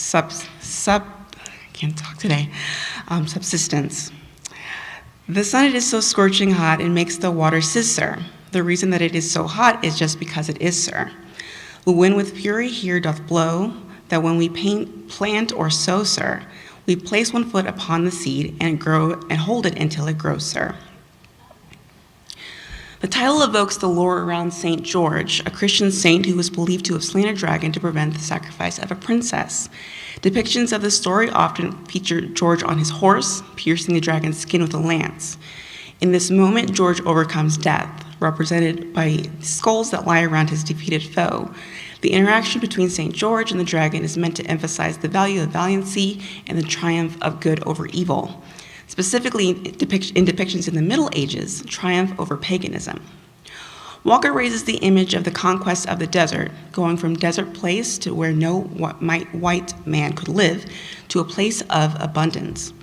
It was a sentiment shared by Juanita Brooks in her essay, The Face of the Land, which also appears in the volume of the Utah Historical Quarterly. Brooks concedes that, quote, for white men, this terrain, southern Utah, was a place to get over as soon as possible, certainly not a place to live, end quote. The process and project of making St. George in southern Utah a, quote, place to live is a topic of this paper, drawing particular focus to the creation of the local and its role in the colonization of southern Utah, and the American West.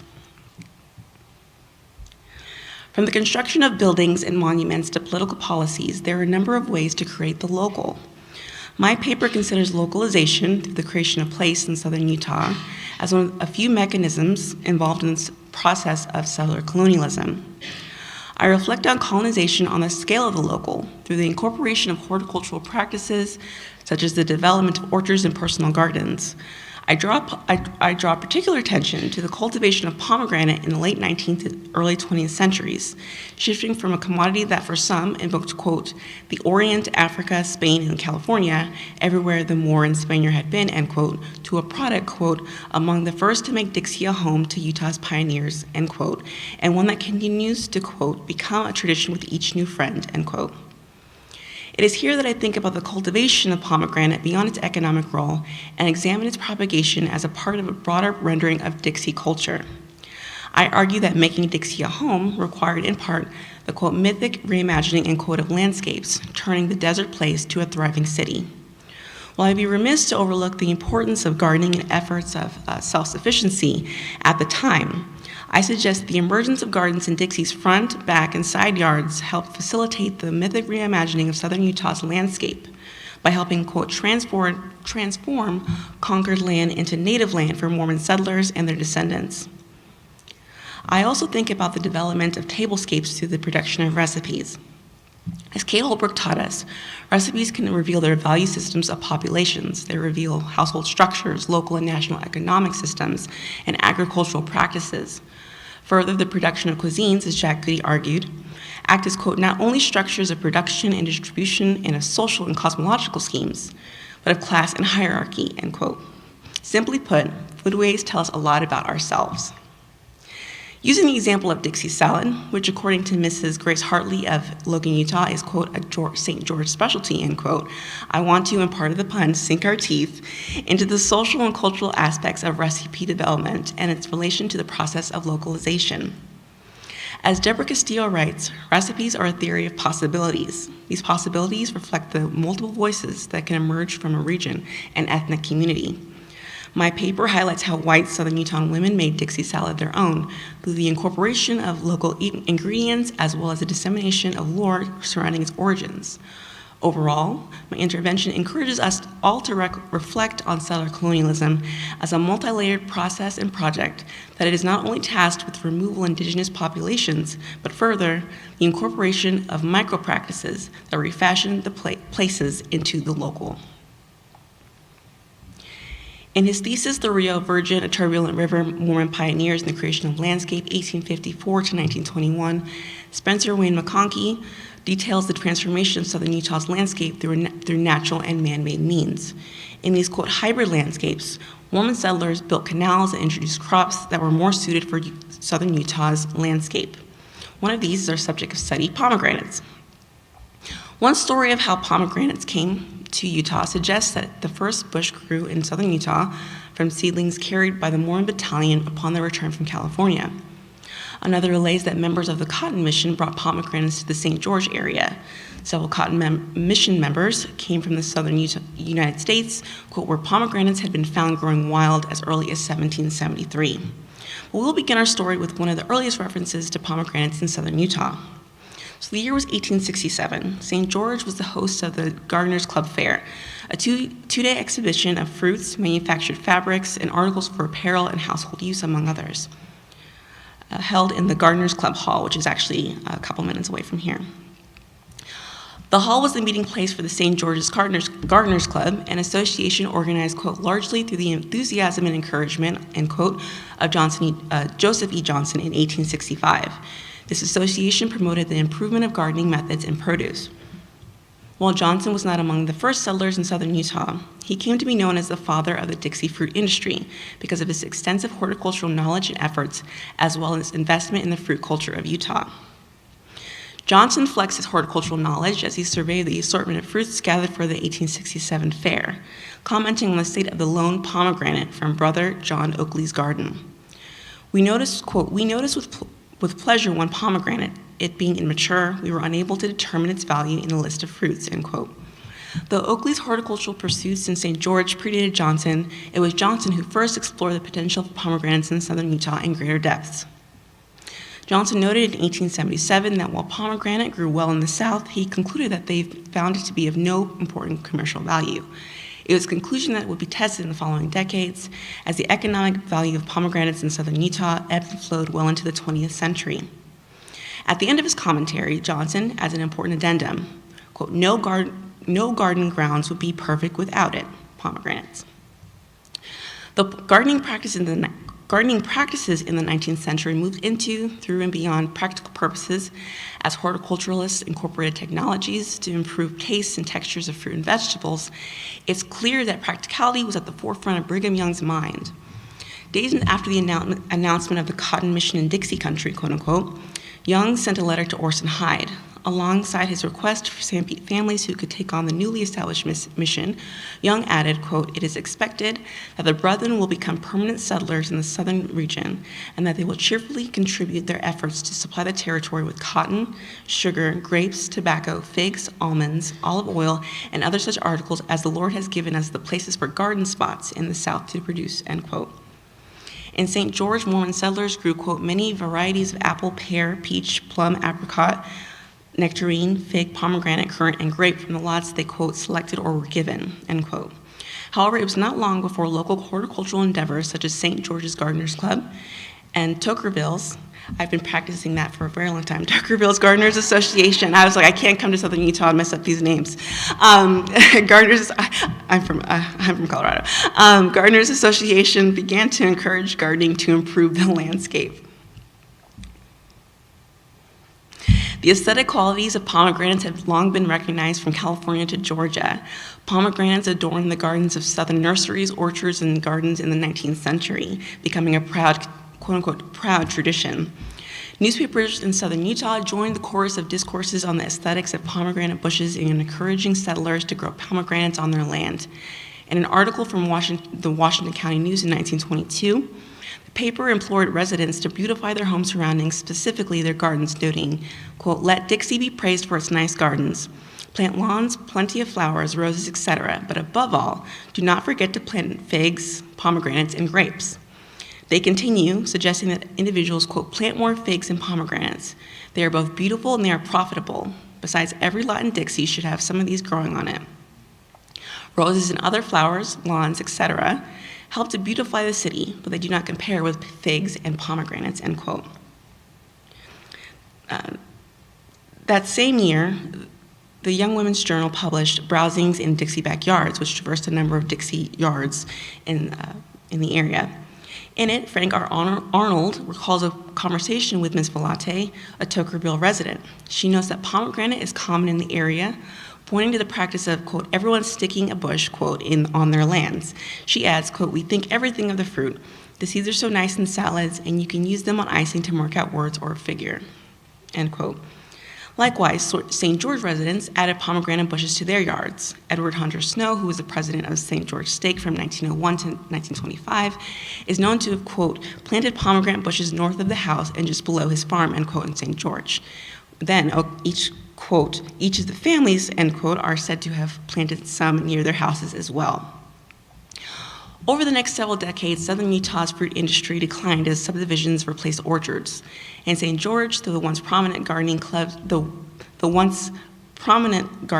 had lost their foothold as, quote, farms, orchards, and vegetable gardens went into disrepair during the tourism boom.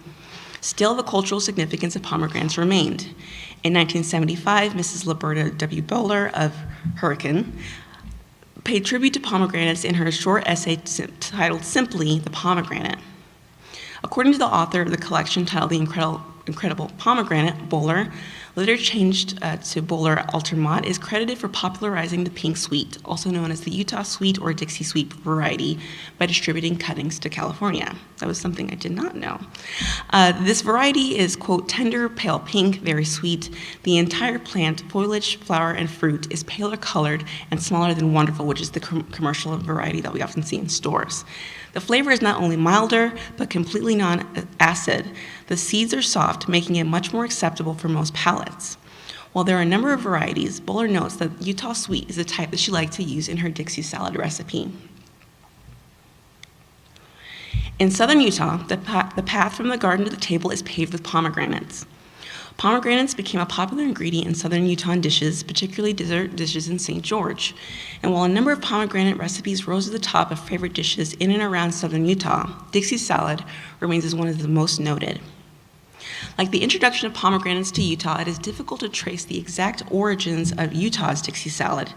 The lore around it is as mixed as the combination of pomegranates, nuts, savory or sweet dressing, as well as a collection of various fruits depending on the recipe, that graced family tables in and outside of southern Utah, especially during the winter holiday season. Written recipes for Dixie salad appear from California to Florida early in the 20th century. A recipe for Dixie salad appeared in at least 2 of Fannie Merritt Farmer's cookbooks in 1912 and again after her passing in 1917. Farmer's first recipe incorporated, quote, celery, apples, Denver cream dressing, solid white cabbage, and whole cloves, end quote.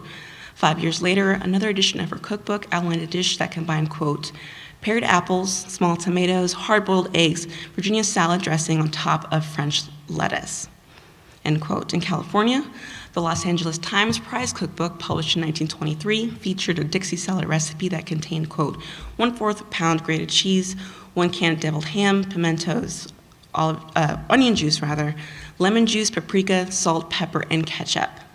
A decade later, or actually a couple years later, 2 years later rather, the Florida State University Extension Service Home Demonstration Division presented a version of Dixie salad that featured, quote, okra pods cut into thick slices mixed with finely shredded cabbage or lettuce, cherry tomatoes, red and green peppers, and then you add Thousand Island dressing, serve in a bowl lined with lettuce. Like women around the country, southern Utah would make Dixie salad their own. In the essay Dixie Salad, Mary Douglas highlights the, quote, pioneer origins of Utah's Dixie salad. Douglas notes that women in southern Utah began to form Browning clubs, women's groups dedicated to reading and discussing the work of Robert Browning. The Browning group in southern Utah, Douglas conveys, formed around the need for leisure and to fill the, quote, yearning for something besides the dark days of toil that necessity had forced on them, end quote. She continues, writing that the women combined their resources to subscribe to the Gaudy Ladies Journal, where they found and adapted a salad recipe from ingredients available to them. Another often quoted narrative takes place in the winter of 1914 to 1915. Extension workers from the Utah State Agricultural College held a housekeepers' convention in St. George. It is said that during a demonstration of salad making for the afternoon session, the necessary ingredients were unavailable. Quote, the demonstrator went shopping at noon for needful supplies. She was also dismayed to learn that a great many of the out-of-season fruits and vegetables, which her recipe called for, weren't carried in any of the local grocery stores. In response, the convention administrator suggested that she use the ingredients that were available, and the result was Utah's Dixie salad. This narrative comes up a few times in stories about Dixie salad, so I wanted to see where the archives could lead me in terms of this particular narrative. So, not step away from the mic. So I found the pamphlet from the winter convention from 1914-1915. And so if you see where the red arrow, I'm not sure how this works. I'm glad I put the arrow up there. It shows it's vegetable in their cookery from a woman by the name of Gertrude McShaney. And Gertrude McShaney was actually the first women's work specialist with the extension in 1912. Further research would be needed to sort of explore what exactly happened during that particular session, but I think it does help us kind of expand the narrative and think about, sort of give us names, times, dates, and places.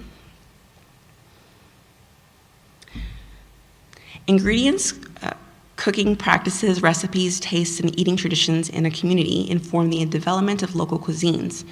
In her seminal essay on Southern food, chef and culinary historian Edna Lewis offered that Southern food is Southern because of the stories that take shape around preparing food and eating. These stories evoke memories of the smells, tastes, and sights of the South. Utah's Dixie salad raises the palate's memories by conjuring images of white Mormons settling the American West, sitting under the pomegranate bush in a relative's orchard, the delicate process of opening a pink sweet and procuring its seeds for a holiday dish. Whether Utah's Dixie salad came from a woman's journal or was produced during a salad demonstration, there you go. These stories highlight the ways white Southern Utah women thought about place through the development of cultural practices around foods that recognize broader national trends and the specificity of their location. The cultivation of pomegranates in part facilitated the economic growth of Southern Utah during the late 19th to early 20th century. Even further, its transformation into part and parcel of Dixie life highlights the creation of an identity around horticulture and foodways. Thinking about this narrative helps us reflect on the creation of place and the practices that support notions of locality and localization. We are reminded that space and place are artifacts, a patchwork of social, economic, cultural, and religious discourses, as well as practices that render land and landscapes into being and becoming. Mormon settlers and their descendants assigned meanings into soil and land that went beyond turning Southern Utah into a place, but a home. But it was a home built in large part on the removal of its indigenous population and the mythic reimagining of Southern Utah's landscape. How do we wrestle with these histories of Mormon settlers and their descendants that require us to reach beyond binaries and recognize and make legible the fact that the invention of Utah's Dixie is also a story about settler colonization? Further, how do we, like Brooks, tell the truth? While this research is ongoing, I hope that this paper can spark discussions about how scholars, practitioners, and scholar practitioners can traverse the social and cultural landscapes that undergird Mormon identity and articulations of place in Southern Utah, and the American West. Thank you.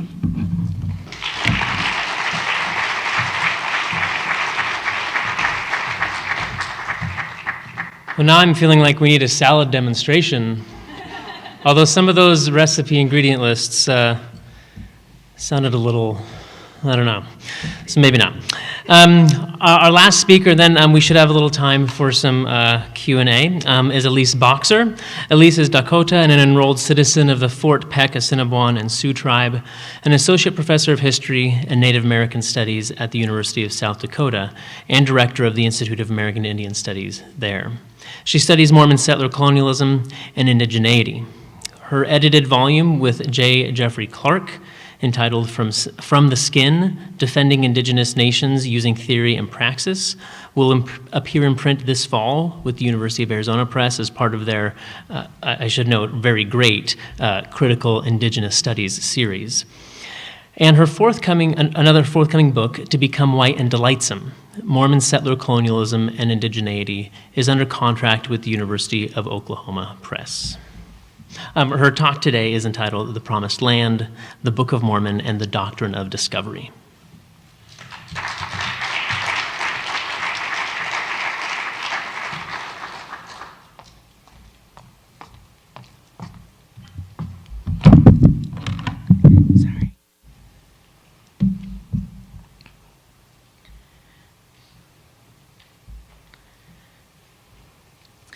All right. So first, I'd like to thank Drs. Rossetti and Stewart for the invitation to be part of such a wonderful panel and conference. I'm inspired by your energy to contribute, shape, and engage in conversations across disciplines. I want to recognize your hard work and unseen labor that has made this conference possible. Thank you. I'd also like to acknowledge that I am a guest on Paiute lands on which Utah Tech University exists. Indigenous peoples are the original stewards of this land. Han mitakuyapi, Elise Boxer, imakiyapi, da makota, wachicha, wakpa, ed watie, oma wapi, Fort Peck, Assiniboine, and Sioux tribes. Hello, my relatives. I am called Elise Boxer. I am Dakota, and I am from the place of poplar trees, and I'm an enrolled citizen of the Fort Peck, Sioux, and Assiniboine tribes. As a graduate student at Arizona State University, my advisor Dr. Peter Iverson suggested I read the work of Juanita Brooks. When Dr. Iverson suggests you read a book, it is his polite way of telling you to go read the book. This was my first foray into Mormon, Western, and Indigenous history. Dr. Iverson, like Juanita Brooks, was a beautiful storyteller, masterfully weaving together a narrative to, quote, present the truth, end quote. Her book, The Mountain Meadows Massacre, was groundbreaking because of her unapologetic pursuit of the truth by re-examining a dark chapter in the history of the Church of Jesus Christ of Latter-day Saints. Her use of source materials and determination to tell an unflinching history, no matter how uncomfortable, changed the way Mormon scholars do Mormon history. As a member of the LDS Church, she faced internal and external criticisms, yet she persisted in writing about histories that mattered to her, her community, and region.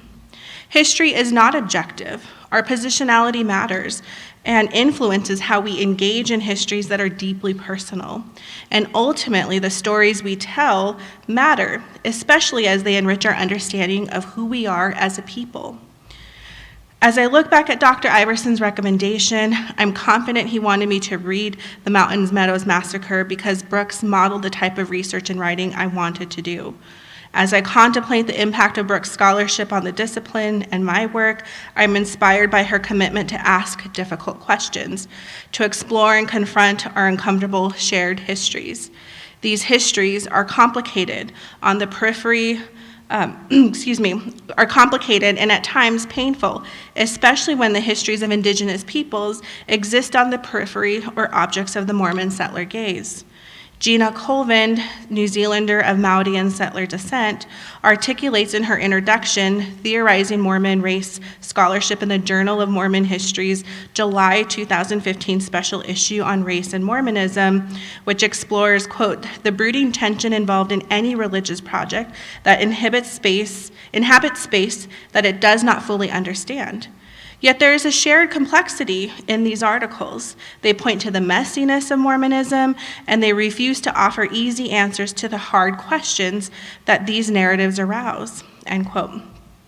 I, like Juanita Brooks, want to ask and explore these hard questions in the context of Mormon Indigenous histories. So my paper today began with these difficult questions that I'm interested in answering, and again, I'm not sure if there's easy answers. But one, how does the Book of Mormon inform our understanding of land and indigeneity in the American continent? When read through the lens of colonialism and settler colonialism, how does the Book of Mormon and Mormon religious rhetoric frame Indigenous and settler rights to land? Can a critical reading of the Book of Mormon provide insight into the doctrine of discovery as it relates to historical and modern struggles over land by Indigenous people? Does the rhetoric of the land of promise, promised land, land of inheritance, or Zion invoke or rely on the elimination of Indigenous sovereignty and connection to land?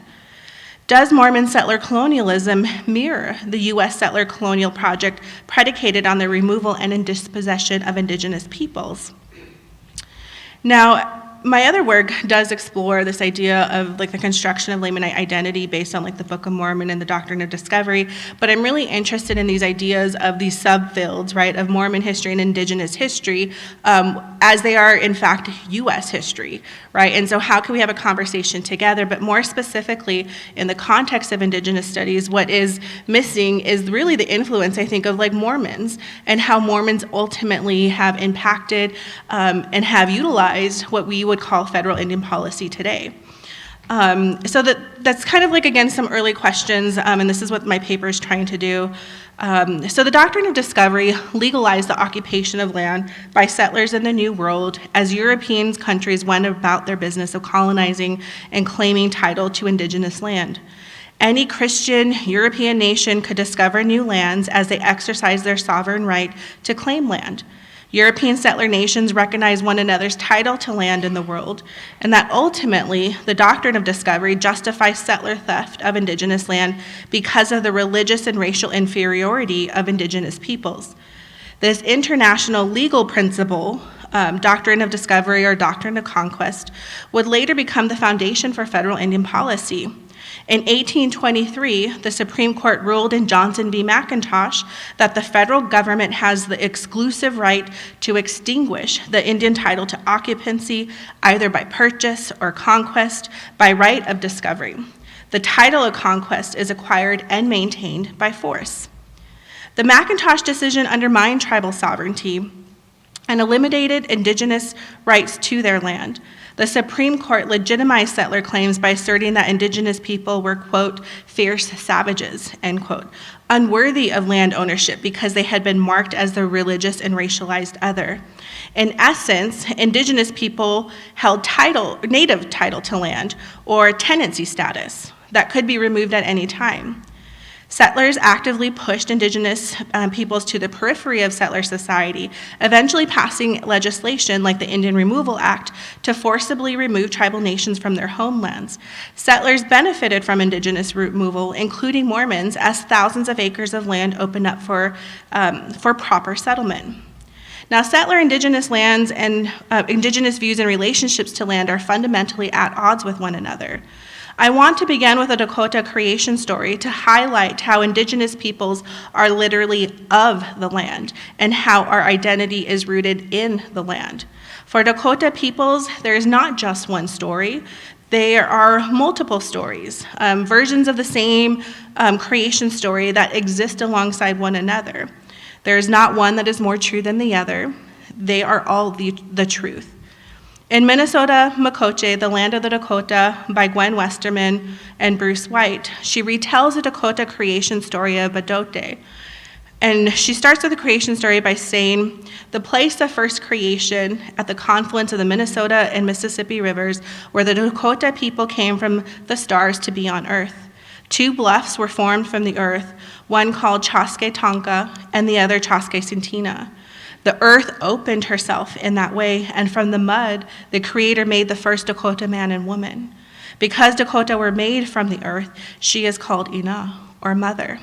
Over 100 years later, Stephen Riggs, a missionary, wrote, the Midawakatean think that the mouth of the Minnesota River is precisely over the center of the earth, and that they occupy the gate that opens into the western world.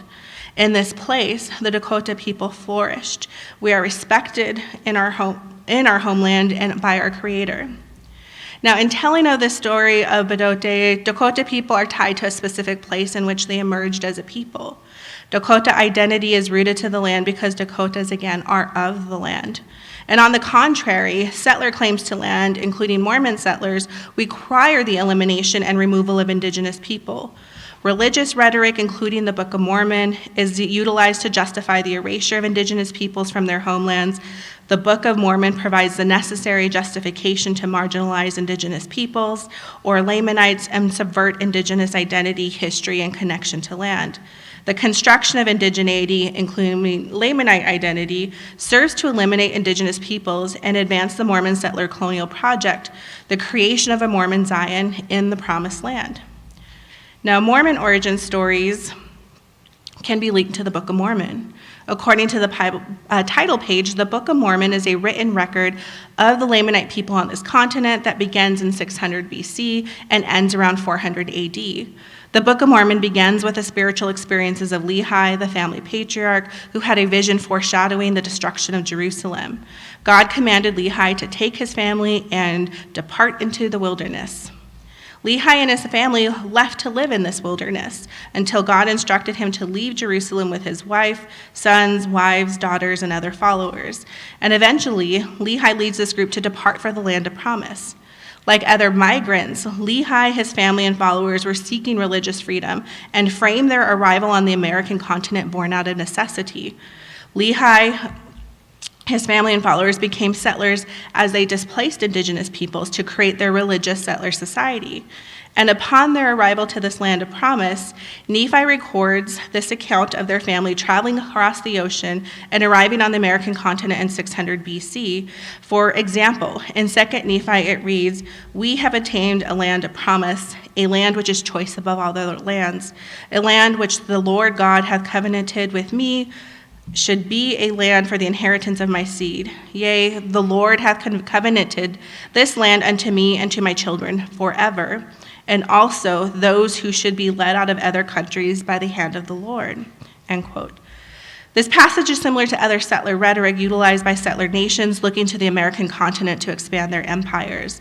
Other Christian nations, like Mormon settlers, utilize religious doctrine to sanction and justify their exploration of the American continent.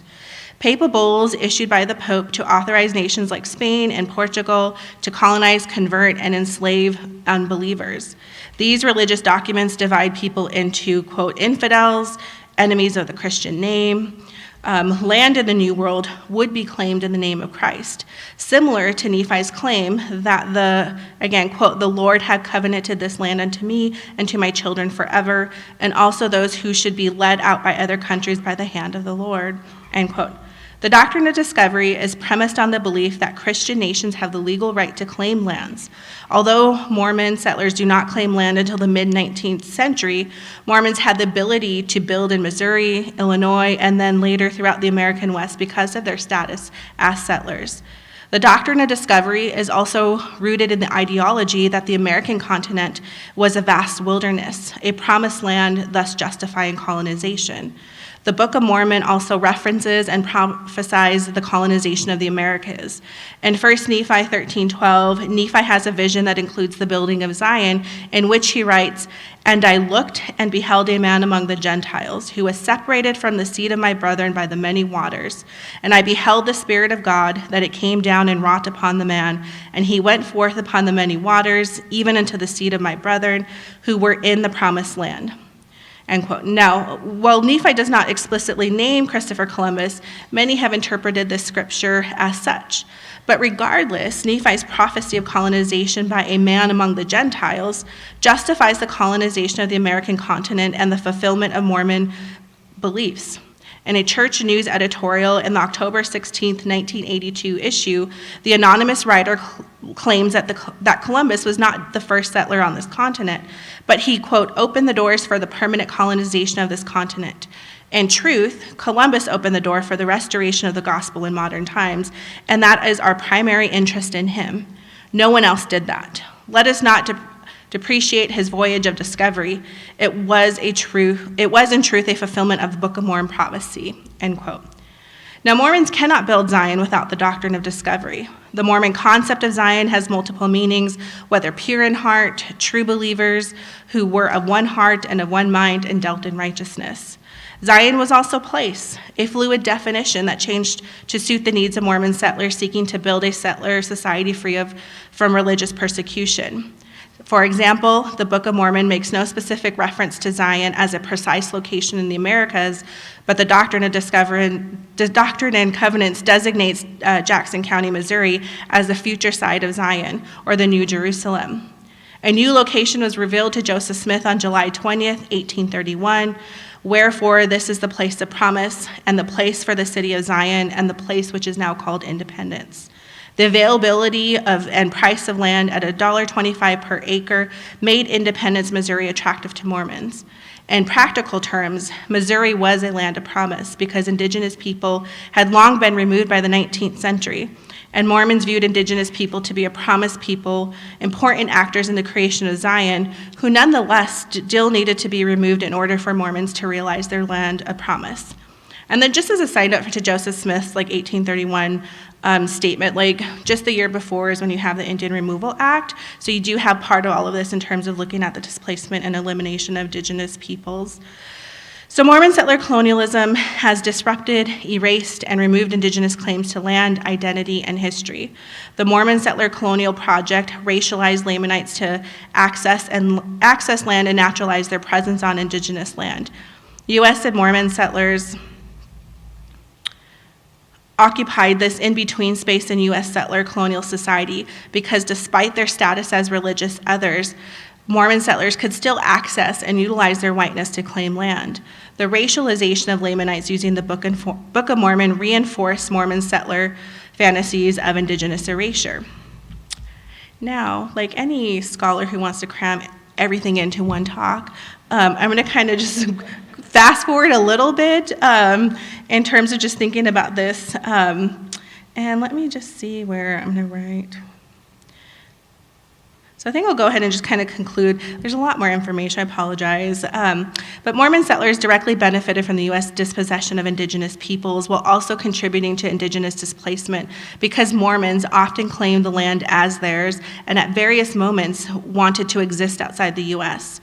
Mormons also established themselves distinct from other U.S. settlers, especially in their relationship with indigenous people, who they called Lamanites. Mormon settlers, like other U.S. settlers, control indigenous policies. Settlers are sovereign because they manage their, quote, respective domestic domains to relieve their anxiety of losing control or access to lands by indigenous people's rejection of the policies designed to bring about their elimination and erasure. And then finally, all settlers, including Mormons, benefited from the assimilation and removal of indigenous people. The Mormon settler colonial project in building a Mormon empire could not exist without the doctrine of discovery and indigenous elimination. And even as Mormon settlers were pushed out by other U.S. settlers, Mormons still accessed and asserted their status as settlers. They wanted to manage indigenous peoples and undermine indigenous claims to land and move them even further west into Indian territory. And Indian territory is just a code for land that settlers have yet to claim or want to claim. And despite their differences, these settlers sought to construct structures that would lead to the extermination of indigenous people. U.S. and Mormon settler colonialism is about the control and management of indigenous peoples, which is why these categories, settler, indigenous, the exogenous, other, are not finite. They are constant movement to accommodate settler desires. However, it is important to note that indigenous peoples will never become settlers, even as they act like settlers. In the Mormon context, American Indians will never fully become Mormon. They will always be Lamanite. These hierarchical identities reinforce Mormon settler claims to land as legitimate because it was sanctioned by God and religious text. And I just want to circle back and end with a quote by a Dakota, again, scholar, Wambadi Wakicha, and what he states is that the power of Dakotas had always dwelt in the land. From the great forest to the open prairies, long before the Washichu ever dreamed of our existence, the Dakota roamed this land. Thank you.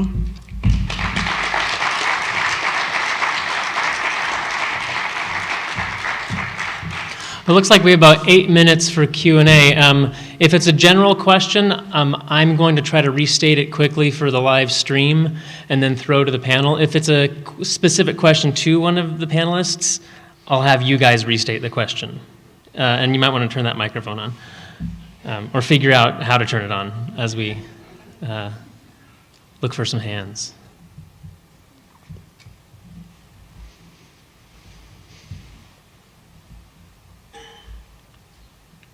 And as a professor, I'm really good at awkward silences. I can stand here all day if needed. Right here, yeah. For these, I know you mentioned Mormon settlers were somewhat unique in this.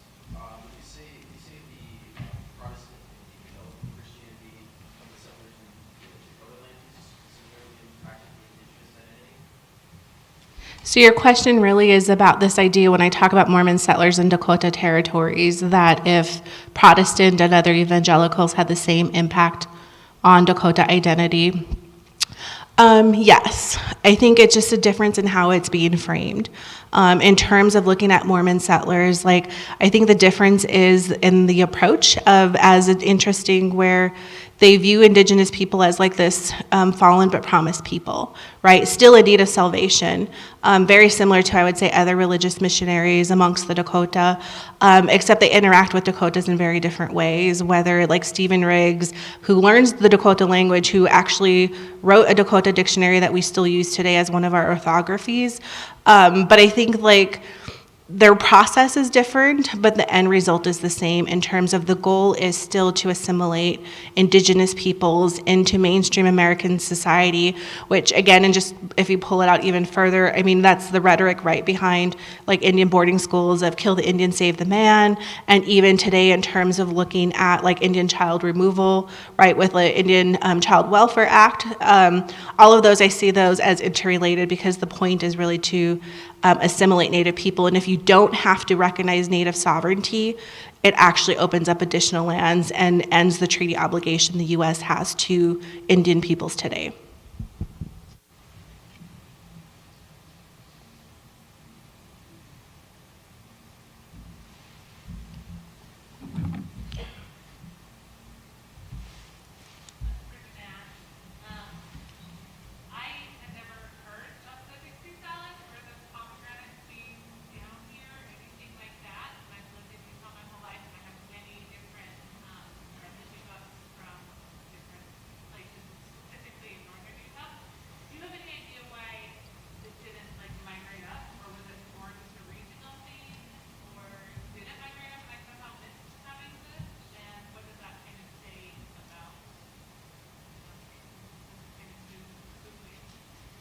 Right, so your question is in regards to why didn't we see more pomegranates up in northern Utah? We didn't see any. No, that's a great question. Pomegranates did make their way up to northern Utah, specifically Salt Lake City. The biggest issue is that they were grown specifically in southern Utah because of the climate here. There are stories of people shipping pomegranates up to northern Utah, specifically Salt Lake, but for the most part, it stayed down in southern Utah, and I think it was mostly because of transportation as well as sort of the culture of pomegranates down in southern Utah. Thank you.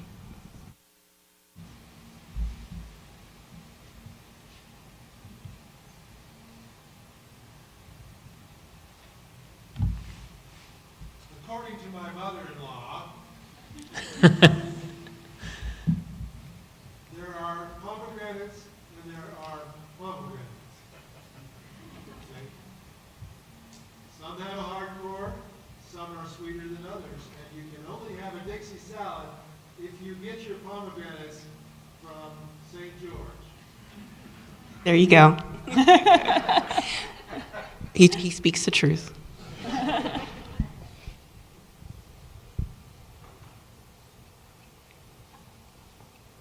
Joy?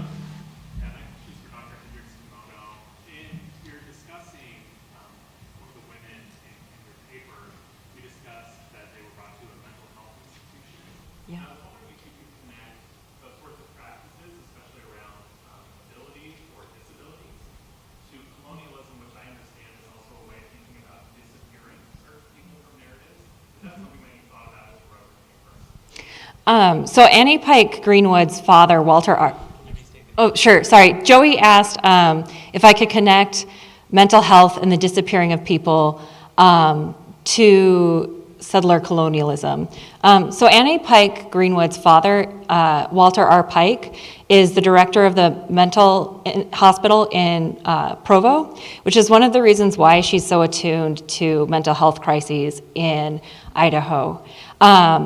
One of the things that she talks about is that women in Idaho, farmers' wives, are being reduced to beasts of burden, and that men, because they work outside, they aren't expected to do the the child care, the housework, and women are expected to do it all. And so she explicitly connects it to sort of the demands of labor in these, what she would call a frontier space, or the ragged edge, to use Juanita Brooks's language. The way that I think it might connect to settler colonialism is that by constantly sort of having people move in search of new lands, you break apart the community ties that provided women with extra help and with a community to help them raise children and to do this type of housework.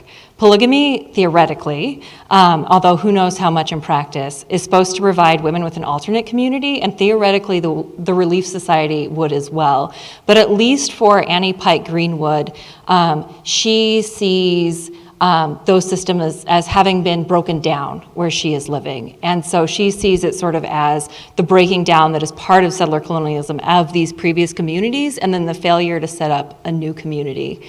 The other thing that would link it directly to family structures and maybe even to polygamy is she says that having sort of in rural spaces, she says basically a man determines the life of his children. He is either a god or a tyrant, and women have no one to turn to if they're experiencing domestic violence. And so she, in her book, talks about several women who have been subjected to domestic violence and end up in mental institutions because of it. And so for her, it's really a lack of community support that leads to women being institutionalized.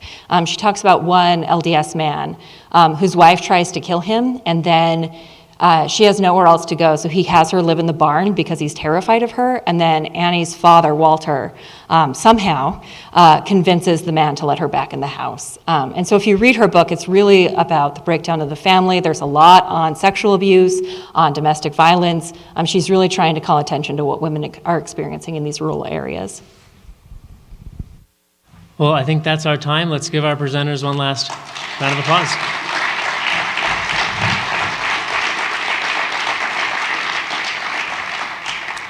I think we have another 15-minute break, and then the next session starts at 2:45?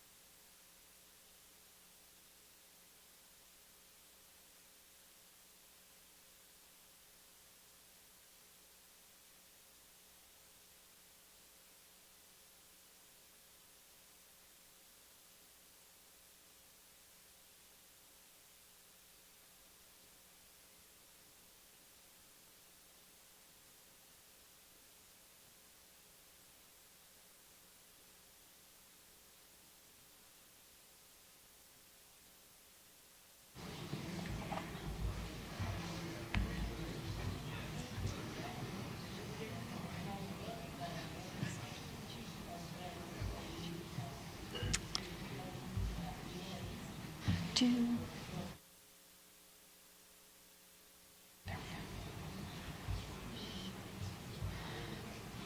right, we're going to go ahead and get started. So thank you all for coming to this afternoon's panel on Mormonism and violence. Like Brendan, I'm going to go ahead and introduce the panelists as they come up. I believe that Barbara Jones-Brown is first. She earned a bachelor's degree in journalism with an English minor from Brigham Young University and a master's degree in American history from the University of Utah. She was the content editor for the award-winning 2008 Massacre at Mountain Meadows for the History Department of the Church of Jesus Christ of Latter-day Saints. She then worked as the historical director of Better Days 2020 and served as the director of the Mormon History Association for nearly 4 years. She is now the company director of Signature Books. Please join me in welcoming Barbara.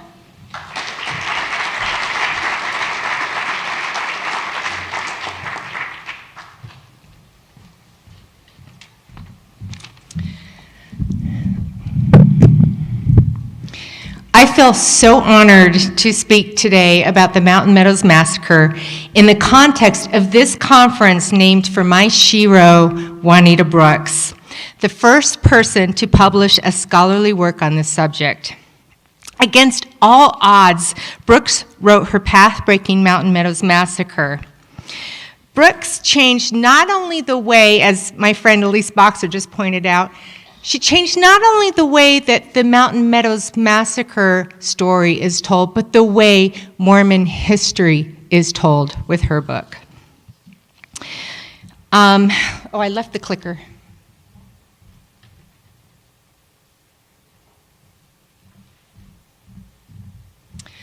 So Rick and I, my co-author Rick Turley and I are so grateful to Brooks and for the foundation that she laid, that indeed our forthcoming book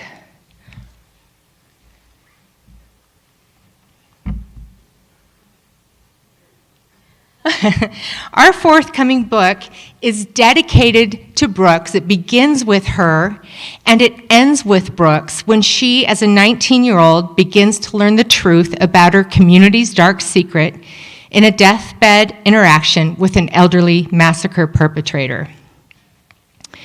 Over the last 18 years, as I've researched and written about the massacre and its aftermath, I've often been asked, well, what's new since Brooks's book?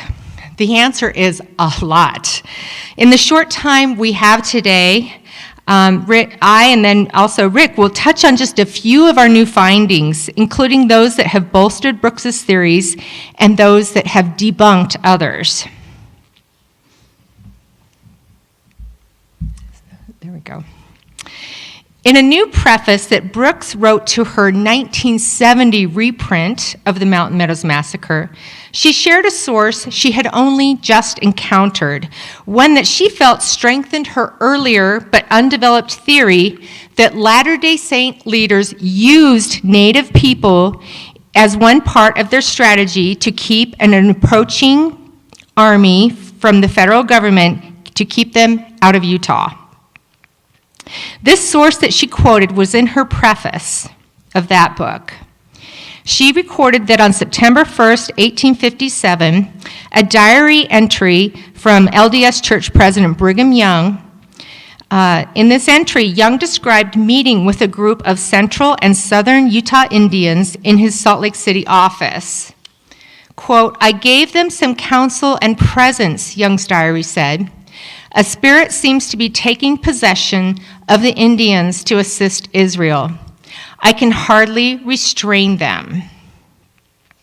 This source led Brooks to conclude, again in her 1970 preface, that we can now be more certain that the Mormon war strategy was to use the natives. Our findings strongly support that Brooks was on the right trail with this theory. The uncovering since then of additional primary sources not only bolsters her theory, but reveals a primary motive that inadvertently contributed to the horrific massacre. Here is what our research found. As Utah's governor and superintendent of Indian Affairs, Brigham Young had frequently mediated disputes between emigrant parties and local Native Americans prior to 1857. But as federal troops approached Utah, he decided to no longer do so. He first alluded to this policy change in his August 11, 1857 diary, saying that, quote, unless the government assumes a more pacific attitude toward Utah, he would declare emigration by the overland route stopped. Playing on 19th century racial stereotypes, Young surmised that emigrants' fears of Indian cattle raiding would stop the Western emigration, then so crucial to the expansion of the young United States. Young and his advisors believed that Mormon's strategic position astride America's transcontinental emigration routes gave them their best leverage in convincing Washington, D.C. to pull back the troops then headed for Utah. Young publicly laid out this and other resistance strategies the following Sunday, August 16, 1857, when thousands of Latter-day Saints, non-Mormons, or Gentiles, as the Mormons then called them, and newspaper reporters packed Salt Lake City's Bowery to hear his regular Sabbath day address. Young spoke of how he had heretofore endeavored to keep the trails through Utah safe for emigration, declaring that Mormon influence prevented Indians from robbing or killing emigrants. But now, quote, if the United States send their army here, cross-continental travel must cease, he vowed. If the United States armies come, Young told his audience, then write your friends, don't pretend to cross this continent. I will not hold the Indians still while you shoot them, as you have hitherto, but I will say to them, go and do as you please. Young wanted his new policy widely circulated. Report it, ye Gentiles, he urged. Publish it abroad. Though Young publicly simply declared he would no longer, quote, hold the Indians back, privately, his Indian interpreter, Dimmock Huntington, encouraged Indian raiding of emigrant livestock. On August 11th, the same day that Young recorded this policy change in his journal, Huntington, here, surprised a Shoshone leader in northern Utah when he told him that Young did not disapprove of the band's recent raid of emigrant stock. At the end of August, Young again sent Huntington north to meet with the Shoshone. There, Huntington wrote that, quote, I gave them all the beef cattle and horses that was on the road north to California, the northern route, and encouraged them to raid emigrant livestock and drive it into the mountains. Surprised at the Mormon leader's about-face teaching, some Shoshone replied that this was something new and they wanted to counsel and think of it. One of them told Huntington to, quote, tell Brother Brigham that we are his friends and that he can depend on us. So, in the mid-19th century, there were two ways that overland immigrants could pass through Utah. There was a route, I guess this is not working. Yeah, so if you see up in the upper right-hand corner, there was a route that came into Salt Lake City, an immigrant trail, and then immigrants could either choose to go from there along the northern route, out of Salt Lake City towards Northern California and the Oregon Territory, or they could choose to go south on the southern route that passed, basically I-15 today, that passed south through Utah Territory, through Las Vegas, and then to San Bernardino and Southern California. So when he encouraged raiding on the northern route, he meant this route north of Salt Lake City. Let's see. Just a day or two later after this, on September 1st, about a dozen Pavan and Paiute Indians of central and southern Utah brought to visit Salt Lake City by Southern Indian Mission President Jacob Hamlin, met with Young and Huntington in Young's office. In that meeting, Huntington, quote, gave them all the cattle that had gone the California Southern route. These Indians opened their eyes wide in surprise, responding, "But you've told us not to steal." "So I have," Huntington answered, "but now they, the American people, the Army, have come to fight us." So we now know that it was these meetings and this new resistance policy of Brigham Young's that led to Young claiming in his diary that same night, quote, "A spirit seems to be taking possession of the Indians to assist Israel. I can hardly restrain them," he said. This was the quote I mentioned that Juanita Brooks wrote about in her 1970 preface.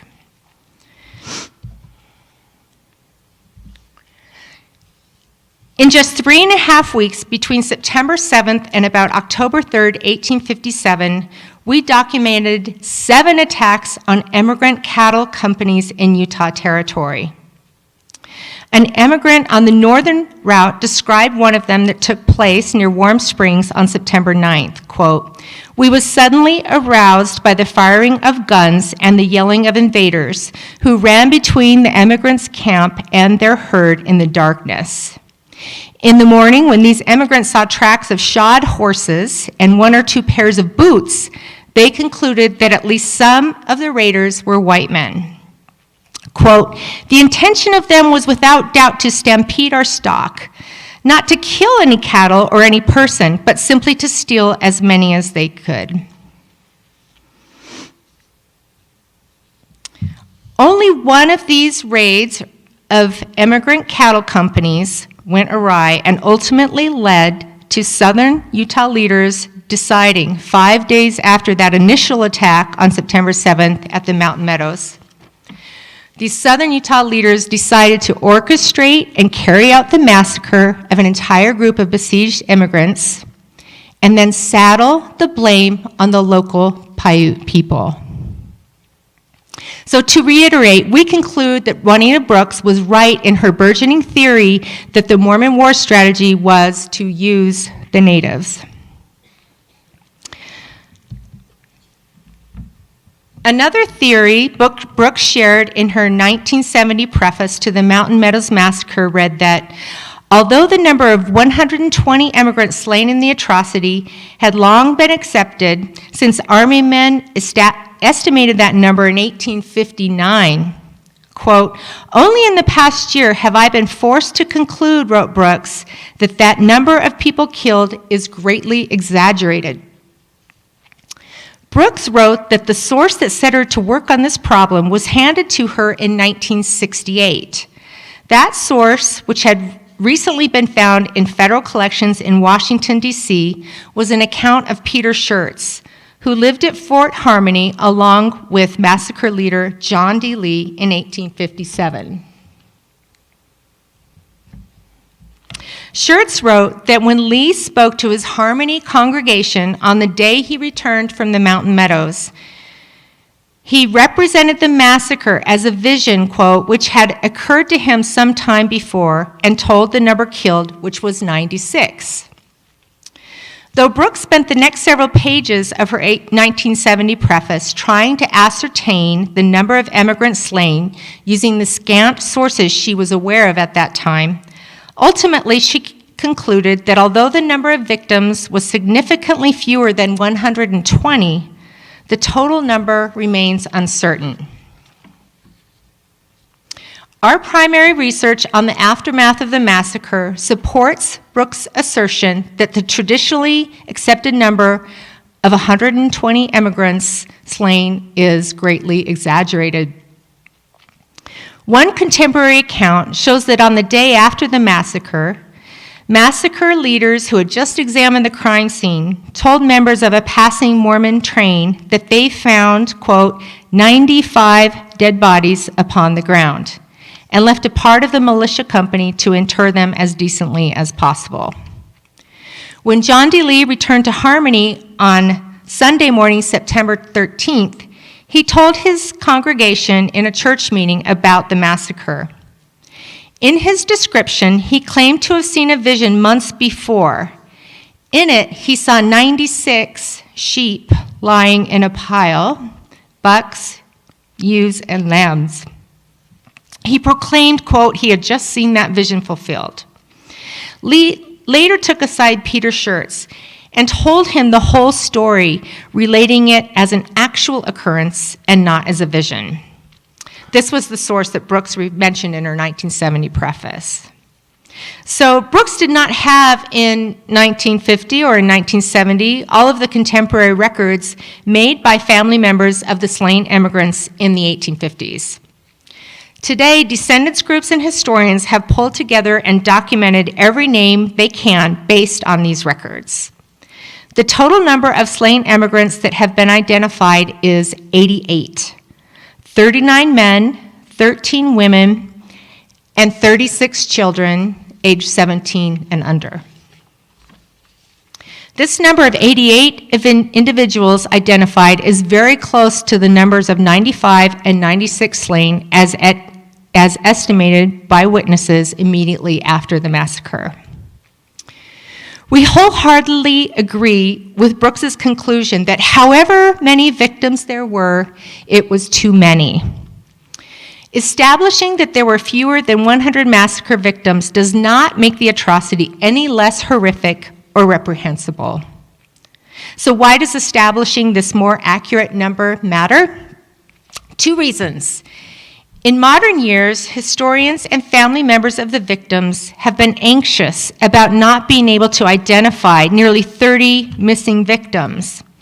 By establishing a more accurate number, those concerns can be laid to rest. Second, some have used the supposedly unnamed victims to justify a myth that there was a group called the Missouri Wildcats who had traveled with the slain Arkansas immigrants, doing horrible things that brought on the destruction of the entire train. That speculation and victim blaming can be quieted. There were no Missouri Wildcats. Next, as historian and friend Nancy Ross just pointed out to me, Juanita Brooks saw herself first as a folklorist and then as a historian. And I was so glad she shared that because that's what I've been thinking as I've been studying Brooks's writings. So I want to address some folklore that Brooks shared in a footnote of her book, family lore that has since then been perpetuated as historical fact. First, let me share the documented account of the event on which this lore is based.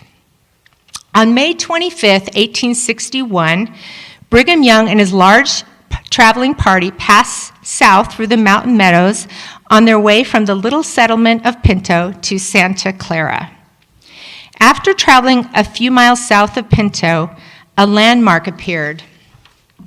It was a stone cairn erected 2 years earlier by U.S. Brevet Major James Henry Carleton's Company K 1st Dragoons, over a mass grave in which they had buried the scattered remains of the massacre victims. Traveling with Young's party was church historian, inveterate diarist, and apostle Wilford Woodruff. Woodruff recorded in his diary that day that the monument was about 12 foot high, but beginning to tumble down. My time is up.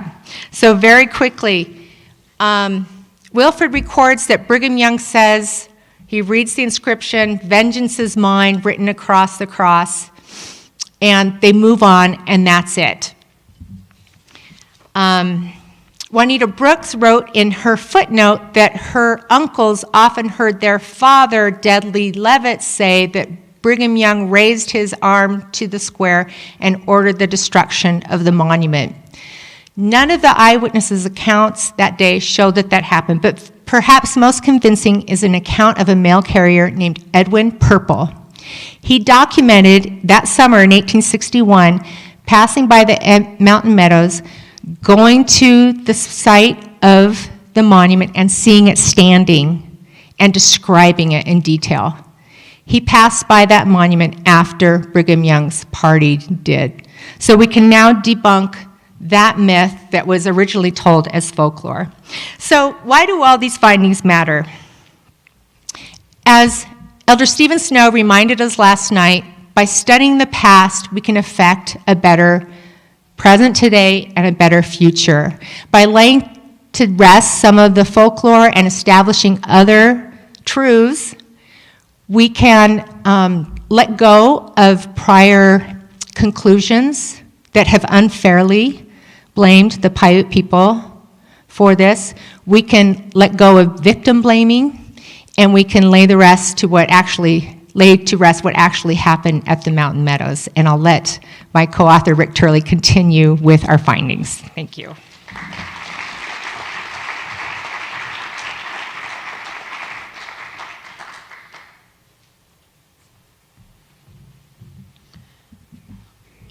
That was lovely, Barbara.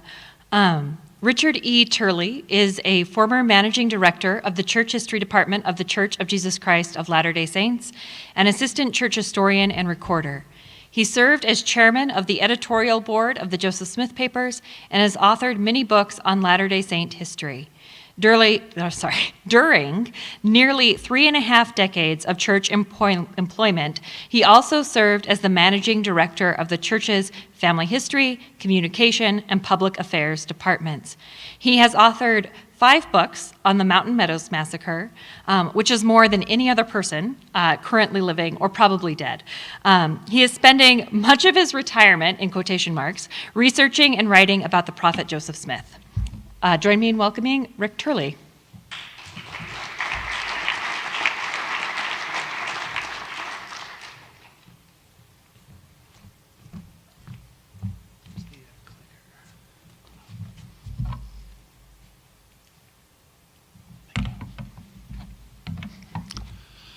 As we approach the 75th anniversary of the publication of Juanita Brooks's Mountain Meadows Massacre volume, we do so in awe of what she accomplished with what she had.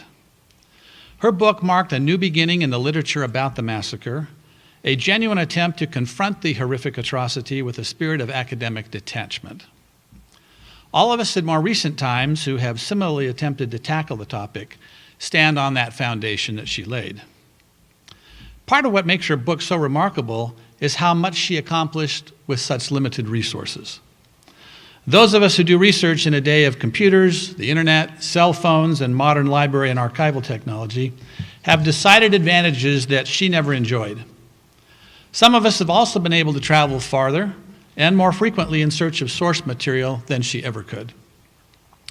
Furthermore, she craved but never received access to 2 sets of materials donated to the Church of Jesus Christ of Latter-day Saints that my colleagues and I accessed and published in their entirety in 2009 through the Brigham Young University and University of Utah presses as Mountain Meadows Massacre, the Andrew Jensen and David H. Morris collections.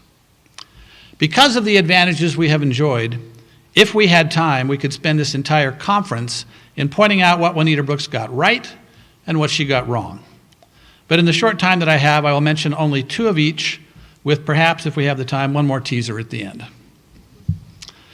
A major point that Juanita Brooks got right is that the massacre was group violence committed largely by white southern Utah settlers. It is clear, she wrote in the addendum to her massacre volume, that the tragedy of the Mountain Meadows involved many people. The problem with group violence, of course, is that when it ends, participants often don't want to take responsibility for their role. Instead, they seek to blame others to divert the focus elsewhere.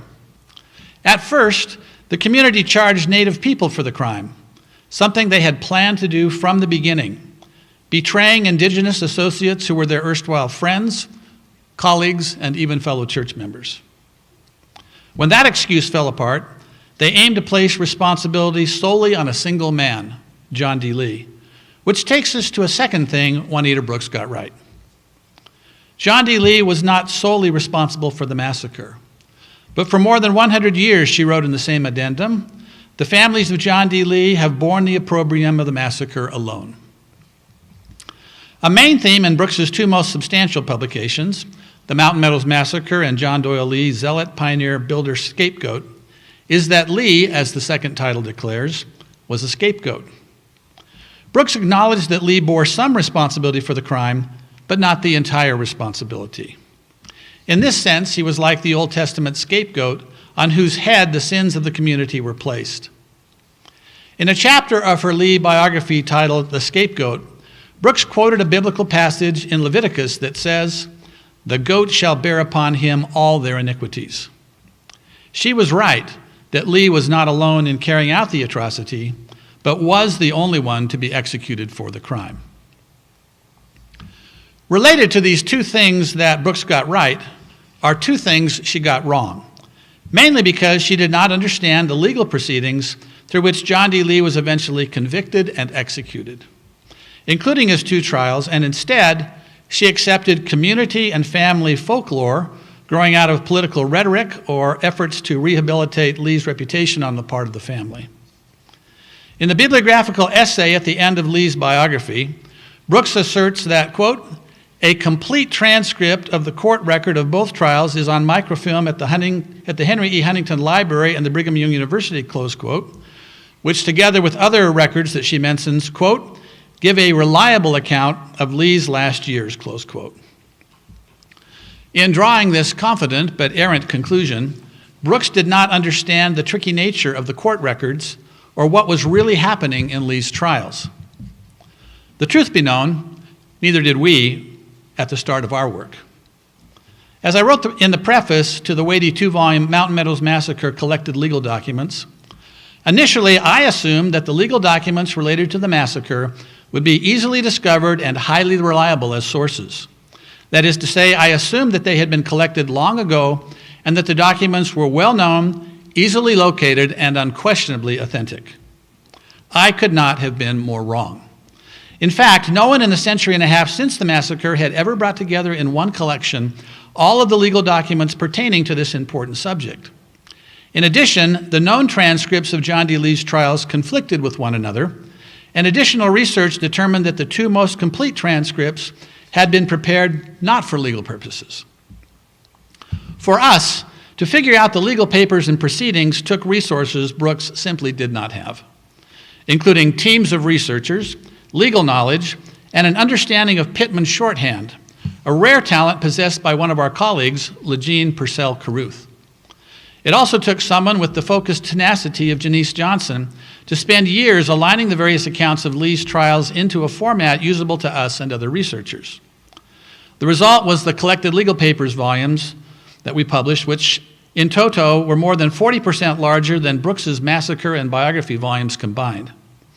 And that's not counting the thousands of additional pages that we published online at mountainmeadowsmassacre.org.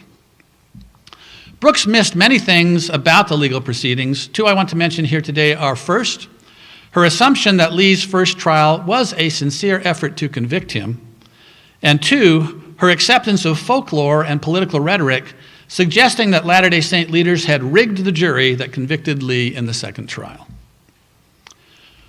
Brooks acknowledged that prosecutors in Lee's first trial were eager to extend the guilt to others and to show that the whole thing was church-inspired, with the guilt going all the way back to Brigham Young and his immediate subordinates. But she also asserted that the prosecution was, quote, intent upon convicting Lee, close quote.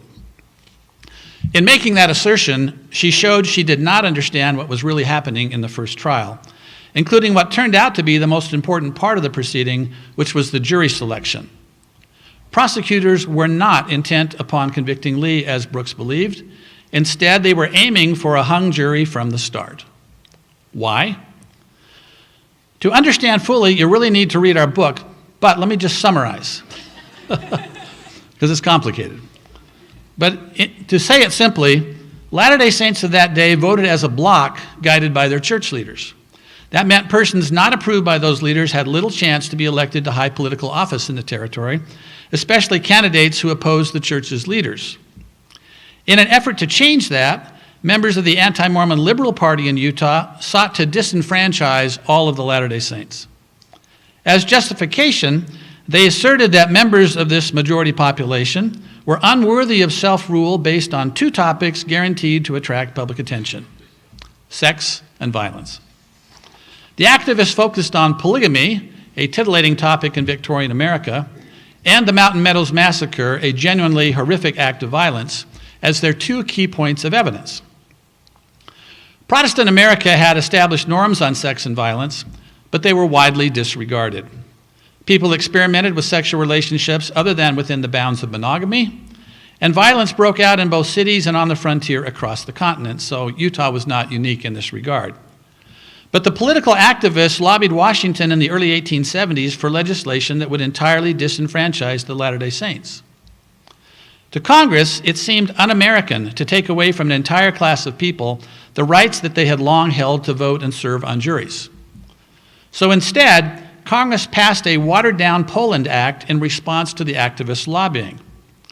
It was not as harsh a piece of legislation as the activists had hoped to get, and did not make it possible for them to achieve their goal of taking political and economic control of Utah.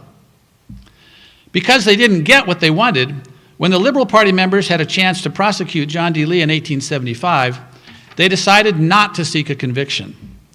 Instead, they turned the trial into a political show, playing to Congress and the greater American public, and to via the many journalists who were reporting the proceedings. Rather than seek to convict Lee, they aimed first to convince the public that Latter-day Saint leaders ordered the massacre, and second, to rile up the jury members from mixed religious backgrounds so that they would not reach a verdict, a result the party could use as further proof that the Saints were incapable of convicting their own and should thus be deprived of their right to govern the territory. I'm going to quote now from our book, page 313. That prosecutors wanted a hung jury in the first trial started to become clear during jury selection. Defense lawyer William Bishop expected to spend the entire court term battling the prosecution over jurors. Instead, prosecutors put up only a weak fight before declaring themselves satisfied. Stunned, Lee's lawyers stepped into the court clerk's office to discuss this surprise move. Conviction required a unanimous verdict. Though some men on the jury would likely vote to convict Lee, if even one Latter-day Saint juror voted to acquit him as prosecutors expected, the outcome would be a hung jury, which was the ideal result for the Liberal Party. To defense lawyers, a hung jury was not as good as an acquittal, but it was better than a conviction, especially given the evidence against Lee. When defense counsel emerged from the clerk's office, they accepted the jury as it was. Thus, before a single piece of evidence was introduced or a single witness examined, both sides tacitly concluded that Lee would not be convicted in the first trial. The trial was no longer about justice for the massacre victims. It was about winning political power. Juanita Brooks missed this important nuance. Just as she missed the intent and purpose of Lee's first trial, Brooks misunderstood what happened in the second trial. In part, this was because she did not know or understand the relevant sources and how the law operated, and in part because she accepted political rhetoric and family folklore that circulated for decades after Lee's second trial. These unreliable sources asserted that Brigham Young chose to sacrifice Lee in a deal with prosecutors to close the case with that one conviction. Here's what Brooks said in her massacre book. The church leaders decided to sacrifice Lee only when they could see that it would be impossible to acquit him without assuming a part of the responsibility themselves. To air the whole story would have done injury to the church, both among its own membership and in the eyes of the world, and this token sacrifice had to be made. The leaders evidently felt that by placing all the responsibility squarely upon him, already doomed, they could lift the stigma from the church as a whole. Her use of the word evidently, as you noted, demonstrates that she was speculating. In her later biography of Lee, Brooks was even more tentative. Brigham Young, she wrote, cannot be too seriously criticized if he did consent to sacrifice Lee. The fact was clear that Lee was caught, that he had participated in the massacre, especially that he was the one who had persuaded the immigrants to leave their wagons. This made him the natural one upon whom to place responsibility. If by executing him the whole affair could be closed, why not make the sacrifice? Her speculation, however, has to give way to the evidence which shows clearly how Lee came to be tried and convicted.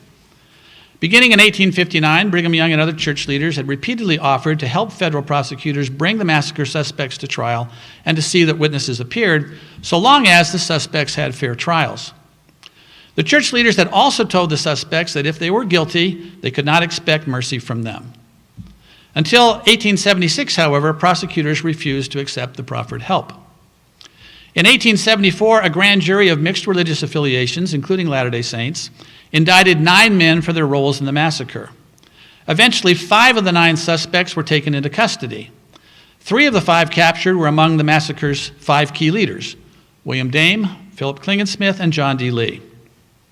Dame was the highest ranking of the 3 militarily, politically, and religiously, being the head of Southern Utah's military organization, mayor of his town, and president of his stake. That made him the most desirable person for prosecutors to try.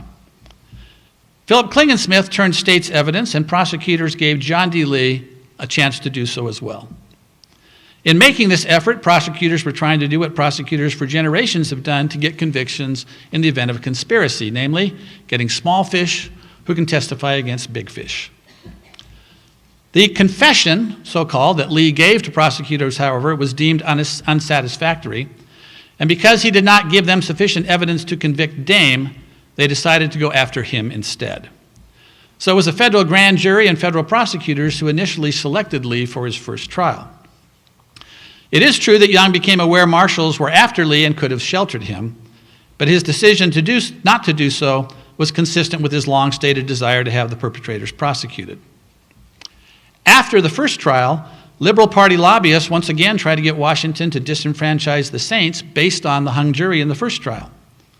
Their efforts failed, and Washington sent out a new prosecutor to try Lee a second time. This prosecutor, who was from Michigan, did not have a dog in the Utah political fight. Unlike his predecessors, the new prosecutor, Sumner Howard, accepted Young's long-standing offer to bring in witnesses. With Young's aid, Howard was able to bring in several persons who participated in the massacre to testify against Lee, their co-conspirator. The evidence was overwhelming, and Lee was convicted. But there was no deal to end the prosecutions with Lee's conviction. And the evidence shows clearly that Sumner Howard continued working to prosecute subjects, as did the judge in the case, Jacob Borman. Federal marshals could not capture the 4 indicted men who had eluded them, however, and they did not have sufficient evidence to convict the others in custody who had been indicted. Moreover, Liberal Party leaders, having failed at using the topic of violence to disenfranchise the Saints, redoubled their efforts to prosecute polygamy and thus alienated Young and other church leaders who might have helped them prosecute the massacre perpetrators. Brigham Young died a few months after Lee's execution, making the massacre case of less political value to the party, and Young's successor, John Taylor, had condemned the massacre but was a well-known polygamist. As a result, prosecutors shifted their energy from violence to sex, going after polygamists with tremendous zeal. In doing so, the Liberal Party finally achieved its goals of disenfranchising Latter-day Saints and obtained political control of Utah, which returned to the majority population only after the Wilford Woodruff Manifesto of 1890 and statehood in 1896. Thank you.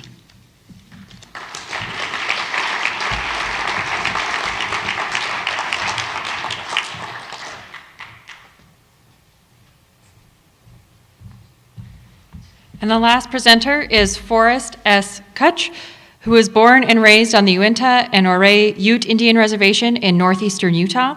He graduated from Westminster College in 1973 with a Bachelor of Arts degree in Behavioral Sciences.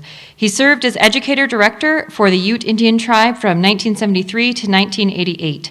From 1988 to 1994, he was employed by the Wampanoag tribe in Gay Head, Massachusetts, first as a planner and then as tribal administrator. Since October 1997, he has been director of the Utah Division of Indian Affairs. Please join me in welcoming Forrest.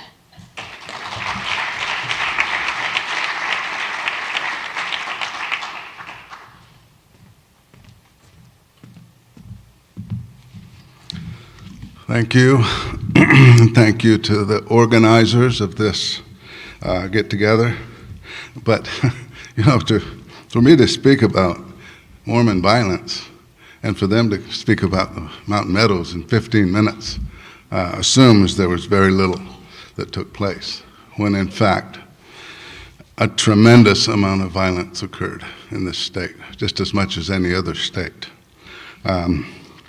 And I strongly believe 2 culturally different and conflicting groups of people who have harmed each other deeply cannot heal unless the truth is revealed. I'm here to do just that.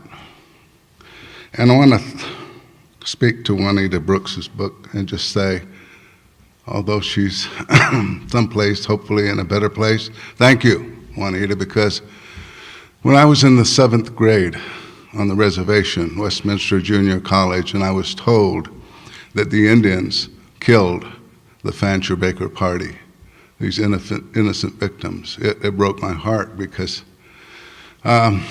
luckily the class was evenly divided, and the Indian kids and white kids end up looking at each other in shock.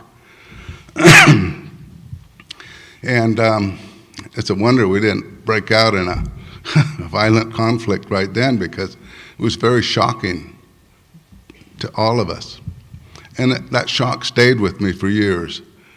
I didn't learn anything about my people's history until I graduated from college. That's a shame. That should never happen in a civilized society, but that's what happened. But Brooks's book set me free. I was so grateful to read another account, or the first account, in fact, of the MMM. And she covered a lot of different versions of what happened. And those versions are still being studied to this day, I know. So let me go on, because there's a lot to cover. I come to you today as a direct descendant of War Chief Wakara, or Wuka, or Wukuru. There's no such word as Walker in the Ute language. So the pronunciation of his name is completely different. But I found out, thanks to Ancestry.com, that I am a direct descendant. And to my surprise, War Chief Walker was like Columbus, very, very complex. He was a good guy and a bad guy, okay? One side, he was adventuresome, courageous, intelligent. The other side, he was very vain and cruel. He was the first Indian slave trader, okay? Not all Utes participated in the slave trade, but he and his band did. So he was a good guy, bad guy. Now, conflicts between early Mormons and Utes were like any other. A war, a fight over water, food, and resources. Contrary to popular belief, Ute Indians were not starving, destitute, until they were removed from their food sources, namely Utah Lake, Sanpete Valley, and surrounding areas. As long as the settlers stayed in Salt Lake Valley, conflicts were held to a minimum. But when Mormons began grazing their livestock beyond Draper into Utah Valley, the trouble began. Utes were having to go further than their usual hunting areas for wildlife. They were being pushed out of the area. Settlers began to displace the Utes and soon began fishing in Utah Lake, a food source that made up 30% of the Ute people's diet. They also took over most of the watering holes in Utah Valley and Sanpete. The University of Utah American West Center claims there were over 150 armed conflicts between Mormons and Utes. At one point, the Utes began shooting cattle for food, with Mormon settlers retaliating by shooting the Utes. This escalates into an attack on a Ute camp near Pleasant Grove by 44 militiamen, and captives were taken, including 12-year-old boy, the name of Nooch, or Black Hawk, as he would come to be called by Brigham Young. How many of you have gone without water and food for more than 2 days? Raise your hand. There's one fellow. How about 3 days? Anyone gone 3 days? 4 days? I have. Our most sacred ceremony is the Sundance. And Ute Shoshone people and most of the Northern Plains do this ceremony. It's a 3-4 day sacrifice without food and water in the dead of summer. And it teaches you to call upon the power of God and the Holy Spirit, which is within you, to get through the dance. It pushes you right to the end. One of the things that I got from it, I danced 10 years, is you learn to appreciate water. You appreciate food, family, old grandma's praying for you, a cool breeze hitting you in the back, the coolness of morning after you've been roasting all day. That ceremony reminds us of the suffering we went through, not to mention the suffering of Jesus Christ, whom I believe in very strongly.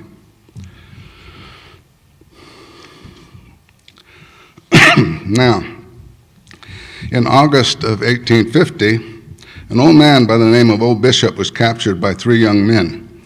They claimed the old man stole a shirt off the line of a settler and was the reason they filled his belly with rocks and threw him in the Provo River. The other version is the old man caught the 3 approaching deer in violation of an agreement between Brigham Young and the Utes.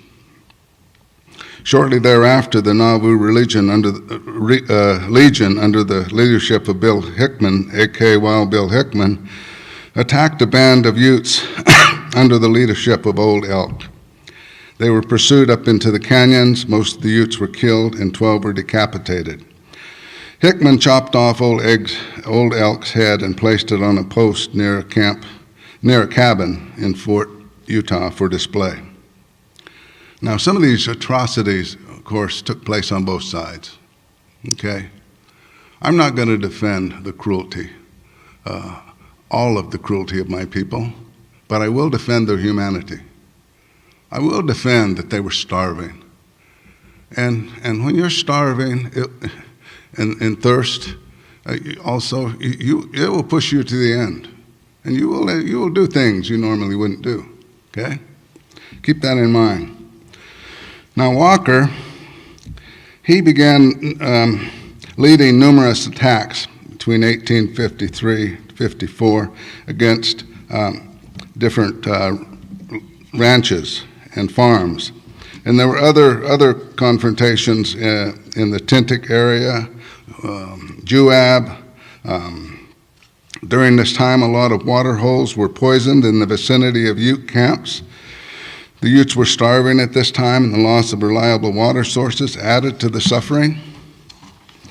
On the 19th of July, 1853, the Indians killed Alexander Keel at Payson and commenced the Walker War. Godfredson, Peter, gives an account of the fight between some Utes and James Ivy, which precipitated the war. The war was more a matter of hit-and-run raids and sometimes bloody skirmishes. It only lasted about a year. A few days later, the Utes took over the town of Santaquin, and a shootout ensued in which 2 whites are wounded and 1 Ute killed.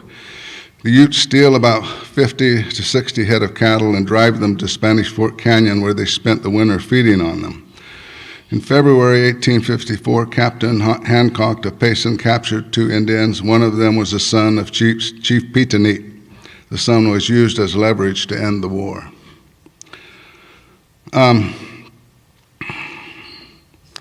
It's important to understand here that these raids were taking place throughout the state around this time also. There was Godfredson, Peter Godfredson, who published his book, Indian Depredations in Utah, in 1917.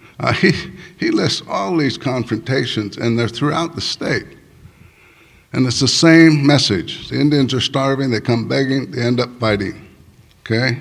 So there were lots of confrontations throughout this whole period. Then the Mountain Meadows massacre occurs. And I'll just simply state there's lots of different versions of this.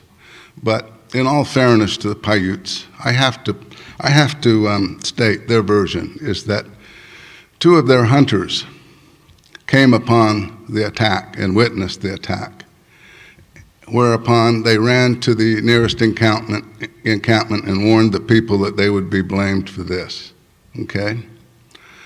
Now, I'm aware of all the versions of one that said there were from 60 Paiutes, some from Corn Creek, some from Pavant, some from Cedar City, even accounts of 300 to 600 warriors.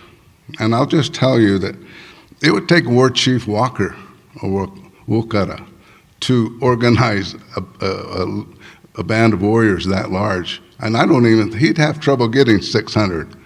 Closer to 300 would be the largest group of warriors he could assemble, okay? So all of these different versions suggest that we really don't know everything about it, okay?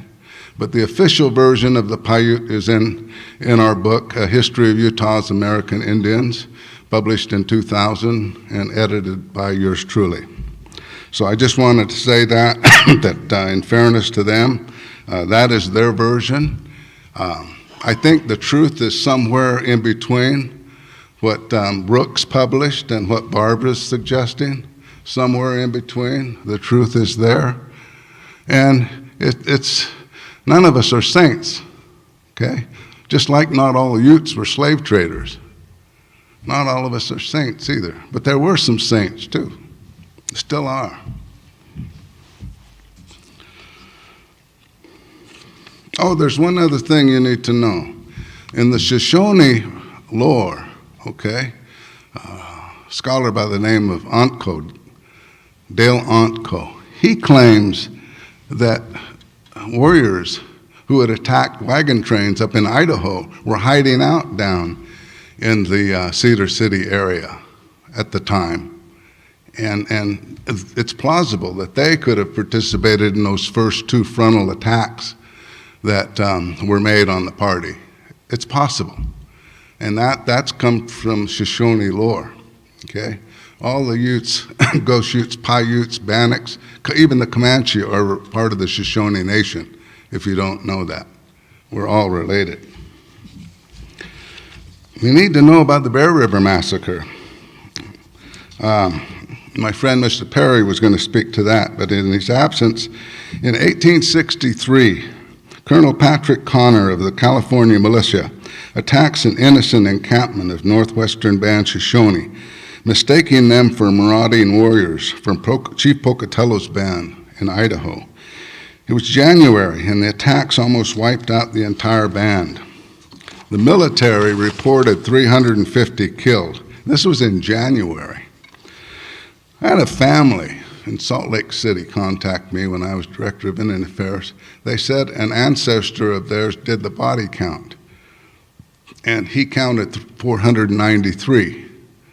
And he said, no one will believe me, so he counted again, 493. There's the journal, it's recorded in the journal here, Brigham Young University, Special Collections, okay? So if it was 493, do you realize that would have been the largest massacre in the western United States? Larger than Sand Creek Massacre in Colorado, which was around 350, okay? Larger than Wounded Knee, 190. It's not the largest massacre. The largest massacre was 700 Creek Indians, not Creek Indians, Andrew Jackson. Now the Black Hawk War is more interesting. It's the most interesting. I hope I have enough time. As mentioned above, Nooch, Black Hawk, witnessed the death of his family when he was 12 years old, and he was held captive for a while. Years later, April of 1865, he would witness his uncle, Arapine, being assaulted by a drunken John Lowry in San Pete County. By this time, he had enough. He was ashamed of his uncle's lack of prowess, and he took over leadership of the group. He began to recruit warriors from other tribes, Shoshone, Paiute, Navajo, even the enemies, Navajos and Apaches. He began leading guerrilla raids of farms and ranches for livestock in central Utah over a 3-year period. He would take stolen cattle to the starving Utes and keep the horses for raiding. His border war was painful for everyone, as Nooch knew these people. He had gone to school with many of them.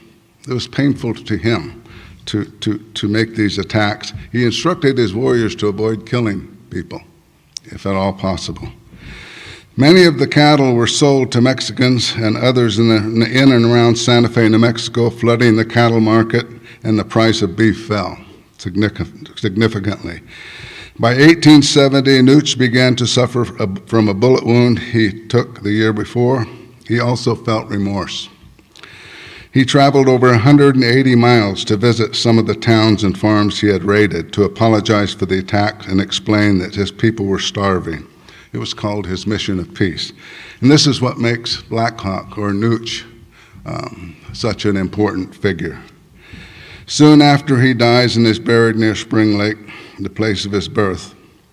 This war was far more costly financially and in lives than originally believed. Great numbers of livestock and supplies were seized by the Utes. Sevier, Gunnison, and Paiute counties were entirely abandoned. Many settlements in other counties were also abandoned. Recent research conducted by Godfredson's grandson indicates that the Utah Territory spent $1 million on the war, equivalent to $28 million in 2018. Mormon settlers were pushed out of 4 counties and over 70 settlements. One account claims that only 50 Mormon settlers were killed. Another count is that approximately 200 were killed, with about 600 Utes lost their lives. It resulted in the removal of the Utes to the Uinta Valley Reservation, which was established by executive order of Abraham Lincoln in 1861. By this time, most of the Utes had resolved to move to the Uinta Reservation in northeastern Utah. Starvation and disease would claim 90% of the total Indian population at this time.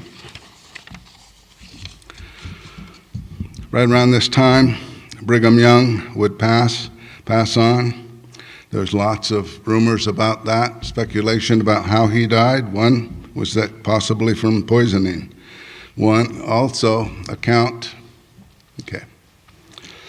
other account for Walker is that he was poisoned. So there was a lot of poisoning that took place during this time. There was also the most recent war was called Posey's War in San Juan County. That took place as late as 1923. Conflict between ranchers and Indians, Navajos as well. And I'll just end with, we learned of a recent hanging as early as 1951 on our reservation. That's the year I was born. So I just want to say one more thing, postscript here. I was raised Roman Catholic and taught about Jesus. I went through the motions, but in truth, I was not a true believer. It wasn't until later in life, until I encountered ayahuasca, a medicine that caused me to purge out a lot of my demons, and they are demons. And that's when I encountered Jesus in vision. And so I want to just say this, that it was right for the Protestants to break away from the Roman Catholic Church, but not Catholicism per se. In recent years, I see the Anglican Church slowly moving away from such strict patriarchal teachings to one more in balance with the life of Jesus. Most, not all, Native societies are matriarchal. In matriarchal societies, there is less war and more justice. Thank you.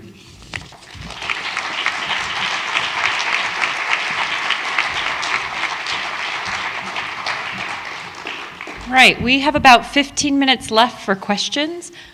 So if you have a question, just raise your hand, and then either I, or if it's directed to an individual, a panelist, will rephrase it for the people on YouTube.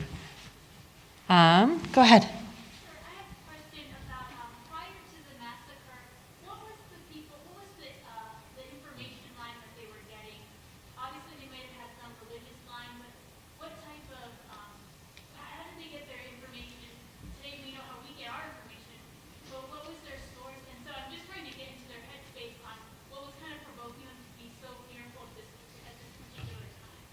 So the question is, how did news and information circulate before the massacre?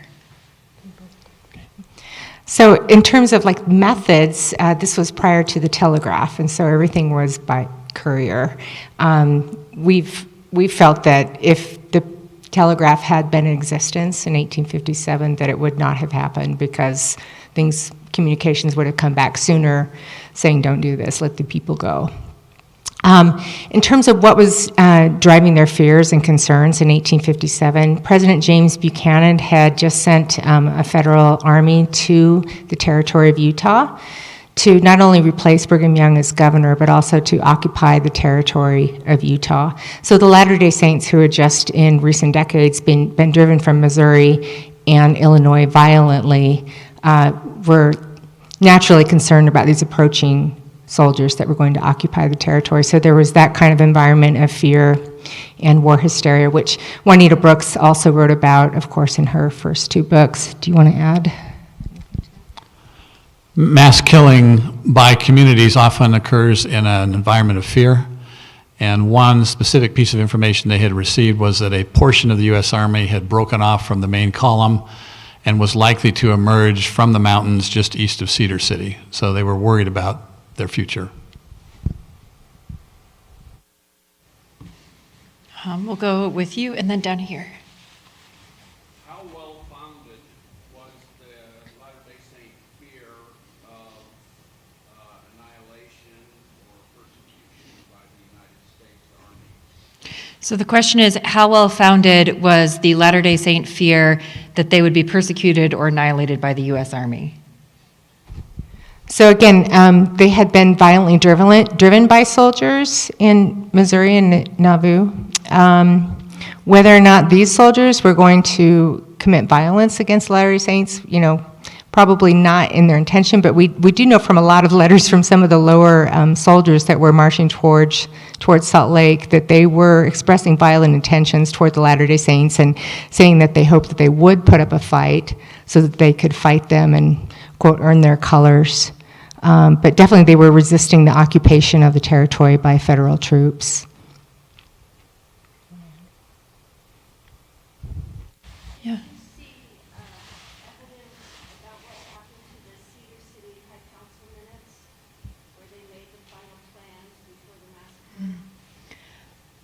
So the question is about the Cedar City High Council minutes where they had made plans prior to the massacre. Sorry, this was a very detailed question that goes beyond my knowledge, where they had made plans before the massacre and what happened, if you saw evidence or what happened. Those minutes just disappeared. Okay, the minutes, yeah. Did you find any evidence of what happened to those? We went through heroic efforts to find all evidence of the massacre wherever it was. We ended up finding the puzzle pieces scattered over 31 of the U.S. states.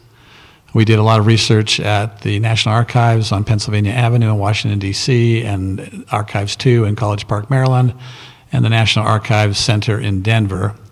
We searched local and regional and other types of repositories. We got everything, we're confident we got everything the church had. But the best rumor, and it's only a rumor, we don't have substantiated evidence, is that the minutes were burned by Kate Carter of the Daughters of Utah Pioneers. Cassie? Yeah, this is for Barbara and Rick. How is the Paiute voice and their history reflected in your own? How were you able to get at that angle so that part was there? So the question was, how did we get the Paiute voice into our narrative? Our recent book that's going to come out in May, Vengeance is Mine, is part 2 of a 2-part storytelling. The first part is Massacre at Mountain Meadows. And for both books, we met with the leaders of the Paiute Indian Tribe of Utah and Paiutes in southern Nevada and in northern Arizona and asked for their stories. As Forrest could tell us much better than I, these stories were communicated generally in wintertime and initially lineally, but the Paiutes told us that in recent times, because of their worry about these stories disappearing, they began to communicate them with each other. And in order to capture these narratives, we did audio and video recordings, and we gave them an opportunity to sign releases specifically giving us their stories, and most decided that they were hesitant about these signed documents. So most did not sign the documents, but they did tell us their stories. But since they didn't sign the documents, we didn't, for the most part, cite their stories by name of the person who gave them to us. But I personally spent a lot of time traveling and collecting those narratives and then working that point of view into the narrative that you find in the book.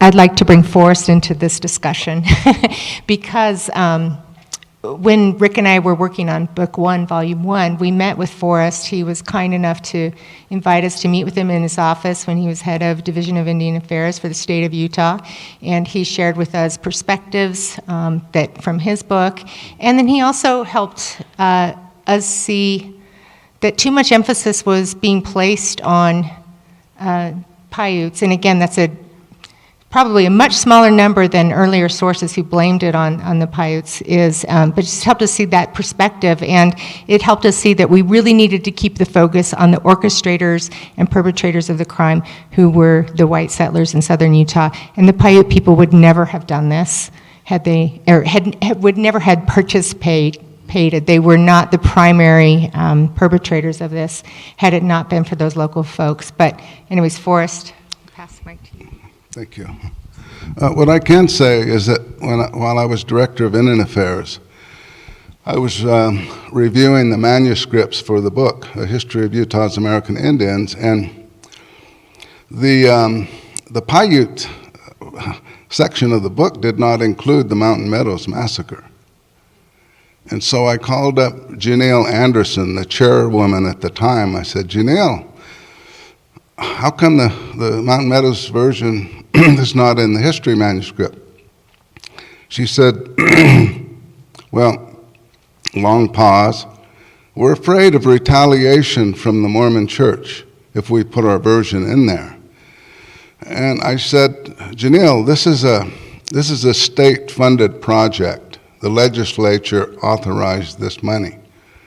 Don't be afraid. We're seeking the truth here. And no one really knows for sure. We weren't there. Publish your version. Get Gary and the other author together. Publish your version, and we will simply continue to this discussion. And so she did put their version in, which basically claims that they had no part in it. Now, I will say, from my understanding as a history buff, I've read Sally Denton's book, Bagley's Prophet. I've read Turley's. I've worked with Barbara over the years. And I will say there may have been some Paiutes involved. Some of them may have been interested in the loot, and they may have led the first, there were 2 attacks initially. But after some of them were wounded and some of them were killed, they basically pulled back and left. And they never did get any of the loot. That's my understanding.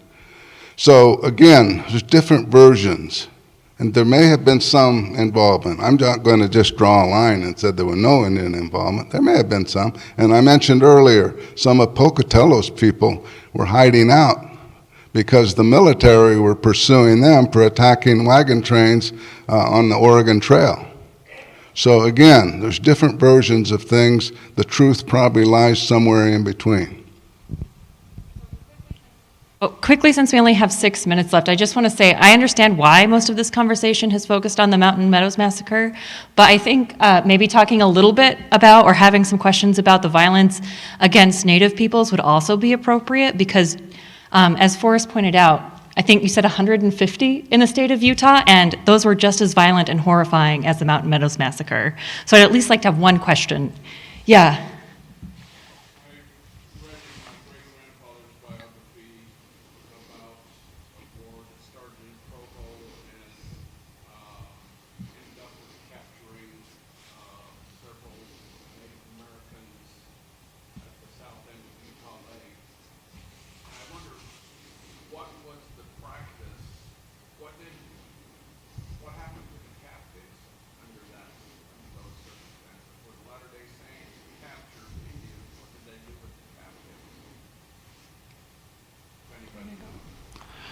So the question was, when Latter-day Saints captured native peoples, what did they do with them? And the answer is it varied.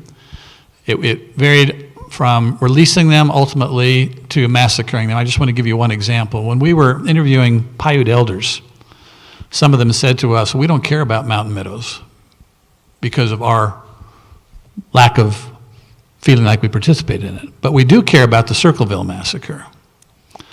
And so I didn't know much about the Circleville massacre at the time those elders told me that. But I resolved at that point that I would find out more about it, and that ultimately we would build a monument that commemorated the Circleville massacre.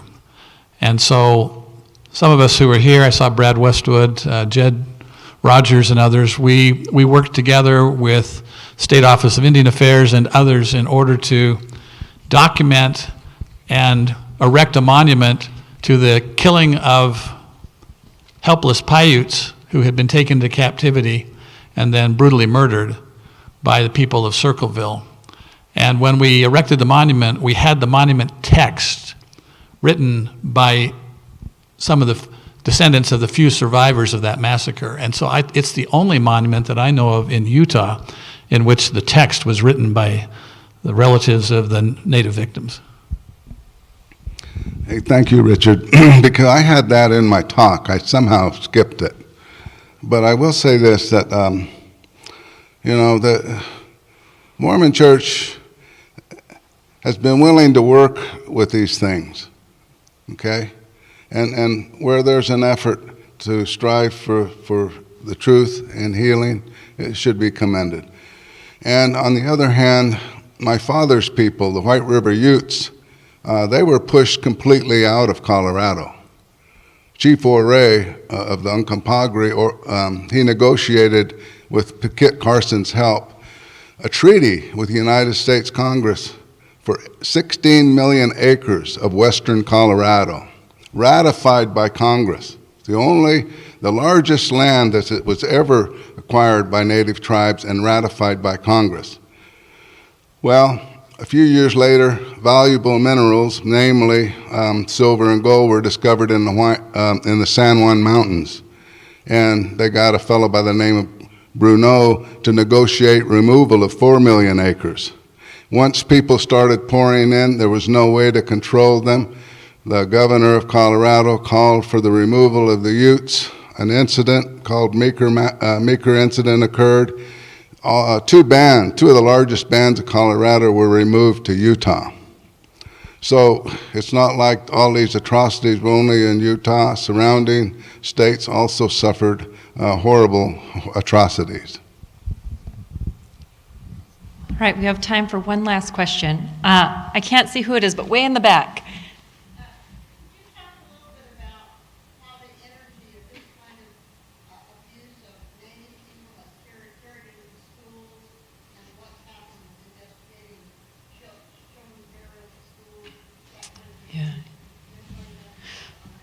So the question is about investigating the abuse of children at schools and the death of children at Indian boarding schools. We could talk about that for years. It's very complicated. I want to make the point that what it really left was trauma, okay? And the government boarding school system was good news and bad news, okay? Some of our people acquired a good education, learned about livestock and how to make a good living, and some of them were horribly abused. Same with the LDS placement program. There were horror stories, but also some people benefited greatly, okay? I have a friend who's deceased now, who was chairman of the Salt River Tribe. His Mormon family even left land for him in Marysville, and they treated him dearly. He loved them very much and spoke highly of them. So there's always good news and bad news in each one of these things. But the thing that stands out about the federal boarding school system is that it left a lot of trauma in those that were abused in both systems, the Mormon system and the federal system. And the trauma manifests itself in alcoholism, drug abuse, violent behavior, all of these ugly things. A lot of it is trauma-based. And so what happened to me in my life is I was able to release a lot of my trauma. And once a lot of that was gone, all of the light started coming in, and that's when I encountered Jesus, changed my life.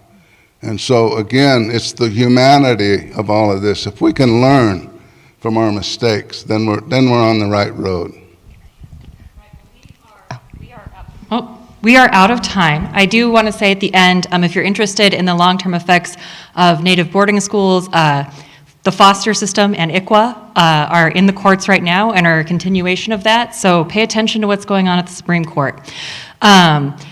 Real quick, I was talking to Rick earlier. If you are going to the Mountain Meadows Massacre site, wear boots and a coat.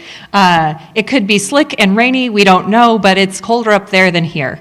And I'm being left up here. Are there any announcements from Joey or Christina? But let's give our panelists a round of applause.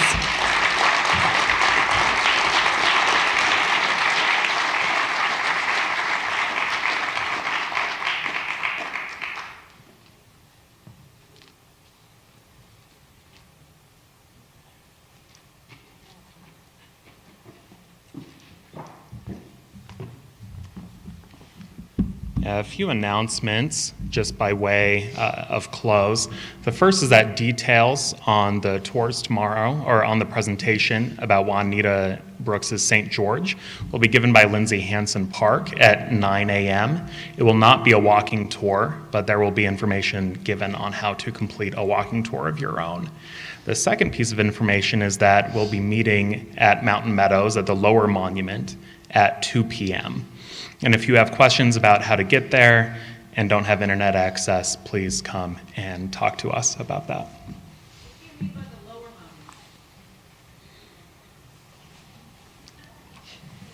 I'd like to change that to the upper monument. I was there yesterday, and the road leading down to the lower monument was muddy and slick, and some people might not be able to get down there. So let's start at the upper monument where we can give you, so when you drive to the Mountain Meadows and you follow the signs and turn immediately into it, just straight ahead of you, there's a parking lot. We'll just meet right there. It's sometimes referred to as the Dancil Hill Monument, if you're a local. Our friend Google. And I just wanted to, on behalf of Joey, and I thank you all so much for coming and learning about Utah history with both of us. And we're going to be sending out a survey. I know. So you're going to have to open your email and do the survey for me. It'll take you a few minutes. But thank you all so much for coming. It is so greatly appreciated. Yes. The 9 o'clock is going to meet in the Gardner Ballroom D, which is in the Gardner building. Across the quad from that way, Dean Lee says. So it's going to be right over yonder. It's going to be really great. It's going to be Juanita, you're going to receive a booklet that has been printed that has Juanita Brooks's typed tour of her favorite places in southern Utah. So thank you all so much for coming. It's been great. Please come tomorrow so that you can hang out with us more.